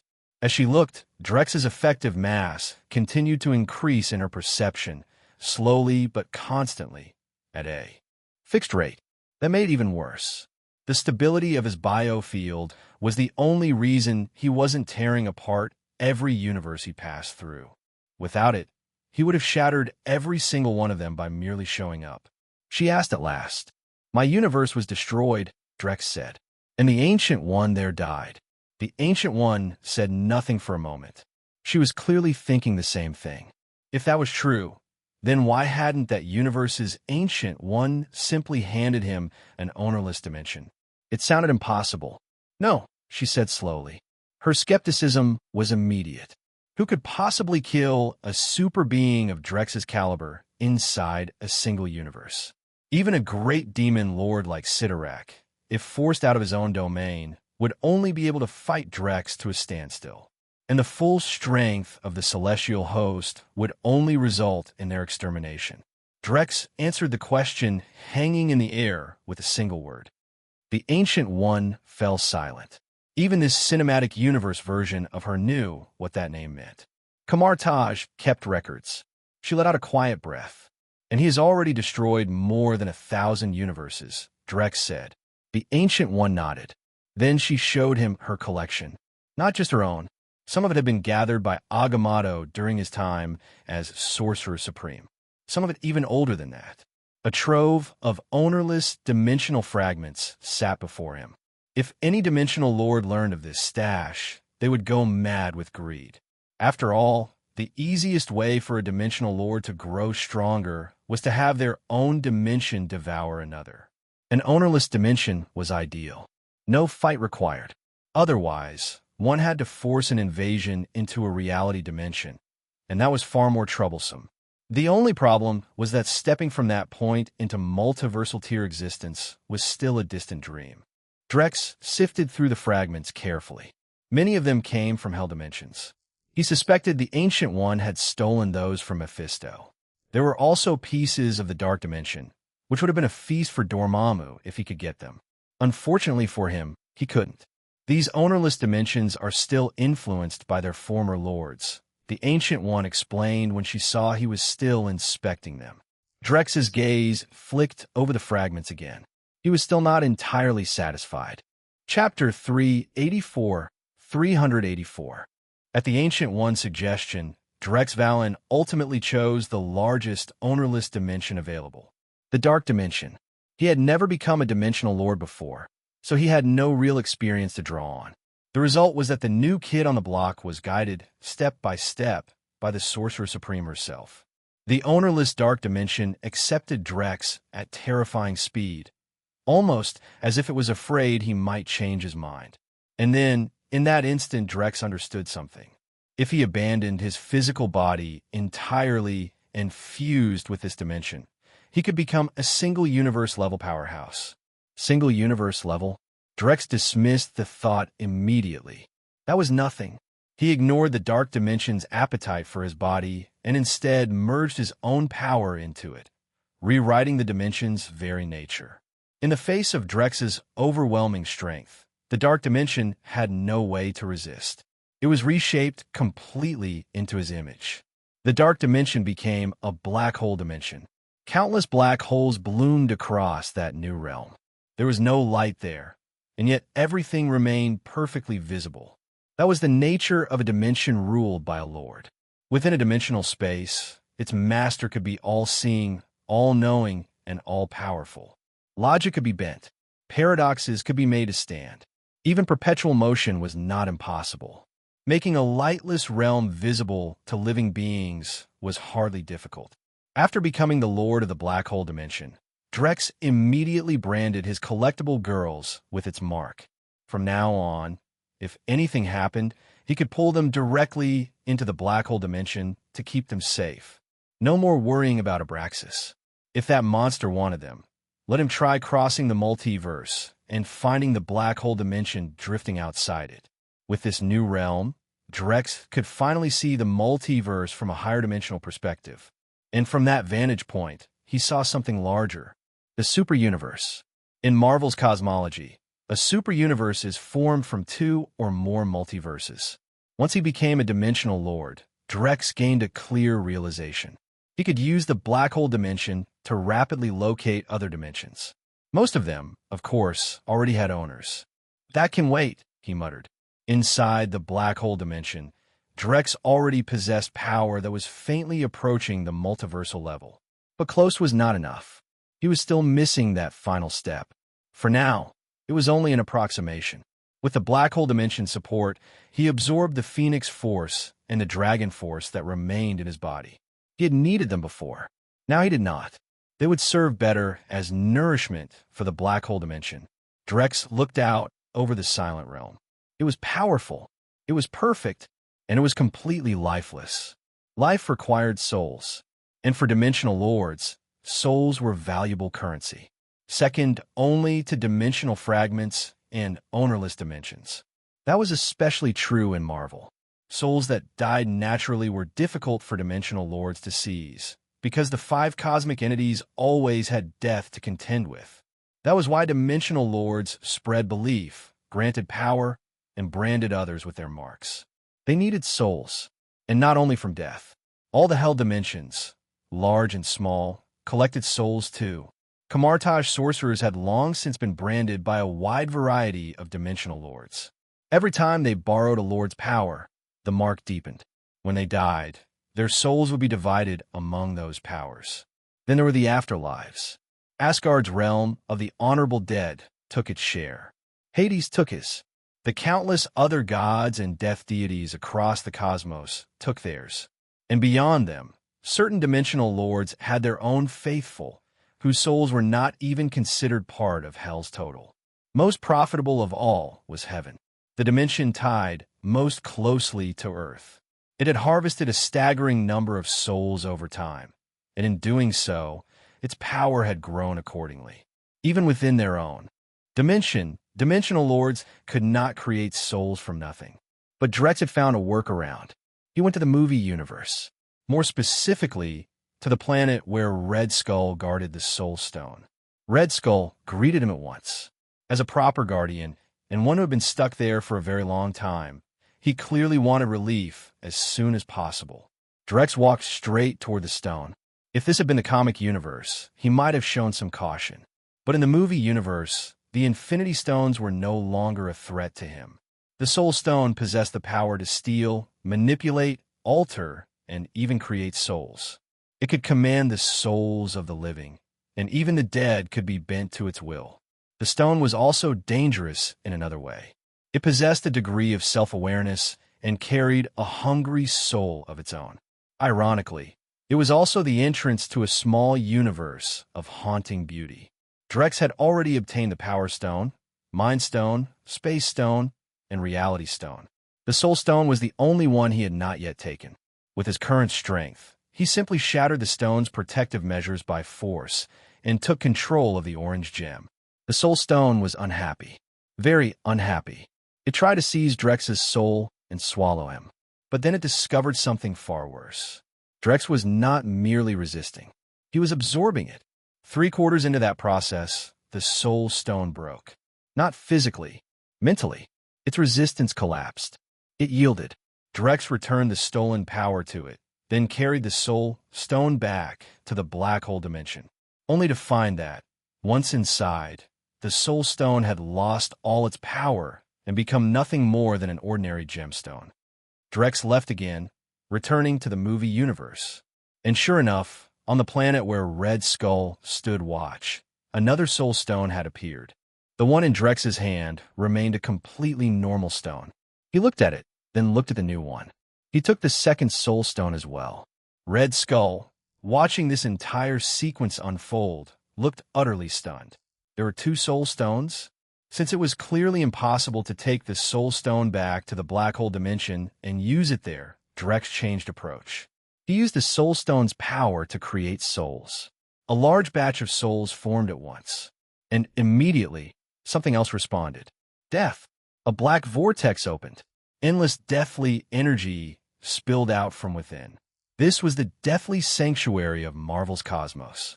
The voice of death itself whispered into Drex's ear. The language was unfamiliar. Old. Ancient. It came from the edge of the Dead Sea, from the boundary where all things end. Every syllable carried enough power to make a soul tremble. Unfortunately for Death, Drex had already become a dimensional lord. A single universe death goddess was no longer enough to shake him. Chapter 385.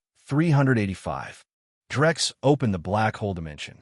The moment he did, the countless black holes within that realm flared to life at once and devoured every soul the Soul Stone had created. A black vortex stirred on the far side, full of impossible pressure. The voice behind it let out a quiet sigh. Then, as though realizing seduction would get it nowhere, it vanished along with the darkness. Drex ignored it. After the black hole dimension swallowed those souls, it actually grew a little stronger. Just a little. The problem was that the Soul Stone had created a lot of souls, and they were all too clean, too pure. Drex frowned. He thought about it for a moment, then immediately thought of Marvel's better-known devil, Mephisto. That bastard never brute-forced souls. He lured people down slowly, patiently, until they rotted from the inside out. Was that the trick? In a way, it had to be. Just like Mephisto tempted mortals into ruin, the hell dimensions wanted souls that were fallen, corrupt, filthy, jealous, hateful, desperate. Anything carrying heavy negative emotion was a feast for them. That was why Mephisto had gone after the San Venganza contract in the first place. The San Venganza contract. The name sounded almost holy. It was anything but. It was a devil's bargain that bound human souls and turned them into wraiths. Once signed, the soul was no longer its own. The ghost, and the power that came with it, belonged to the devil forever. The people of San Venganza had been the perfect prey. A small town full of the good, the faithful, the pure. In other words, souls with almost no impurities. And that was exactly what made them valuable. A pure soul, once it fell, contained far more power than a soul that had always been rotten. Mephisto understood that. He had spent years making deals, whispering promises, and waiting for the inevitable collapse. The faithful gave in. The pure became corrupt, and the devil took everything. 1,000 fallen souls might not have impressed a monster like Mephisto. But the people of San Venganza were different. They had been recognized by heaven itself. They were the kind of people a town could be named holy after, the kind of souls guaranteed a place in paradise, the kind of souls that made excellent material for saints. And when those souls fell, the energy they carried was unbelievably rich. A saint turned into a demon was a prize even hell would fight over. Drex leaned back and thought. His own dimension, however, had already been changed by his power. It had gone from the dark dimension to the black hole dimension. At this point, any soul would do. A soul with obsession. A soul with energy. That was enough. The pure souls created by the Soul Stone were clean beyond belief, but they had no real will of their own and not much energy to work with. So naturally, their value to the black hole dimension was limited. He muttered to himself, "Heaven probably keeps telling people to be good because it needs the same thing in reverse. A light dimension wants good souls. If someone kills themselves, they've already tipped toward falling, so of course they're told they can't go to heaven." That gave him another idea, which means he considered that for a moment. Not a bad deal. Other dimensional lords could only support a single subordinate, but a god like him could walk the earth himself. That was a lot more convenient. So the question became, who should he back? In the movie universe, it would be easy. No one would care if he started a religion. In the comics, though, it would attract Heaven's attention immediately. Heaven was already tightly linked to Earth's dimension. Even if Yahweh was missing, Michael the Archangel alone was trouble enough. Still, Drex didn't think it was a problem. If this were the DC side, then Heaven was first, Hell was second, and Apocalypse was third. Cause trouble there, and an Archangel would descend from above and reduce you to dust before you finished blinking. Drex made his decision. He used the Soul Stone to lock down every soul on Earth, severing Heaven and Hell's claim over them. Then, with the same stone, he reshaped his death and the other souls. Now, they were truly new life forms. He studied the Soul Stone again. There was still one concern. Could this thing be trusted? It had rebuilt their souls, yes, but only within this single universe. Would it still work once it left? He set that question aside. For now, he needed to think about something more useful. A spokesperson, a vessel, and maybe a few spectacular holy wars or salvation dramas to go with it. Johnny Blaze was a stunt rider living off his motorcycle. As an amateur in the world of bikes, he had pulled off a lot of impossible jumps, enough to make the so-called elite in the industry practically worship him. That fame had bought him money, status, and a private workshop.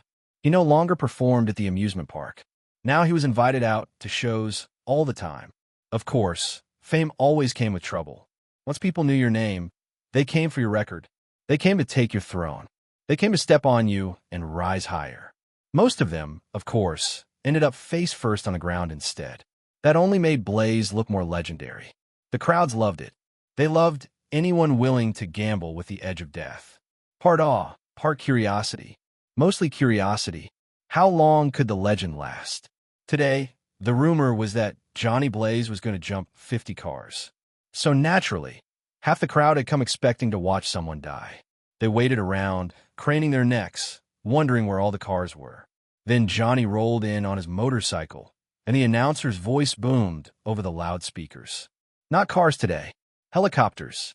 6UH-60 Black Hawks were descending onto the field, their rotors already spinning, chewing the air into 6 visible death spirals above the grass. If Blaze missed the jump, the result was obvious. The crowd got louder. They were practically frothing at the mouth now, hurling popcorn and sloshing beer everywhere, turning the place into a mess. Not because they were cheering him on, because they wanted to see whether the man who had already become half dead by contract could finally finish the job. What was death supposed to do to a man who wasn't even on death's radar anymore? Johnny Blaze knew it too. No matter how reckless the stunt, he always survived. So today, he was going to fulfill his father's dream. He was going to jump the helicopters. All 6 of them. But this time was different. Drex watched the movie star stuntman take off on his bike and casually gave him a shove from behind. Just one push. That was enough. The king of bad movie fame went flying straight into a Black Hawk. The motorcycle struck the rotor blades. Metal shrieked. Flesh tore. The sound was awful, a wet, grinding snap of blades ripping through body and machine alike. Then the bike detonated. The impact triggered a chain reaction. Within seconds, the whole stunt site became a rolling series of explosions. Flames tore through the air. One helicopter after another buckled and burst. The pilot probably never saw it coming. Read up to 100 chapters ahead and access exclusive novels by joining my Patreon. Com Uzishar. Chapter 386, 386. The losses were catastrophic. More importantly, Johnny Blaze had died on the spot. After the disaster, firefighters rushed to contain the flames while emergency crews worked frantically to save the injured. Amid the chaos, Johnny stood nearby in a daze. He was dead, actually dead, and, judging by the fact that nobody seemed capable of seeing him, he was pretty sure he was a soul now. How was that possible? Wasn't his soul supposed to belong to a devil? Had the devil really come to collect that quickly? A figure emerged from the darkness. Drex Valen. Nothing about him looked remotely trustworthy, and he had no intention of pretending otherwise. Johnny instinctively recoiled. Being dead had done nothing to improve his nerves. Drex replied calmly, "I am the Lord of the Black Hole Dimension, the destroyer of time, space, matter, energy, fate, life, and death. The ultimate force of devastation in the universe." His tone carried no exaggeration. It was simply a statement of fact. Given the nature of his power and what he had become, the title fit perfectly. Although, admittedly, it sounded suspiciously close to stepping on someone else's territory. Drex suddenly froze. The moment he spoke that divine title aloud, a subtle tremor rippled across the multiverse. Something changed. He could feel it instantly. Molecules vibrated before his awareness. Elements drifting through space revealed themselves. The movements of particles, their trajectories, cycles, and governing laws unfolded with perfect clarity. Then his perception expanded even further. For a brief moment, it felt as though he could see the fundamental structure of everything. How reality was assembled, how existence functioned, how the universe operated beneath its surface. It was as if the world had always been hidden behind an impossibly thick veil, obscuring its true nature. Now the veil was gone. The mysteries remained, but they were no longer invisible. At that moment, Drex officially stepped into the ranks of cosmic gods. He had become one of Marvel's true universal-level entities. In truth, his power reserves and accumulated energy had surpassed that threshold long ago. By raw strength alone, he had already crossed it. Yet for all this time, he had remained stranded at the doorway, unable to take the final step. Now he finally understood why.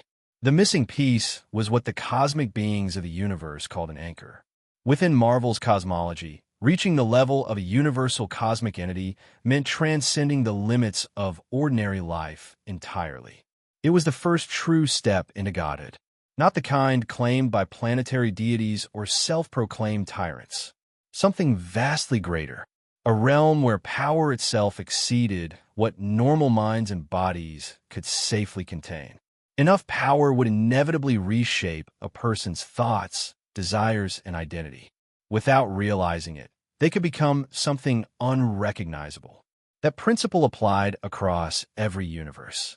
Because of that, any being who reached the universal level required an anchor, something uniquely their own, a purpose, a passion, a responsibility, an obsession, anything capable of preventing them from losing themselves to endless power and endless time. The Celestials never struggled with this problem. The universe assigned their duties from birth. Every Celestial instinctively understood its role within creation. In a sense, they were cosmic civil servants, carrying out their responsibilities for billions of years without deviation. Their anchor came pre-installed. Galactus had no such issue either. His purpose was simple: to consume.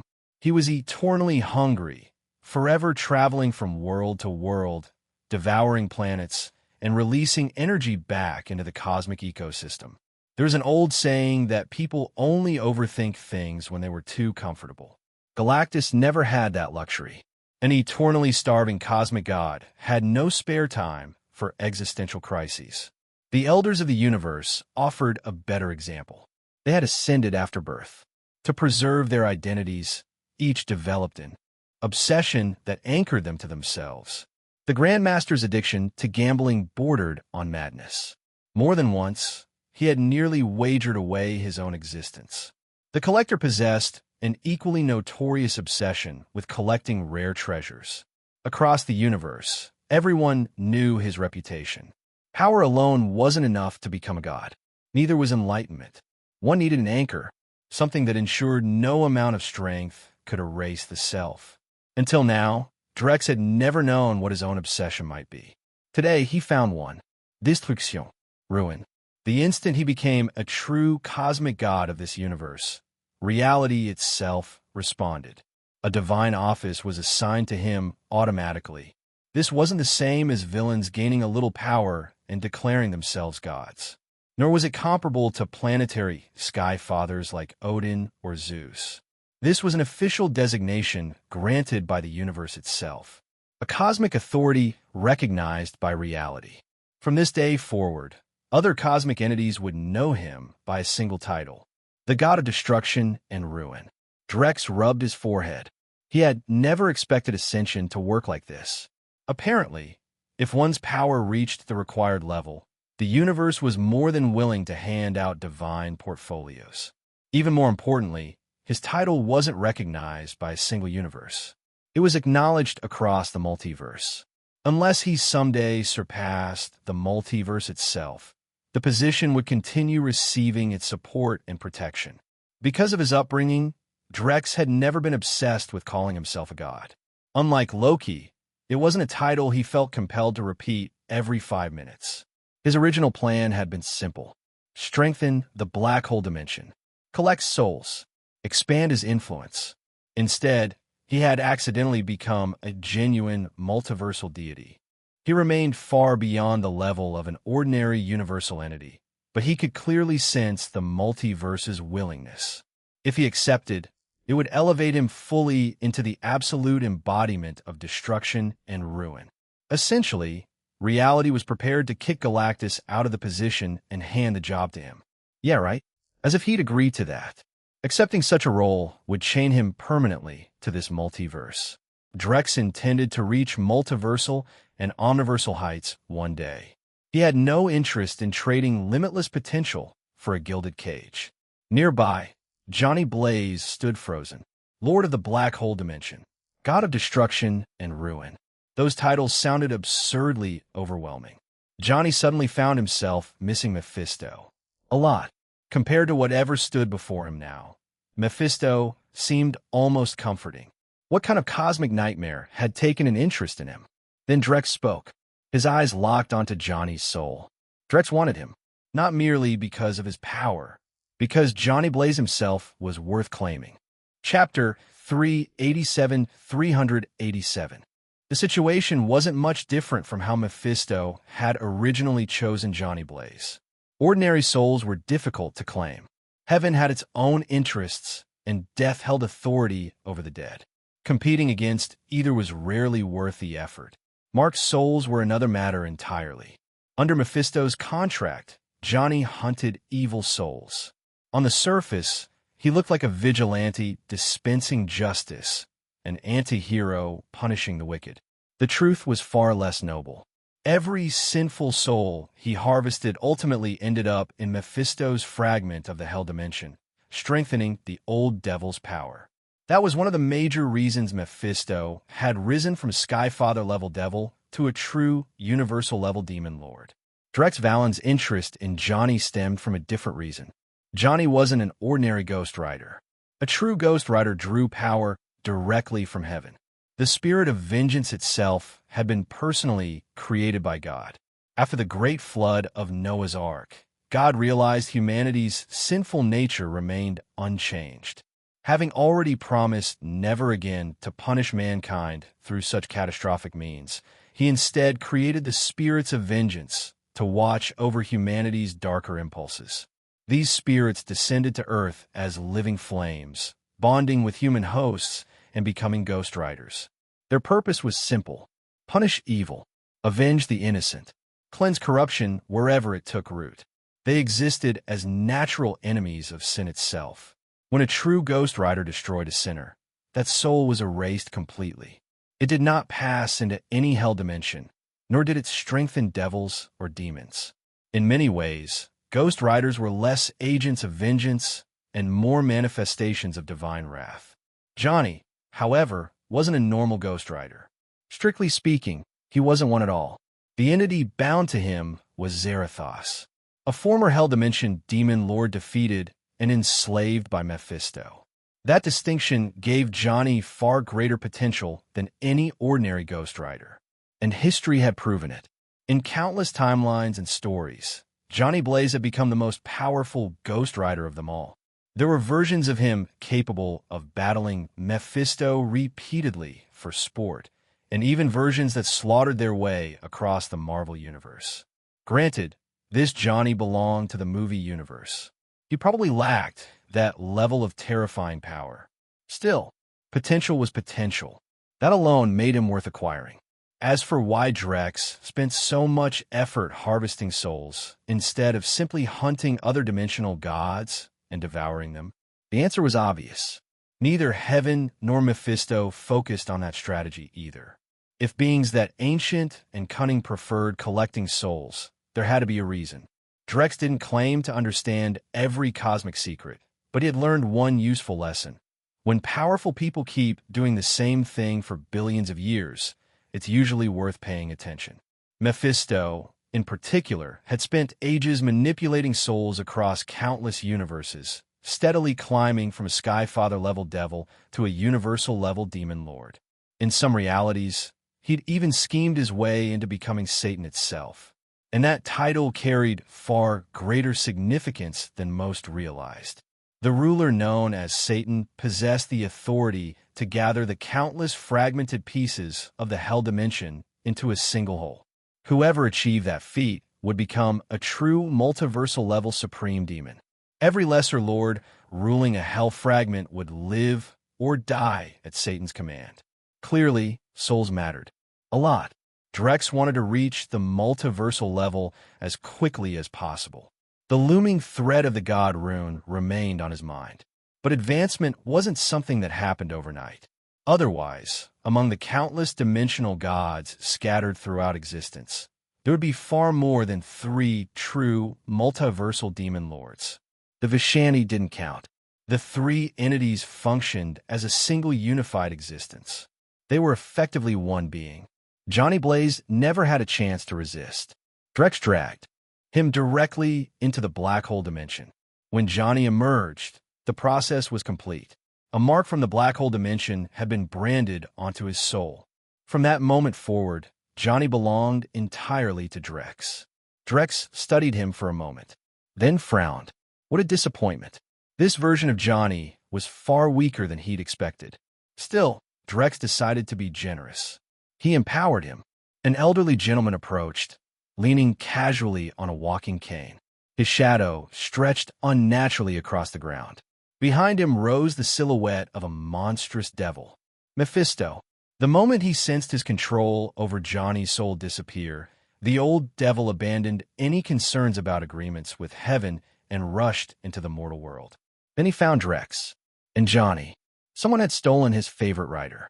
Naturally, he wasn't pleased. Drex glanced at him. This universe's version is weaker than I expected. At some point, Drex had already appeared behind him. Mephisto never even noticed. Those were the last words the devil heard before his consciousness vanished completely.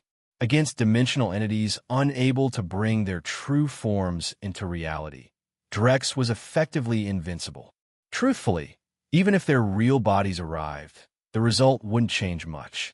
Take Sidorak, for example, one of the most powerful dimensional gods in existence.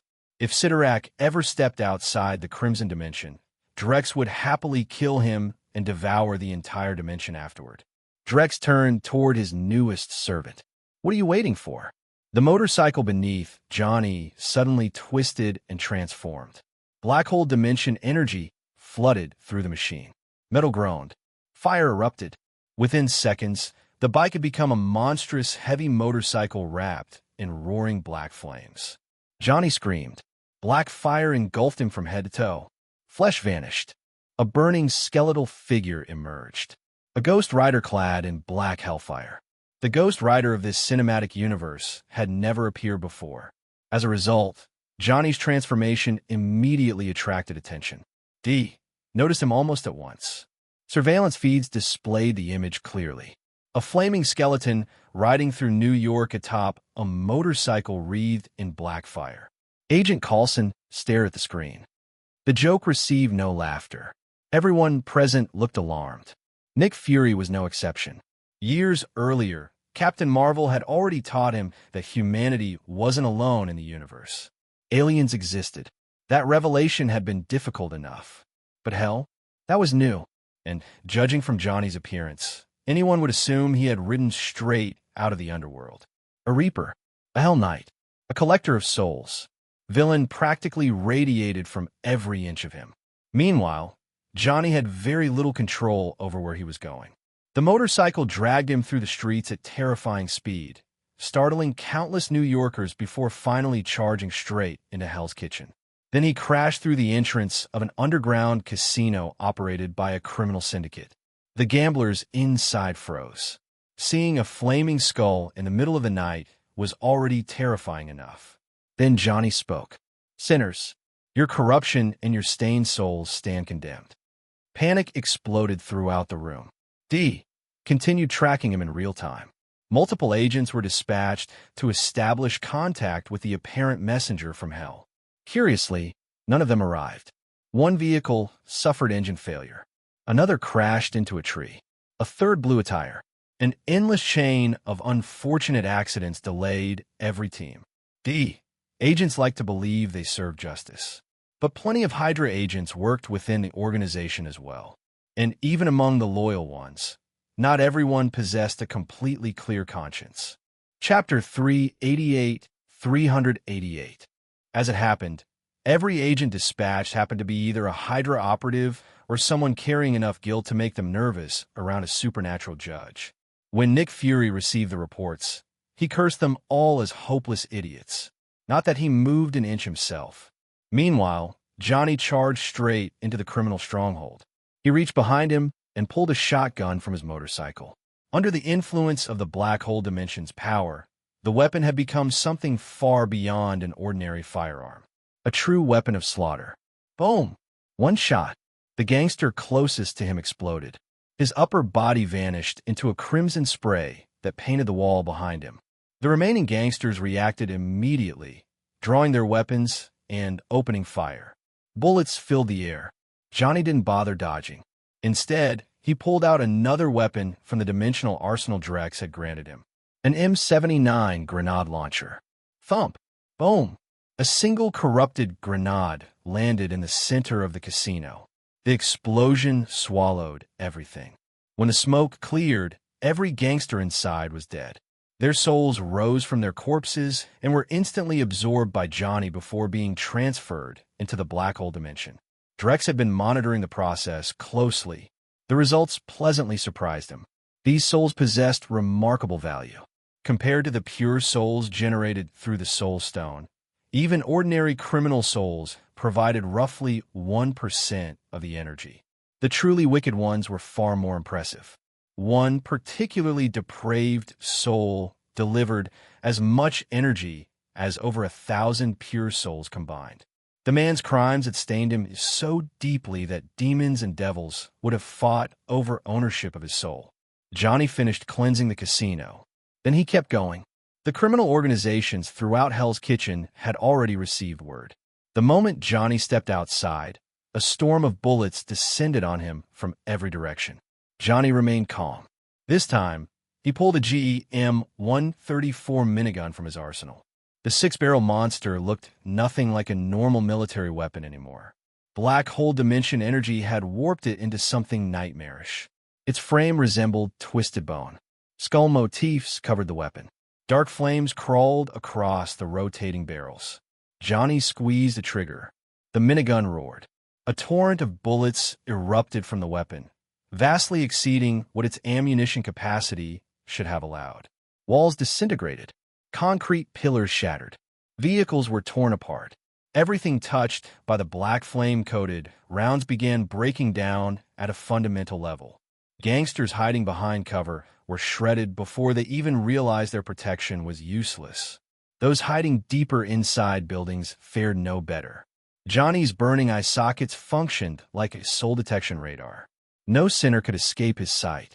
Then a rocket slammed directly into him. Boom! The gangsters cheered. For exactly 1 second, Johnny stepped out of the flames unharmed. Then he calmly reached into his own chest and pulled out a rocket launcher. The man who had fired the rocket barely managed to curse before Johnny returned the favor. His rocket moved faster than artillery. Boom! An entire floor of the building disappeared. The blast consumed everything in its path. Then Johnny switched weapons again. An M60 machine gun appeared in his hands. What followed was less a battle and more a massacre. Anyone who showed themselves died. Anyone who stayed hidden died too. Gunfire echoed far beyond Hell's Kitchen. Across New York, countless civilians assumed another terrorist attack was underway. The situation had grown too large to ignore. Fury finally gave up on sending disposable agents and dispatched one of his most trusted people, Phil Coulson. The Wall Street's elite had already learned about the black-flamed rider tearing through Hell's Kitchen. Many were deeply unsettled. One particularly deranged proposal suggested launching a missile at the so-called Hell Messenger and seeing what happened. Nobody supported the idea. If the missile worked, great. If it didn't, nobody wanted the attention of whatever that thing was. And, judging from the footage, it didn't look interested in negotiation. The transformation of the Ghost Rider was entirely Drex's doing. He had always thought the traditional chains and whips were inefficient. Why spend minutes swinging chains around when firearms existed? As a result, Johnny had been gifted a dimensional armory. Weapons could be summoned from his body or directly from his motorcycle. The signature weapon of the collection was a massive revolver inspired by Hellboy's famous hand cannon. Each round was as long as a man's middle finger and nearly as thick as a thumb. Thanks to the black hole dimension's energy, these weapons required no conventional ammunition. As long as dimensional energy remained available, every firearm effectively possessed unlimited ammo, far more practical than trying to kill enemies with a chain. The armory's contents were absurdly extensive. It included fighter jets, nuclear submarines, orbital weapons platforms. If Drex ever felt particularly creative, he might even stuff a Death Star or a Gundam into it. By the time dawn approached, Johnny finally collapsed. The black flames vanished. His skeletal form reverted to that of an ordinary human. But the damage had already been done. Stories of the Hell Messenger who had swept through Hell's Kitchen spread rapidly. In the United States, government worked desperately to suppress the information.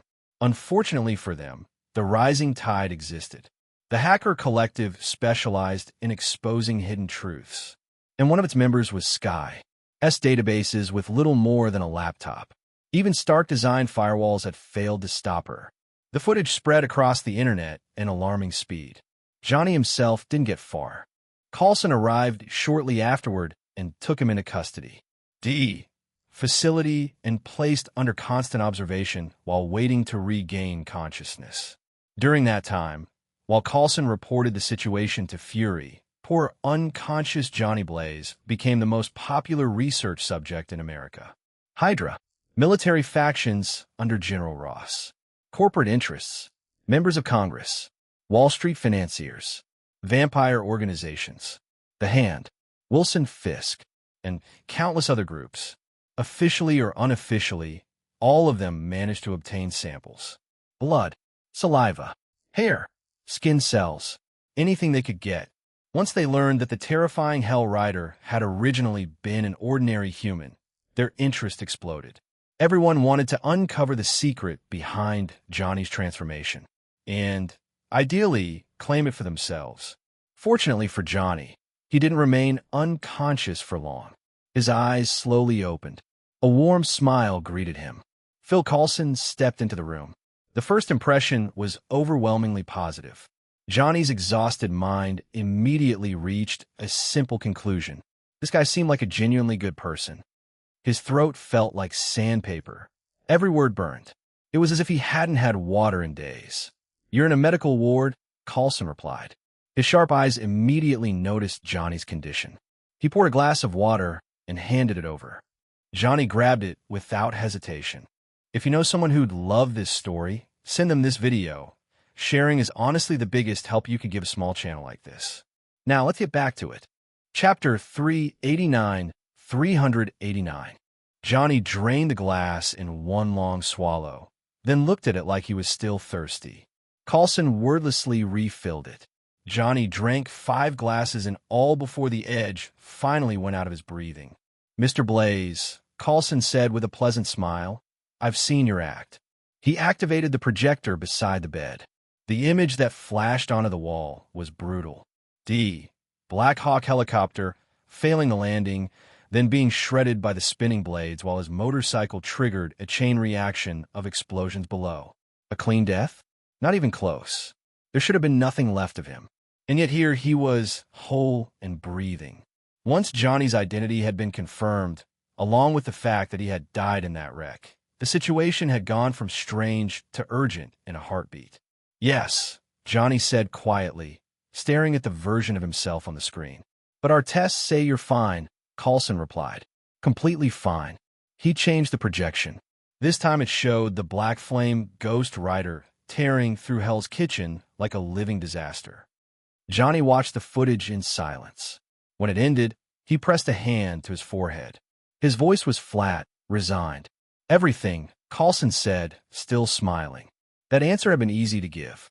The hard part was making sure Johnny didn't suddenly lose control, transform again, and turn the room into a slaughterhouse. D had stationed heavy security just in case, though nobody inside really believed they could stop him if he decided to leave. Johnny stared at the water in his hands for a moment, then spoke. Coulson's smile twitched.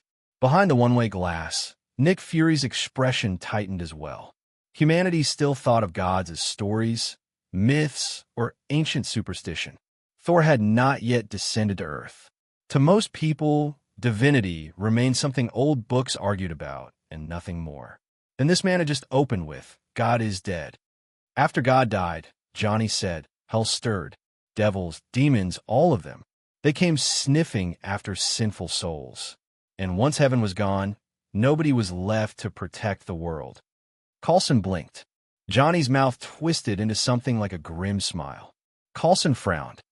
"There isn't only one hell," Johnny said. "Just like heaven lost God, hell lost Satan.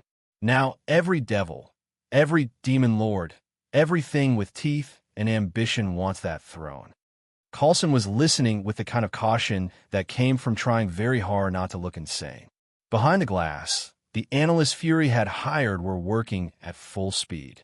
Micro-expressions, muscle tension, a movement, cadence, body language, every twitch and pause was being dissected in real time. Goodbye, and their conclusion had already reached Fury and Coulson. He was telling the truth. Coulson leaned forward slightly. "And you, Mr. Blaze?" Johnny looked at him for a long moment before answering. "I'm the messenger of the god of destruction and ruin," he said. "I kill the sinful. I fight demons and devils." That answer carried more conviction than anything else he had said. And that was the terrifying part.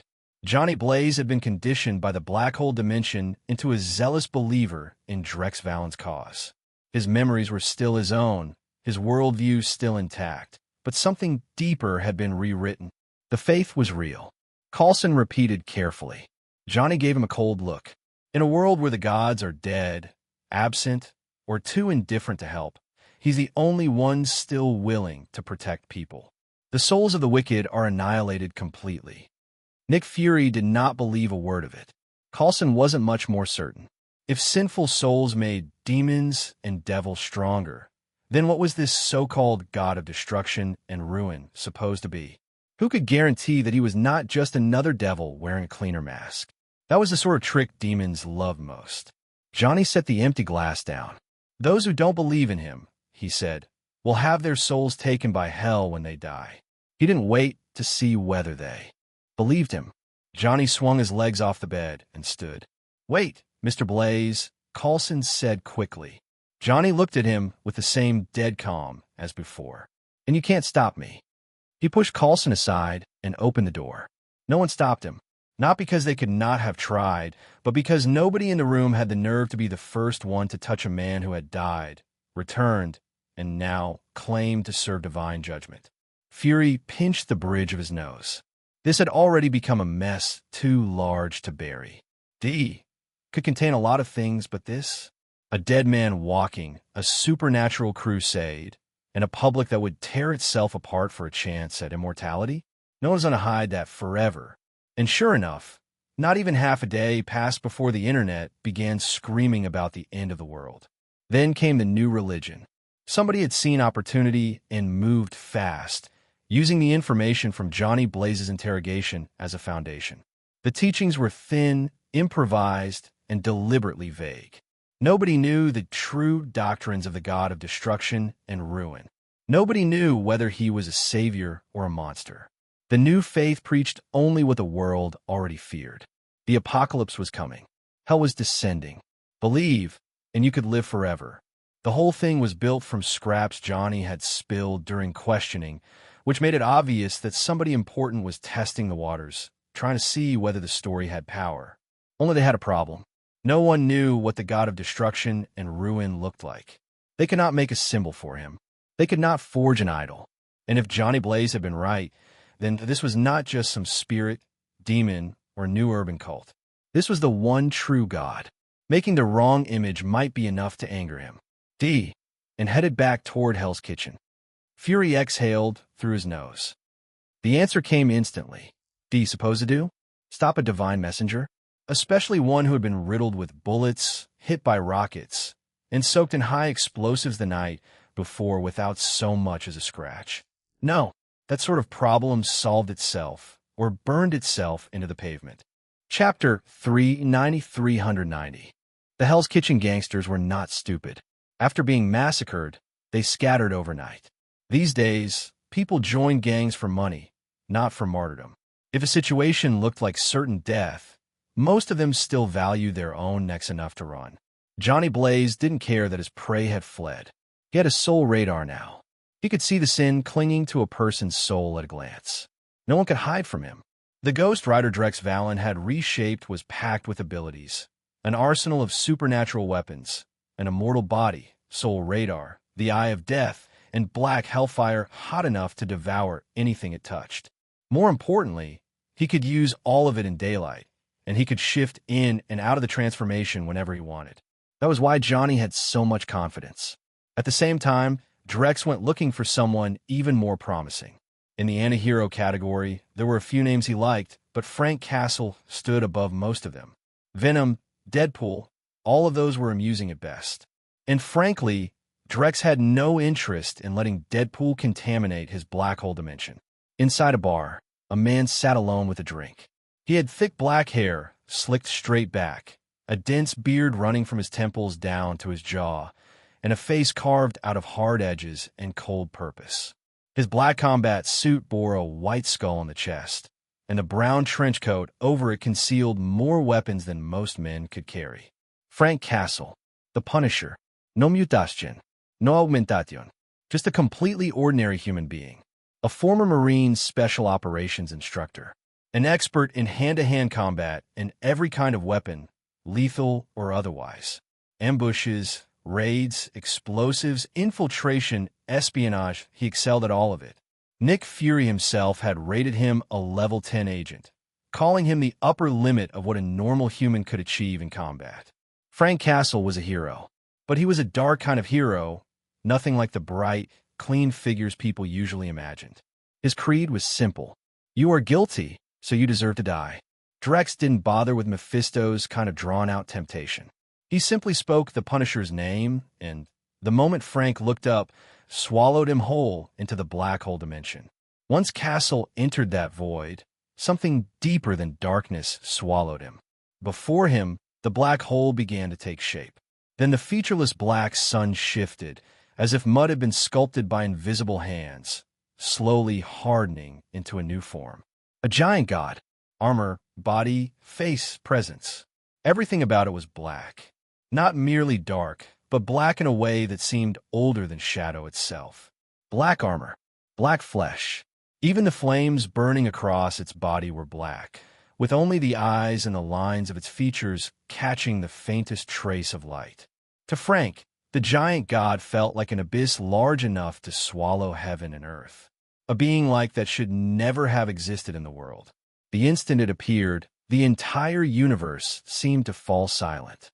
Countless forms of matter, light, and shadow all flowed toward it like rivers returning to the sea.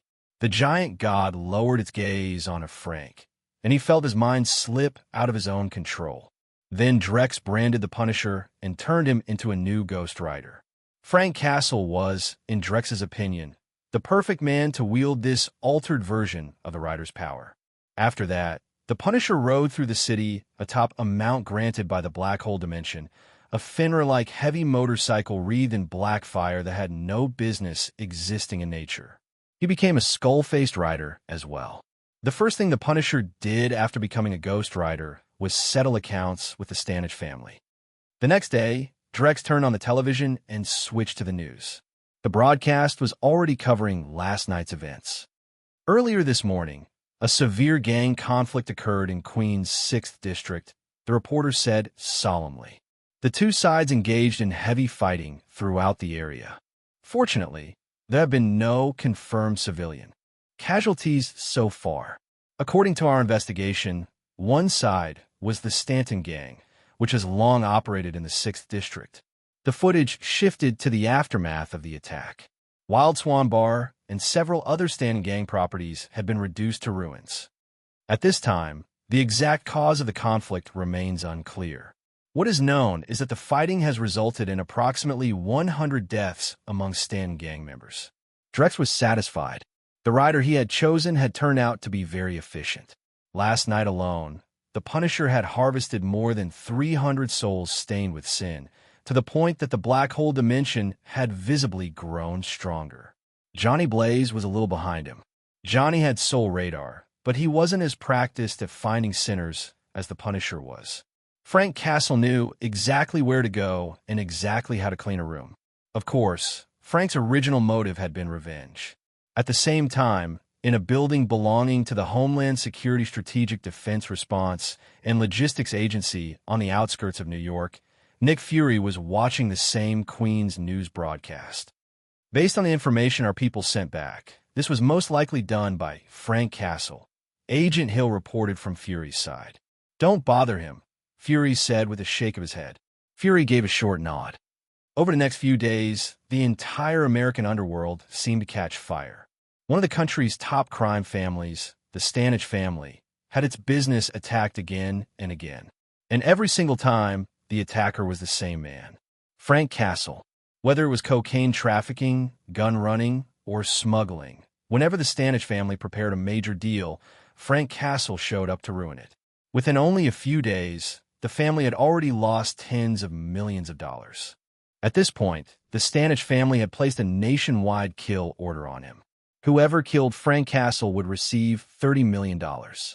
Read up to 100 chapters ahead and access exclusive novels by joining my Patreon. Chapter 391. No one outside Drex Valen's circle knew it yet, but the Punisher had become something far worse than a man. A monster, yes, but also something more useful. Frank Castle hadn't exposed himself either. And the rest of the world still had no idea he had become a skull-faced rider, just like Johnny Blaze. Frank understood greed as well as he understood war. If the truth came out, those vultures on Wall Street would immediately try to put a price tag on him. They would dissect him, own him, weaponize him. He didn't want public chaos. He didn't want panic. He just wanted to kill everyone stained by sin. As for the men in suits on Wall Street, they could keep their heads on their shoulders for now. Once Frank had finished with the truly damned, he would get around to them too. That night, Frank entered one of the Stanage family's safe houses. His trench coat still concealed a small armory's worth of weapons and ammunition. Unless it was absolutely necessary, he had no intention of using his Ghost Rider powers openly. Staying hidden mattered. Besides, becoming a Ghost Rider had changed him even in human form. Strength, speed, reflexes, all of it had become monstrously beyond normal limits. More than enough to butcher ordinary criminals. The owner of the safe house was already greeting a Mexican drug runner who had just stepped out of a Buick parked outside. Harley Stamp, a short Mexican man, clapped the local handler, Gorin, in a brief embrace. Gorin spread his hands with a helpless shrug. Ah, you know how it is. Production of Heaven 3 is still low. Frank was already thinking this was a good catch when his soul radar picked up movement nearby. Someone invisible was approaching him. A mutant? Frank said nothing. He slipped a hand into his coat and pulled out an M500 revolver. Then he shifted suddenly to the side. A red tongue, thick with the stench of blood, lashed through the air like lightning and struck the spot he had just occupied. It hit the concrete with enough force to leave a deep crater. The noise instantly alerted the two traffickers nearby. Gorin shouted something, and nearly 30 armed gangsters raised their guns and aimed at the disturbance. But Frank had already fired, guided by the location of the tongue. In the span of a few blinks, he emptied the M500.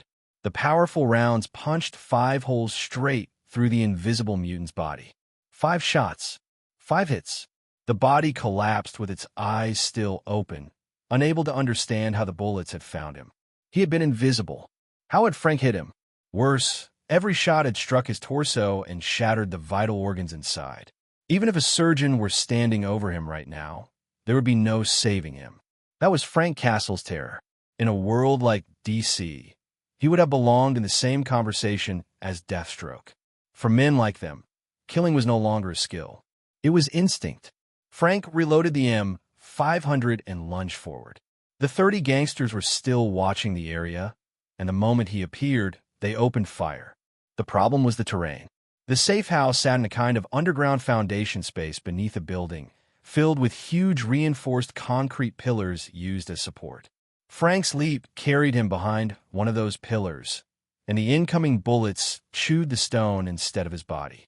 The gangsters kept firing in dense bursts, but none of them landed a clean shot. A few seconds later, they realized 2 of their men had been shot through the head. The gunfire had been so loud and chaotic that nobody had even noticed the instant Frank counterattacked. What the hell was this thing? 7mm automatic rifle. Do not ask where he kept it. That was a man's secret. The same way women had dimensions no one dared explain. He just did. With a 60-round extended magazine loaded, the rifle was more than enough to turn the room into a slaughterhouse. Frank tossed out 2 smoke grenades. A choking cloud filled the underground space, burning eyes and clogging lungs. Before they could react, Frank was already firing. To the men inside, it felt like the air itself had turned thin. Breathing became difficult. They were not cowards. They were Stanich family soldiers, trained through countless gang wars to guard one of the family's more important assets. But this was different. This was an enemy they could not see. Cough. Another low cry. Then a body hit the floor. Another man down. No one dared to run. There was nowhere to run in the smoke anyway. They couldn't even tell which direction was which. Fleeing might only get them killed faster. The pressure finally snapped one of them. He raised his gun and fired wildly into the fog. It was pure panic, nothing more. Not strategy, not resistance, just a desperate attempt to relieve the fear clawing at his chest. Frank never hesitated. He listened to the sound of the shots and the movement of the men, then answered with precise fire of his own. 7mm rounds were devastating. Even if one of them was wearing body armor, unless it was heavy military-grade protection, a second shot usually wasn't necessary. 3 seconds later, the underground chamber fell silent again. Only a few half-dead men remained on the floor, wheezing and clutching at their wounds. Frank finished them with cold efficiency. Headshots. Then he located 3 briefcases and set them on a makeshift table. He opened Harley's case first. Money. Stacks of $100 bills, bundled tightly together. 200 stacks. 200,000 in each bundle. $2 million in cash. Small gangs preferred smaller denominations because they lacked proper laundering channels. But for a family like the Staniches, one with serious money laundering infrastructure, larger bills were far more convenient. The other 2 briefcases were filled with blue capsules. Ice blue. Frank had overheard Harley and Gorin talking earlier, so he already knew what they were. Heaven 3. Drug technology kept advancing.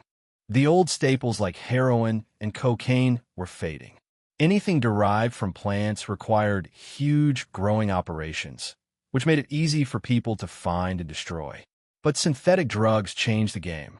Chemical compounds could be manufactured, hidden better, and made far more addictive. That made them far more dangerous. Chapter 392. The Punisher was already moving before dawn, a shadow among shadows, lying flat behind broken stone and rusted metal as he watched the Stanich family's warehouse through a high-powered scope. Left patrol, route has 3 men. Time from point A to point B is 5 minutes. Frank muttered under his breath, one gloved finger tracing notes in a small notebook. Frank Castle had once been a Marine Special Operations instructor. He had had a wife who smiled like sunlight and a daughter who trusted the world without hesitation.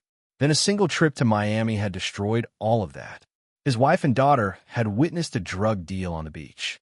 The deal had involved the Stanich family and a company Frank had only recently learned about, Redwater Security.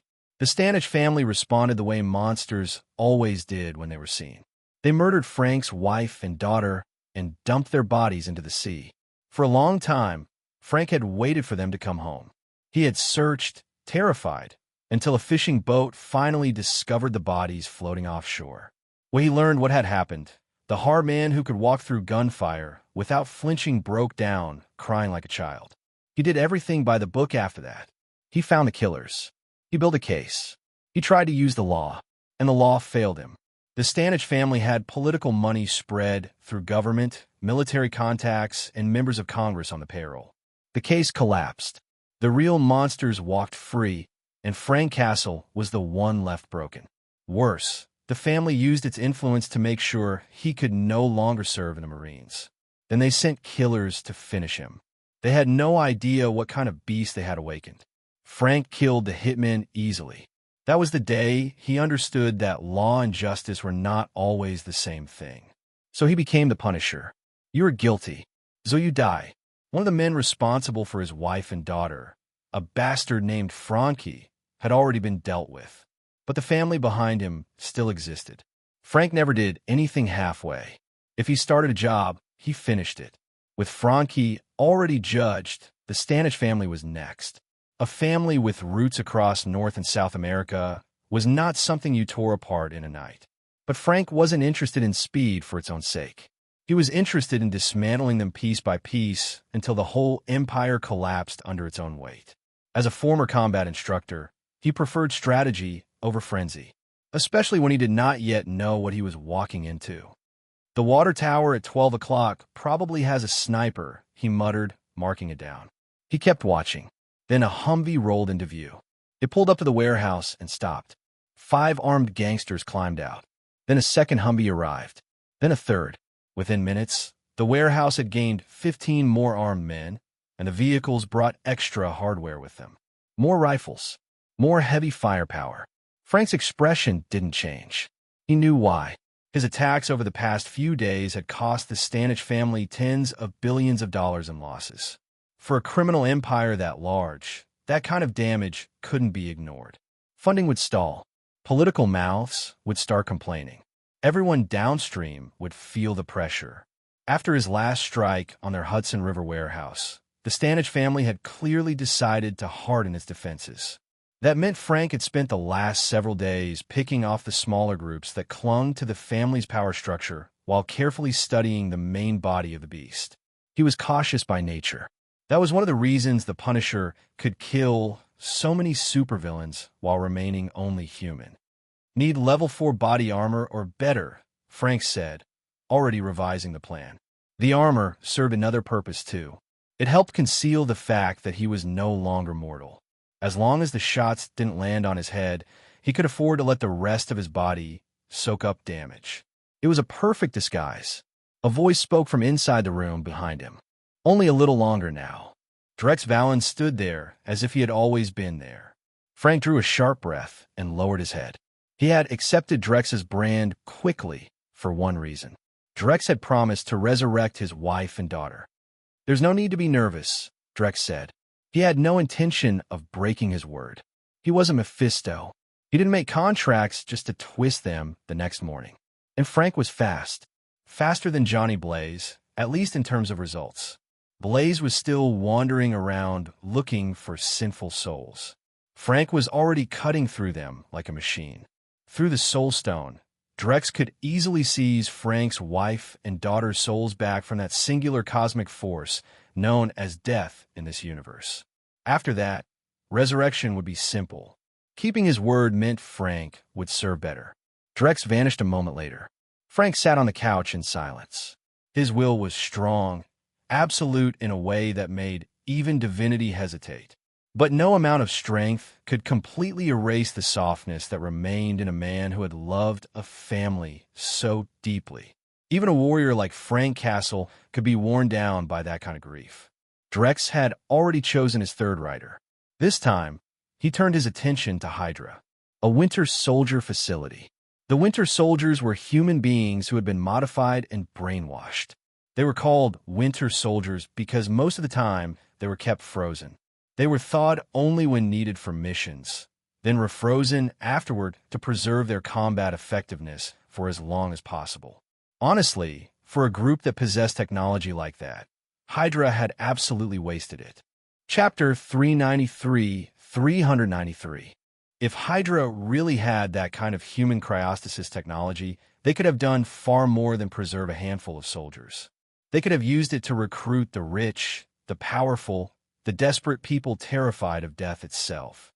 They could have built an empire out of fear and promises. Instead, they were using this perfect technology to keep a few soldiers combat ready. Idiots.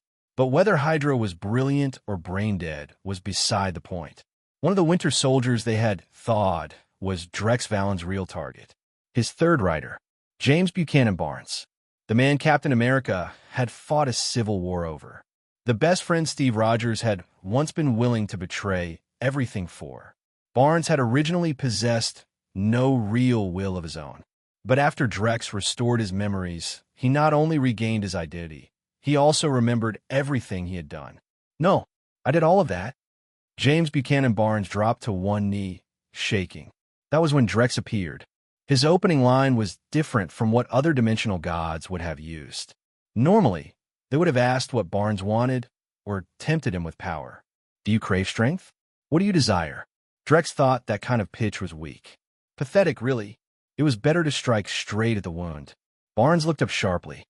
"Steve is still alive," Drex said, taking a seat as if this place belonged to him. Around them, every Hydra operative in the room seemed to freeze in place, trapped in a pocket of suspended time. That caught him. Steve. Barnes had now recovered all his memories. He knew exactly how much time had passed. 70 years. Rogers had to be an old man by now. Drex smiled. "Young, healthy, alive. He's been frozen too, just like you." At the mention of Captain America, Barnes changed instantly. The subject hit him like a live wire. Only then did he truly understand who was standing in front of him. Only then did he understand what this so-called atonement would cost. The souls of the sinful. Barnes was still thinking it through when Drex's expression changed. He frowned. Another dimensional breach had just opened. Incursions like this happened all the time. That was why Kamar Taj existed in the first place. Ancient One had likely wanted nothing more than to stop dealing with it, year after year, dimension after dimension, crisis after crisis. Drex, however, had temporarily taken over that job. Not because he cared, because whenever another dimension invaded, he could harvest the souls of whatever came through. And if the invading realm was something like hell, all the better. Those demons and devils were premium-grade fuel. After a brief consideration, Drex set the breach point in an American football stadium. A luminous screen opened before him. Barnes stared and saw the stadium on the other side. New York City Stadium. On the field where the game should have continued, a flash of green light dropped from the sky. Caught by the cameras, it arced beautifully through the air before crashing into the turf with a thunderous impact. The field exploded into a crater. Steam poured from the impact site, carrying with it a furious, animalistic roar. Then, before the eyes of thousands, and in a live camera close-up for the world to see, the thing climbed out. It was roughly 5 meters long. A monstrous creature with green scales, a serpent's head, a wolf's body, tiger claws, and a scorpion tail. As it hauled itself from the crater, freezing mist leaked off its body in waves. Once the full shape emerged, it lifted its serpent head and let out a deafening howl. An icy blast erupted from above it, spreading outward across the stadium like a storm front. The crowd screamed and scattered, but it was too late. The freezing air slammed into spectators on all sides. Their limbs stiffened, their movements slowed. Panic rippled through the tens of thousands packed into the stadium. And with them, the fear reached the millions watching the live broadcast. Of course, that number was only climbing. As the footage spread online, the television stations carrying the New York game were already being flooded with calls from competitors, analysts, and furious executives. Within minutes, anyone watching television or reading the headlines would know something terrible had happened. Mystery monster appears live during New York football match. Thousands affected. Lies in danger. D caught wind of it immediately. Nick Fury's skin itched as he watched the agency's 4K satellite feed. The creature was enormous, completely unknown, and utterly untraceable. It had appeared from nowhere. D had already checked the surrounding security footage. There was no sign of it entering the area. The stadium spectators had nowhere to run. The dimensional creature had unleashed a pressure, a killing intent, that crushed human courage in an instant. Then it started feeding. Barnes recognized the location instantly. This was New York. This was America. Innocents were being torn apart in front of him. His jaw clenched hard enough to hurt. He stared at Drex. Drex did not bother with contracts or dramatic formalities. He was stronger than Mephisto, a great deal stronger, and the black hole dimension was already beginning to connect itself to Earth. Every time Johnny Blaze or Frank Castle used its power, that connection deepened. Barnes' body ignited in black flames. He roared as the fire wrapped around him and remade him into a Ghost Rider. A motorcycle surged out of the flames beneath him. Barnes leapt into the air, landed on the bike, and plunged straight through the screen. A moment later, he arrived in the stadium. Nick Fury stared. D. Agents assigned to monitor Johnny Blaze. The reply came back fast. Blaze was already on the move, riding toward the location. Fury's headache only got worse. One Ghost Rider had already been enough trouble. Now there were two. Unless that creature was the darkness descending Blaze had talked about. The long-feared turning point. The kind of event people only whispered about before civilization broke. Barnes hit the field and immediately pulled a weapon from his arsenal. An NSV heavy machine gun, 7x108mm rounds. A brutal anti-air weapon, now further empowered by black hole dimension energy. He gripped it with one hand. Then he squeezed the trigger. Dum dum dum dum dum. The roar was like thunder cracking over the stadium. The ground trembled beneath the force of the fire, even as Barnes held the weapon effortlessly in one hand. Chapter 394. Even a monster born from another dimension was still flesh and blood at its core. The first bullet tore into it and burst the thing open in a spray of blood. Barnes kept advancing, the heavy machine gun braced in one hand, as if recoil had no meaning at all. The reinforced mechanical arm Drex had enhanced with black hole dimension energy didn't buckle, didn't shake, didn't give way the way a normal limb would have. No Spider-Man-style catch. No Lucky deflection. Just relentless pressure. By the time Barnes had shredded the first creature apart, Drex had already claimed its soul. Impressive, Drex murmured. He clicked his tongue in satisfaction. And that was only the beginning. The innocent people the monster had killed were taken as well, their souls swept into the black hole dimension. Drex had already locked heaven, hell, and even death itself out of the soul collection process with the Soul Stone. From now on, every soul had only one place to go, his dimension, and the black hole dimension was hungry for all of it. D. Into the disaster zone too, and he filled them in on what was happening. This was the spearhead of a dimensional invasion. With the gods having abandoned Earth, the monsters that had long been kept out were finally forcing their way in. Barnes thought the worst of it was over. It wasn't. A second monster appeared, then a third. Barnes was caught off guard and sent flying. Fortunately, He was a Ghost Rider now. If not for that immortality, he would have been done for right there. A moment of carelessness would have been fatal. The National Guard and the Army had already been deployed. To handle alone, so Fury had called the military in. The ground trembled. Inside nearby buildings, dishes and glassware rattled violently against counters and shelves, clinking and knocking in a sharp, panicked chorus. The shaking lasted about 5 seconds before it finally faded. "Sir, take a look at this." One of the officers wheeled out a computer monitor. On it was a data simulation model, mapping the football stadium against the sky above it. A young blonde analyst pointed at the screen with his mouse. "This is the epicenter, this is the stadium, and this is the radius of the tremors. Our perimeter is sitting directly beneath the vertical shockwave path." A diagonal line appeared on the model, starting from the zone above the current perimeter. Its edge was marked at a 49-degree angle. The line extended far beyond the area they had already cordoned off. The model made it obvious. They had not prepared nearly enough. Rumble. The quakes became more frequent, shortening to once every 10 or so minutes. In truth, they did not even need to force an evacuation. New Yorkers were not stupid. When danger kept showing up in one place, most people knew better than to stand there and wait for it to reach them. Plenty of smart ones had already started driving away from the city center, some even heading straight out of New York altogether.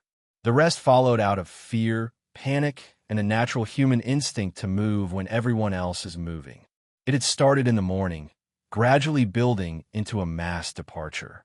Traffic was starting to choke the outer roads, but at least inside the newly expanded perimeter, there were fewer civilians left to clear out. It saved a great deal of evacuation work. On the roof of a 30-story building near the football stadium, a military squad had taken position. 2 snipers, 1 spotter, several other soldiers armed with rocket launchers and automatic weapons. Roughly 20 men in total. Through the stadium, they could see the swarm of creatures inside, as well as the flaming skull fighting them. Every soldier on the roof was tense. Damn it all, nobody had signed up for monster hunting. This was supposed to be real life, not a popcorn movie. Rumble. Another minor tremor hit. The soldiers tensed, but by now the quakes were happening so often that they were no longer panicking like they had at the start. Then came the roar. The vibration followed immediately after. This time the sound was clearer. Drex could even faintly see the world wall. It was a shifting barrier of multicolored matter, impossibly thick, dense beyond anything words could properly describe. One fiery red fragment stood out inside it, already pressing against the edge of the boundary. Every time Barnes killed one of the monsters, violent shock waves exploded from within. And every time that happened, the horrifying roar came again. Each cry felt close enough to be in their faces, packed with something deeper than rage. There was bitterness in it, triumph, grief, joy, a mess of emotions tangled together in one monstrous voice. Boom! A brutal impact burst in the sky, detonating in empty space. Both visible and invisible shockwaves spread outward from that point. Rumble. This one hit harder than anything before it. People on the ground staggered. Many lost their balance entirely. Glass curtain walls on several buildings shattered under the force of the blast. Car alarms went off across the streets below, a rising metallic chorus of panic. Command center, we're taking impact. Several helicopters circling overhead were struck by the shockwave and began spinning wildly through the air. The pilots fought the controls with everything they had, but inertia was winning. No one paid them much attention. The sky above New York had turned red. An eerie mirror-like crack appeared in the air, widening by tiny increments, as if reality itself had split and was now trying to keep the fracture from tearing open completely. Then it failed. In the blink of an eye, it was like a dam wall giving way under floodwater. A torrent of molten, lava-like substance burst out of the unknown space beyond. The sky looked like it had caught fire. Temperatures across the city surged violently upward. The lava-like material vaporized the buildings directly beneath it, along with everything else in its path. Then, just as suddenly, The temperature dropped slightly, though the air remained brutally hot and visibly warped by the heat. Wherever it spread, even steel melted into liquid metal within a few breaths. Much of the fire remained suspended in the sky, gathering together in a writhing mass. A savage roar thundered out, shaking the air. The sound battered the ears of the troops on the ground and the civilians still trapped nearby. In several places, fires broke out spontaneously.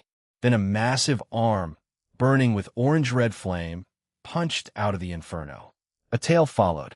The fire mass abruptly shredded and vanished, revealing what had been hiding inside. A monstrous body emerged. It had bat-like wings made of flame and magma for legs, 2 arms, and a head shaped like a horned beast. One hand held a long burning whip. The other ended in a set of vicious claws. A tail long enough to dwarf its body lashed behind it.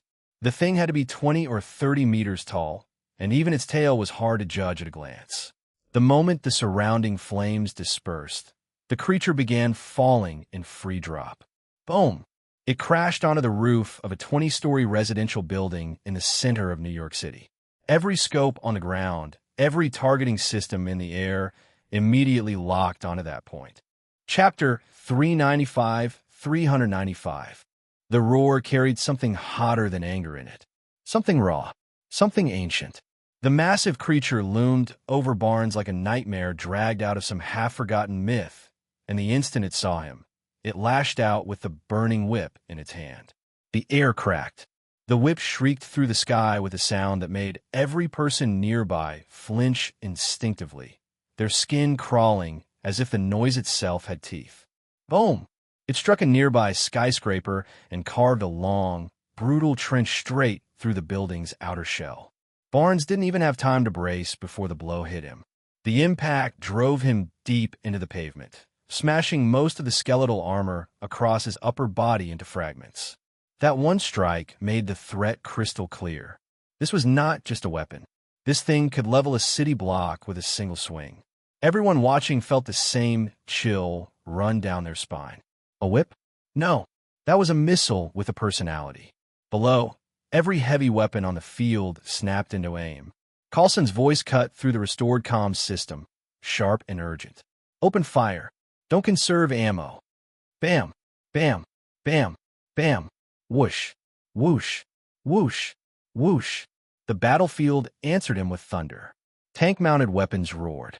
Missiles screamed out from the ground, from rooftops, from the air itself, converging on the fire creature from every direction. The moment its whip began retracting, before it could bring the weapon around for a second swing, the first wave of armor-piercing shells and high-explosive rounds reached it. Boom! Boom! Boom! Boom!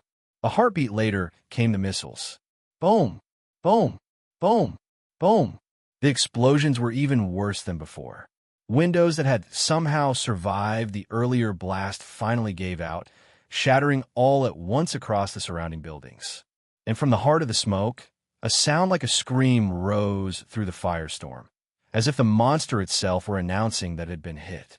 A middle-aged army officer near Coulson sounded tense enough to crack. Coulson never looked away from the target. "Yeah," he said flatly. "No one does." As if to answer him, the smoke had barely begun to clear before the creature roared again. The sound slammed into the soldiers below like a physical force. Several of them clamped their hands over their ears and staggered. Then the whip came again. It tore through the sound barrier with a vicious shriek and slammed toward the ground. People who later described the moment swore the weapon had stretched hundreds of meters in an instant, far longer than it had any right to be. Vehicles were thrown into the air. Some exploded before they even landed. The troops manning a rotating machine gun on top of an armored vehicle never had a chance to react. One instant they were firing. The next, the whip appeared out of nowhere. Too late. Crack! The armored vehicle folded like aluminum foil. A soldier screamed as the blast of superheated air hit him like a flash fire. His entire body ignited. Around him, soldiers and police officers were suffering the same fate in waves. Dozens were caught in the whip's wake, burning as if the air itself had turned to gasoline. "Put it out. extinguishers, dry ice foam, and cold water sprayed over the burning men. For some, the flames vanished, and yet they still screamed. They rolled on the ground, clawing at themselves, bodies convulsing in agony, while the people trying to help stood helplessly over them, confused and horrified.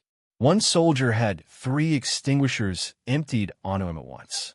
The visible fire was gone. He was still burning, not with flames, with something worse. His body jerked and twisted on the pavement while he howled in pain, and anyone who tried to hold him down ended up with their hands burned raw the instant they touched him. Ice, water, foam, none of it mattered.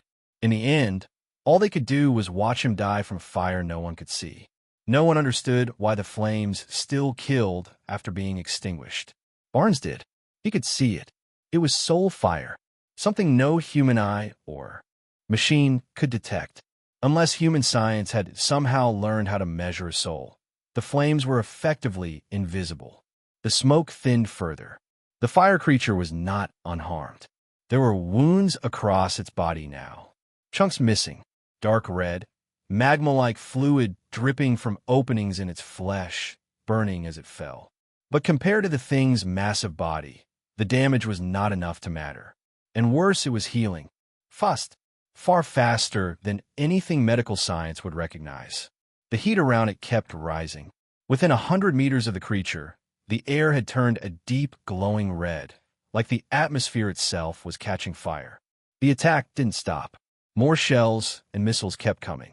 This time, though, the larger explosive rounds were detonating in midair before they ever reached the target. Only the smaller, purely kinetic ammunition was making direct contact. The resulting fireballs and heat streams rolled together into a horrifying wave that surged across the monster's body. Then the aircraft joined in, 7 by 108 mm machine guns hammering the target with vicious anti-air firepower. Ordinarily, those guns were meant for aircraft and light armor targets. Against this thing, they actually worked. The rounds punched through. The monster roared in pain and retaliated. Now everyone could clearly see it. The whip in its hand could stretch. It moved with terrifying precision, fast enough to track a Black Hawk, fast enough to catch an Apache trying to split away. 2 Black Hawks were simply erased from the sky. The explosion was deafening. Soldiers without noise-canceling gear dropped to their knees and clutched their heads, groaning in agony. The shockwave from the blast shattered their eardrums at close range. Barnes was already on his feet again. He had hoisted an 88 mm cannon out of the weapon cache, the kind of gun that made everything else look polite. One shot from that thing. That was all it took. The shell slammed into the massive fire demon and sent it flying. The smaller artillery and bullets had only made it twitch. This time, the beast was launched clean off its feet. A streak of fire cut across the sky. A gold and red armored suit descended from above, glowing in the sunlight like a flying billboard. Coulson sagged in relief. For half a second, it looked like Stark was going to land with all the style he loved so much, music blaring and ego intact. Then the fire demon lashed out from where it had been thrown. The whip snapped through the air like a gunshot. Tony Stark had no time to dodge. The strike hit his armor head-on. The high-strength titanium alloy designed for satellites and impact resistance split open like butter under a hot knife. Stark was thrown backward hard, smashing through the outer wall of a building and disappearing into the wreckage without a sound. Coulson stared at the impact site, stunned. He was genuinely baffled. Tony Stark had arrived with a dramatic entrance, taken one hit, and vanished in under a minute. That was the legendary Iron Man? D had to spare people to rescue him, because if something happened to Stark, it would ripple straight back into their own interests. D held stock in Stark Industries. A lot of their budget leaned on that relationship. Barnes shot a glance toward the crater where Stark had gone down, then turned back to the demon. The enemy was strong, extremely strong. It had survived an 88 mm shell and was still standing. But the wound in its stomach told the truth. The blast had torn open a massive gash, and molten red fluid was pouring out of it in thick, burning streams. That only made the creature angrier. No, angrier wasn't enough. It was reaching real fury now. Read up to 100 chapters ahead and access exclusive novels by joining my Patreon. Chapter 396. That was one enormous bastard. Drex Valen rested his cheek against his hand, watching the fire demon's soul churn inside the black hole dimension like it was trying to tear its way free. The thing was so juicy the dimension itself seemed to stir, hungry enough to swallow it whole. Not that he needed to force the issue. He did not have to absorb souls only while standing in the outside world. If he really wanted to, he could drag Earth straight into the black hole dimension and go to war with the Vashani and their little celestial fan club. Then all those billions of souls would belong to him. But that would be a waste of time. What? Because he was already a dimension lord, already a god of destruction and ruin, he was supposed to keep obsessing over the souls of one planet in one universe. That was not how a real dimension lord operated. A being like Mephisto roamed across multiple universes, opening branches, expanding business. That was the correct way to live as a dimensional overlord. Of course, some dimension lord preferred a more direct approach and went to war with other dimensions just to harvest souls. The only reason Drex was still paying attention to this film universe and had not gone looking for a different one was simple. He was waiting for Heaven's reaction. Those winged freaks were probably going to notice soon enough that no souls were arriving in their dimension. Once that happened, they would descend to Earth and investigate. By then, the Ghost Riders Drex had created would not show them any mercy. Angel souls were as valuable as this fire demon's, maybe even more so. Both were rare tonics, and if he managed to follow the trail all the way to Heaven's location, Drex would not hesitate for even a second. He would ram the black hole dimension straight into it and start a war on the spot. He knew Marvel's setup. The Jehovah of the Heaven dimension had vanished without a trace, and in most single-universe settings, Heaven had no master at all. Even if it did, Drex could handle it. Just then, Johnny Blaze arrived on the scene too. The two Ghost Riders locked eyes. Johnny's gaze flicked to Barnes's mechanical arm. Why the hell did that guy have such a cool piece of hardware? Drex had kindly modified Barnes's arm into an adamantium shell with a vibranium core. Not even Thanos would be able to chop through it. Well, the movie universe Thanos, anyway. Yeah, Nick Fury muttered. He stared at the pair of flaming skulls glaring at each other, then at the giant fire demon and the swarm of monsters around it. For the first time in a long while, he had the strange, ugly feeling that he no longer understood the world he lived in. Aliens had already come out of the woodwork. Humanity had spent decades worshipping science, and now the universe was apparently telling him it had all been theology the entire time. The fire demon roared and whipped its flaming chain toward them. This time, Barnes finally managed to catch the chain with his mechanical arm. Johnny Blaze, who had only just arrived, drew his heavy pistol. Bang! Bang! Bang! The gun had been boosted by Hellfire, and its power was monstrous. Bloody holes burst open across the demon's body. But the thing abandoned its chain without hesitation, charged forward, and kicked Johnny Blaze clean off his feet. Barnes dropped the chain too and went in with his mechanical arm, trading blows with the demon head-on. With Hellfire reinforcing it, that arm could probably go toe-to-toe with an enraged Hulk. And Ghost Riders themselves possessed super strength, the kind that started at 100 tons and only got uglier from there. Then, suddenly, a streak of fire dropped vertically from the sky at terrifying speed. A few seconds later, everyone outside the perimeter felt the ground shake with a deep thunderous rumble, like a brief earthquake had ripped through the earth. Then, in the center of the cordon, a massive cloud of smoke and dust surged upward. Chunks of dirt, stone, and broken concrete exploded outward from the impact point, most of them landing within a 100-meter radius and never even reaching the first line of the perimeter. The strike had come from high altitude. Air Force had entered the chat, and from a position invisible to anyone on the ground, they had delivered a brutal airstrike. The giant fire demon was blown to pieces, half its body erased in an instant. The dense swarm of monsters was reduced to fragments the moment the blast hit, scattered into the sky like torn scraps. All that remained was a crater 10 meters deep. Drex received the fire demon's soul. As for the other dimension, it had either given up or decided to back off. No new monsters came through after that. Barnes, frowning, dug himself out of the collapsed concrete ruins. With hellfire burning around him, the concrete melted apart with almost insulting ease. By then, Coulson and his team had already moved in, one group handling cleanup while the other tried to make contact with the newly appeared Ghost Rider. Barnes did not bother with them. He simply got on his motorcycle and rode off. Coulson and the others did not dare stop him by force. All they could do was memorize every feature they could catch before he disappeared. Fury was a little disappointed that he had failed to make contact with this new Ghost Rider, but there were more important matters. He asked. That was the real question. The genius's life or death mattered far more than the rest of the mess. Not good, Coulson said, clearly excited despite himself. Tony Stark is being rushed to emergency surgery right now. His armor split clean in half, and whatever was in his chest seems to have gone out. D had even gone straight to the future Sorcerer Supreme, Stephen Strange, and brought him in. After all, he was the most authoritative surgical specialist available at the moment.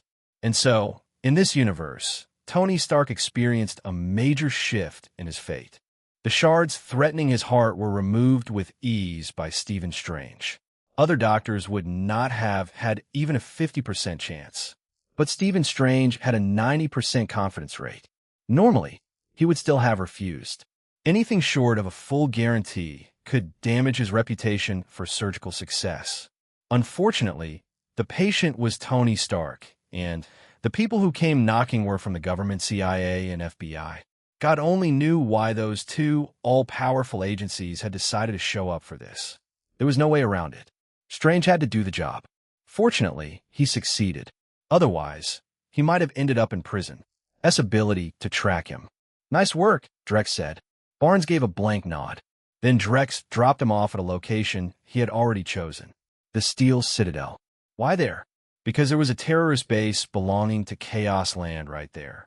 Chaos Land had originally been a mid-sized nation wedged between several major powers because of its geography. Then, at some point, Russia had lost its mind and invaded the country. That was how Chaos Land was born, a battlefield state shaped by endless war. There was no single unified government left. The roads, however, connected everywhere. That made the place a perfect breeding ground for all kinds of underground factions. It was basically a criminal city-state wearing a national flag. There was no evil that could not appear openly in a place like that. Chapter 397. The Steel Citadel sat near Chaos Land, and everyone who mattered already knew what kind of money could be made off that road. Over the past decade and more, every major faction, minor power, and greedy opportunist had tried to get a piece of it. Some wanted influence. Some wanted profit. Some just wanted to feed their own rotten appetites. The result was predictable. Chaos Land became even more chaotic. Countless ruthless organizations had been born there, and even Russia was sometimes dragged into the mess, suffering attacks that left innocent people dead and wounded in the crossfire. For a major city on the edge of Chaos Land, like the Steel Citadel, infiltration was hardly surprising. What Drex Valen had discovered, though, was that the group hiding here was one of the most infamous splinter factions among Chaos Land's terrorist forces. They were not just a headache for Russia. They were a constant thorn in Drex's own homeland as well. And yet, the organization flourished in Chaos Land like a shark in bloody water, feeding off its modified brainwashing techniques to recruit new members and swell its ranks. Terrorists. Drex had thrown Barnes into this place for exactly that reason. He wanted him to tear through the lot of them. An immortal Ghost Rider was more than enough to clean house here. After days of surveillance, the authorities monitoring the terrorists realized they had likely been detected. The group was preparing to withdraw from the Steel Citadel and return to Chaos Land. Sir, our target has left the Steel Citadel. Damn it, I've had them under watch for months. Inside the Steel Citadel, the security personnel stationed there let out frustrated sighs after reporting the situation. These bastards are rotten to the core. They use religion as an excuse for every crime under the sun. Smuggling, drugs, human trafficking, organs, slave trading, they've got their hands in all of it. I still don't understand what the higher-ups are thinking. One of the officers grumbled, then habitually began receiving fresh intelligence from their assets inside Chaos Land again. If they missed this chance, it would take a long time to rebuild their network and verify everything all over again. That meant more money, more manpower, more logistics. And somehow, the people above them always acted like they had endless resources to burn. Chaos Land was 80% steep mountains, and scattered through every mountain range were local tribes whose social systems had changed little in thousands of years. Some of them were laid back and drifted with the current. Others were heavily armed, large enough to function like warlords, obeying orders only when they felt like it. Into this land came countless criminal groups carrying weapons and money. They bribed tribal elites, formed alliances, and used those people's protection and support to establish themselves here without resistance. Then they got to work in all the illegal trades they could sink their teeth into. Tarika was one of the biggest of those entrenched criminal organizations, and Drex had taken notice of it. Their base was hidden in the mountains near the Russian border, and their soldiers were trained in facilities spread across the globe before being sent here. That was why their troops were far more elite than the bandits and militia groups around them. Even a local government would not dare provoke them. It could only barricade itself inside a few cities and pretend it still ruled the country. If Tarika's people showed up in person, the officials would step aside without a word, swallowing their pride and their authority at the same time. There was nothing they could do about it. The terrorist organization had money. It had manpower. It had long since established ties with American arms dealers and smuggled in mountains of advanced weaponry. Intelligence, giving it a terrifying information network. It could infiltrate the local government so thoroughly that any move made on one side might be answered by a strike on the other before it even had time to take shape. There had even been multiple cases where expensive weapons bought by the local government arrived one day and were seized by Tarika the next, as if the organization were moonlighting as a logistics department for itself. Against that kind of power, the local government simply could not afford to fight. Back puppet regime and taking control for itself. That day, inside Tarika's main base, a mountain fortress built from the remains of an old village, the organization's leader was speaking on a video call. He looked refined and scholarly, with fair skin, a tall and slender build, and a gentle, bookish face. Dressed in a local traditional white robe, he conversed with ease in a fluent foreign language, completely at home in the role. A moment later, the man on the other end of the call offered a final warning and ended the connection. The leader gave a faint smile, stroked his goatee, and turned his sharp eyes toward the large map hanging at the front of the secret chamber. He studied the surrounding terrain for a moment. Then he picked up a phone and issued an order. Central Asia region contacted me personally. A rough male voice answered at once from the other end. They're taking a cut every year, and back then they promised they'd make things easy for us when we moved against the North. The leader gave a cold laugh. What else? He tilted his head slightly, the smile never leaving his face. It was always a matter of each side getting what it wanted. Tell your people to get ready. We spent years building this place. Yes, leader. At that, the leader's expression warmed with visible excitement. He opened a parchment map. On that old-fashioned, carefully designed sheet was a new country stretching across 3 continents. Its territory was even larger than Russia's current landmass. If it truly came into existence, it would become the largest country in the world by area. The leader stared at the map, his entire body trembling as though he could already see his life's goal advancing toward him one step at a time. Chapter 398. The commotion outside snapped the Tarika leader out of his fantasy. His brow furrowed. He thought he had heard explosions. Gunfire too. But how was that possible? With Tarika's armed force in Chaos Land, who was insane enough to come after them? A panicked subordinate burst into the room. Leader, something's wrong.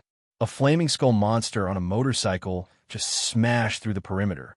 Back in a world before alien invasions and public miracles had made the supernatural common knowledge, Barnes's appearance was enough to terrify these men.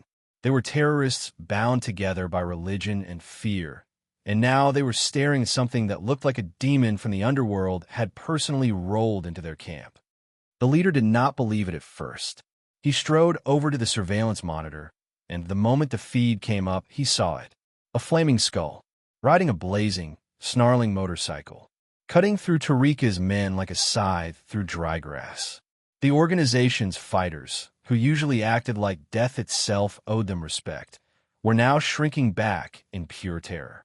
Their courage evaporated on the spot. They were convinced this thing was some devil come to drag their souls straight to hell. Tarika's propaganda always told them that if they died for the cause, they would go on to paradise and live in comfort. But dying at the hands of a demon was a different story entirely. Damn it, the leader muttered, swallowing hard. Even he could not help it. For years, he had told himself religion was just a tool for manipulating people. Now, for the first time, doubt began to creep in. Were gods and demons real after all? Most of the forces Tarika had spread around the perimeter were tribal militia cannon fodder. But hidden among them were also a few properly trained mortar and sniper units. The sniper team was led by a one-eyed man who had only just returned from the Steel Citadel in the Northern Bear Country. "Stay sharp," he barked. "That thing out there is a demonic incarnation. It's not normal." Still, he forced himself to focus. This was no time for disbelief. Judging by the way the enemy was moving, they would not stop until everyone here was dead. The only option was to kill him first. At the leader's order, mortars opened fire with shrieking whistles. A few seconds later, Barnes's position disappeared beneath a storm of fire and explosions. Tarika's fighters quickly recovered their nerve and started shooting back. Barnes ignored all of it.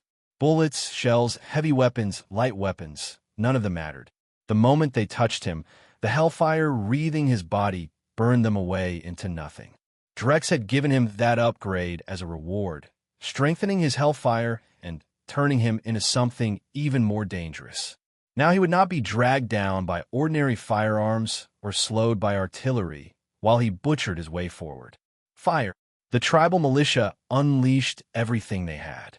Light machine guns, heavy machine guns, all of them opened up at once. The one-eyed sniper leader even personally shouldered his rifle and pulled the trigger. Barnes became a blur. He leapt over the line of fire, landed beside a gun emplacement halfway up the mountain, and brought one boot down. The bunker collapsed instantly, crumbling into rubble. The machine gun inside went silent. Barnes did not even pause. He sprang away and redirected himself toward another firing position. The snipers tried desperately to track his movement. What they found instead was a nightmare. The faster Barnes moved, the faster he seemed to become. At that speed, hitting him was impossible. The tribal militia had never received proper military training. Their quality was uneven, and their morale was the first thing to break. They watched Barnes close the distance while smashing bunker after bunker apart, and there will collapse completely. Weapons were thrown aside. Armor was abandoned. Men scattered in every direction, fleeing in disgrace. Several tribal nobles screamed themselves hoarse, furious, but there was nothing they could do. One of them, apparently the son of a tribal chief, grabbed a handgun and shot several deserters dead on the spot, screaming at his slaves to turn around and fight. Then a blur appeared beside him, taking the shortest possible path to get there. Barnes's hand flashed out and slapped away the noble's two bodyguards. The noble shouted in his local dialect and raised his pistol. He squeezed the trigger. Barnes did not even look at the bullet. He flicked a finger. The noble's head exploded in a red mist, and the force of the strike flung the headless body backward into the mortar position. The gunners there had barely enough time to panic before Barnes appeared above them. The Ghost Rider, engulfed in roaring hellfire, dropped directly into the center of the mortar team. Boom! The entire position erupted. The gunners were blasted skyward. The mortars themselves shattered into loose parts, scattered across the ground. The one-eyed sniper leader sucked in a sharp breath. Barnes was tearing through the battlefield like a one-man apocalypse. Cold sweat rolled down the man's back as he grabbed an anti-tank sniper rifle and forced himself to aim at the shape, just landing in the distance. Bang! He fired. The instant Barnes felt the attack, he locked onto the shooter's location. He snatched up a mortar tube, gripped it like a javelin, and hurled it with brutal force. The one-eyed man had just pulled the rifle down and was preparing to run when his vision flashed white. The mortar tube slammed into his chest. His entire body was launched backward, tumbling down the mountain slope from the sniper nest to the foot of the hill. The other snipers froze. They had not even seen what happened. They only knew one thing for certain. This invader was terrifying, far beyond anything they could stop. They abandoned their weapons and fled in panic toward the rear. Along the way, the team spotted more than 10 tan armored vehicles rushing in to reinforce the battle. For a brief moment, some of the snipers thought the arrival of actual war machines might finally be enough to slow that monster down. Then a deafening crash rang out right next to them. The sound hit so hard they all dropped flat to the ground, too terrified to move. When they finally dared to look up, one of the armored vehicles had been driven vertically into a cliff face. Its front end was gone. The exposed body of the vehicle had a massive crater punched into it, and cracks spiderwebbed outward from the impact site. Blood was leaking steadily from those cracks.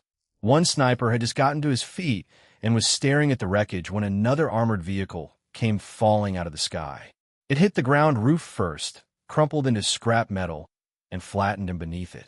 The remaining snipers stared in horror for a split second, then started screaming and running again.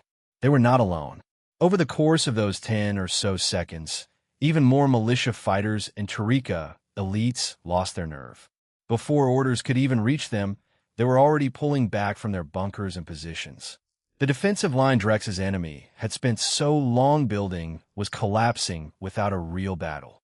Under the rolling smoke and choking dust, the entrance to the valley, defended by more than 1,000 Tarika fighters, had fallen to one man in less than a minute. And Barnes was still moving. Chapter 399. Holy hell, that one-man combat output is insane. Look at that. That thing is ridiculous. The enemy's just too weak. He's barely meeting any real resistance. This is easier than war. Enough chatter. We're going live to the Pentagon in a moment. The lead observer coughed once and cut through the noise. The operators snapped upright at once, all of them suddenly looking as though they were deeply, professionally focused on their remote reconnaissance feeds. By now, the Tarika leader was getting more and more frantic.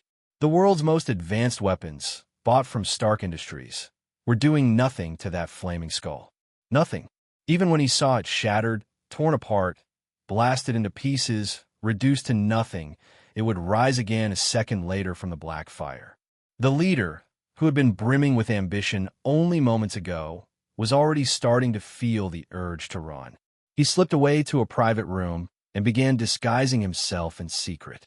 Meanwhile, inside Tarika's command center, they had installed a decoy. A puppet wearing his face was sent out to shout that they would fight those demonic heretics to the death. Barnes pushed into a military camp and immediately ran into another wave of armed men. He did not change expression. He just killed his way forward. This time, the men coming at him were Tarika elites.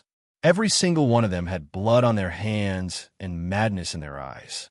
Before deployment, each had been injected with drugs at the leader's order, keeping them in a state of artificial frenzy.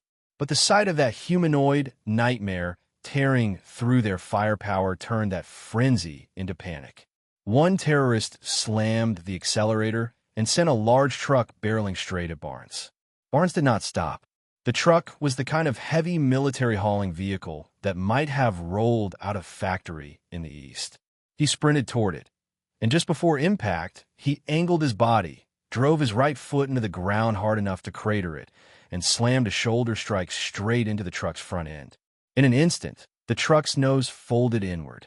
The entire vehicle flipped, rolled onto its side with a thunderous crash, and slid more than 30 meters, crushing God only knew how many unlucky men under its wheels.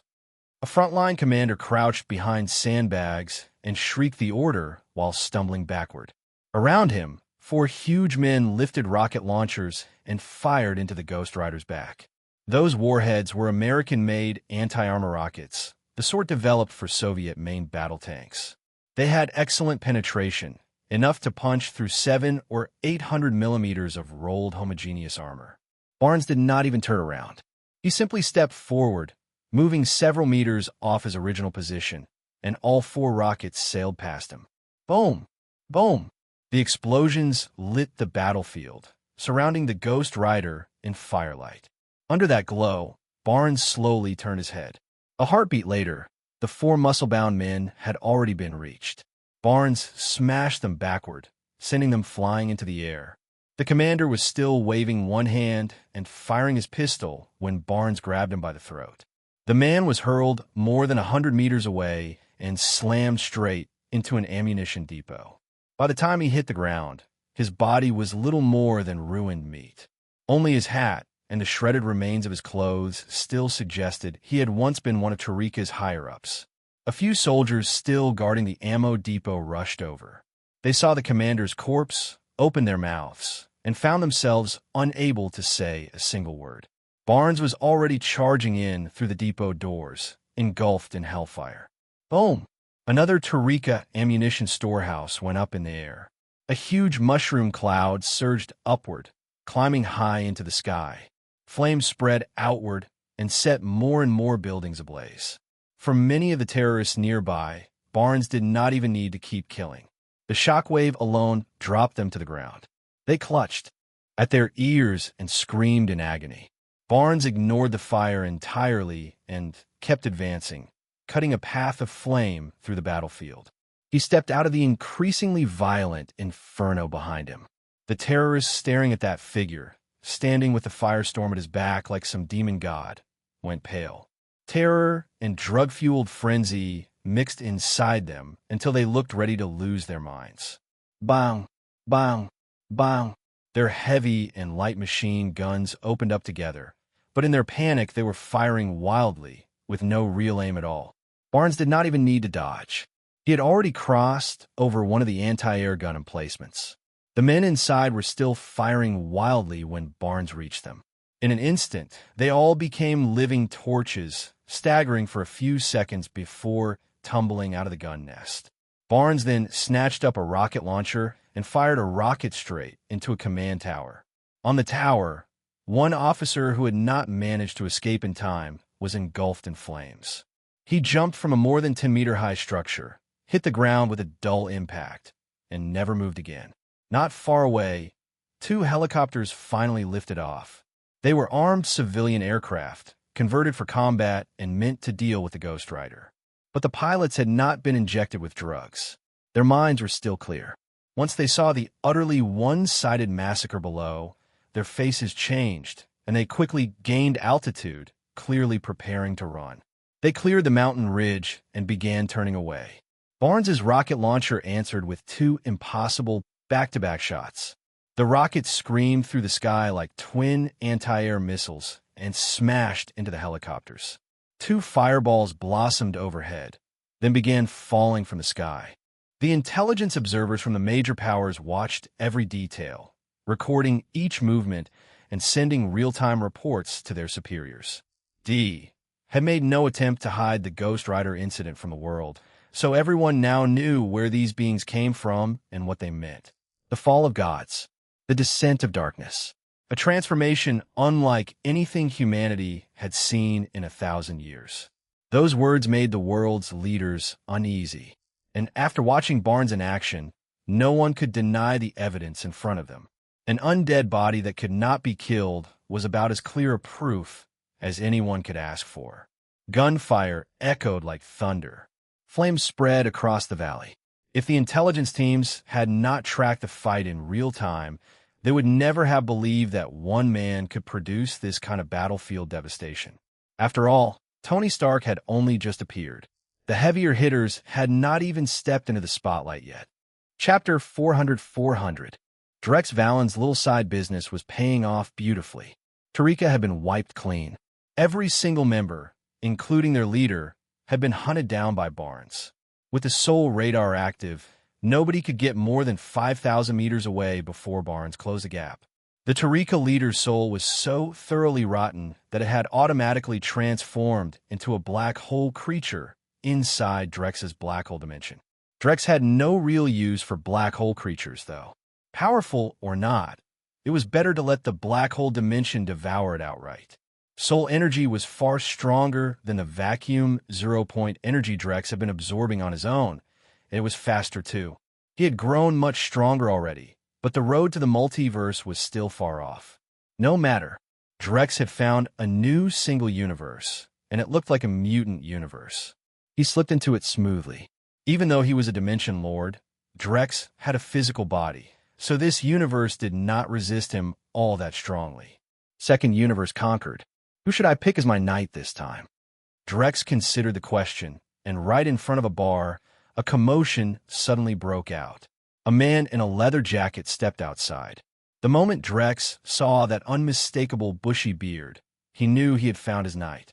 When Logan lit a cigar and got into his car, he realized someone had already taken the passenger seat. "Get the hell out of my car," Logan snapped. Drex did not even look bothered. Such a miserable wolf. Logan froze. He had been about to throw a punch, but those words stopped him cold. The wandering loner could not help asking. He had spent so long searching for his own history, trying to learn whether he had family, trying to figure out who he had been before everything went dark. Drex's expression stayed calm. He had expanded the contract business too. With a casual motion, he produced a sheet of parchment. Logan frowned at the incomprehensible writing on the page and immediately sensed something was off. "No," Drex said it with complete righteousness. "Devil?" He had no idea what Logan was talking about. Logan reached out to tear the parchment in half. The moment his fingers touched it, pain shot through him and a drop of blood fell onto the contract. "That's enough." Drex put the contract away. Logan had been getting impatient, but once Drex began explaining his history, the restless fury in him gave way to focus. He listened, completely absorbed. To make sure he was being perfectly fair, Drex even showed Logan the whole thing as a film reel, practically screening him his own prequel. After watching his story unfold, Logan fell silent. He lit another cigar. Drex smiled, then vanished. Logan knew exactly what he needed to do now. He needed to hunt the wicked. Time was forever. His target was the Reyes Group in Texas, where he was currently staying. The Reyes Group smuggled hallucinogens through the area. Their drugs came up from Mexico and Colombia and were funneled into the United States through their routes. A lot of the group's members were mutants. Ruthless, cruel, and depraved. Anyone who crossed them ended up losing everything. The only way to stay alive was to leave Texas entirely. The FBI had planned several operations against Reyes before. Every single one had ended in heavy losses and no results. A brand new Dodge Ram drove along the interstate with the volume blasted all the way up, Metallica's Fade to Black, roaring from the speakers. Life, it seems, will fade away, drifting further every day. In the passenger seat sat a bald Latino youth with a thick beard. He had a little girl clutched in one hand. His body was covered in bite marks and claw scratches, blood running down his skin. Clearly, taking her had not been easy. "Fuck, Benny, I really don't get why we're hauling this kid back to El Paso. We still have 5 kilos in the trunk." "You don't get it, Marlon. Have you ever seen a kid this age with that kind of strength? She's a mutant, brother. We hand her over to Bolton, then flip her in Juarez, and we make at least 800 grand. 800 grand. You get me?"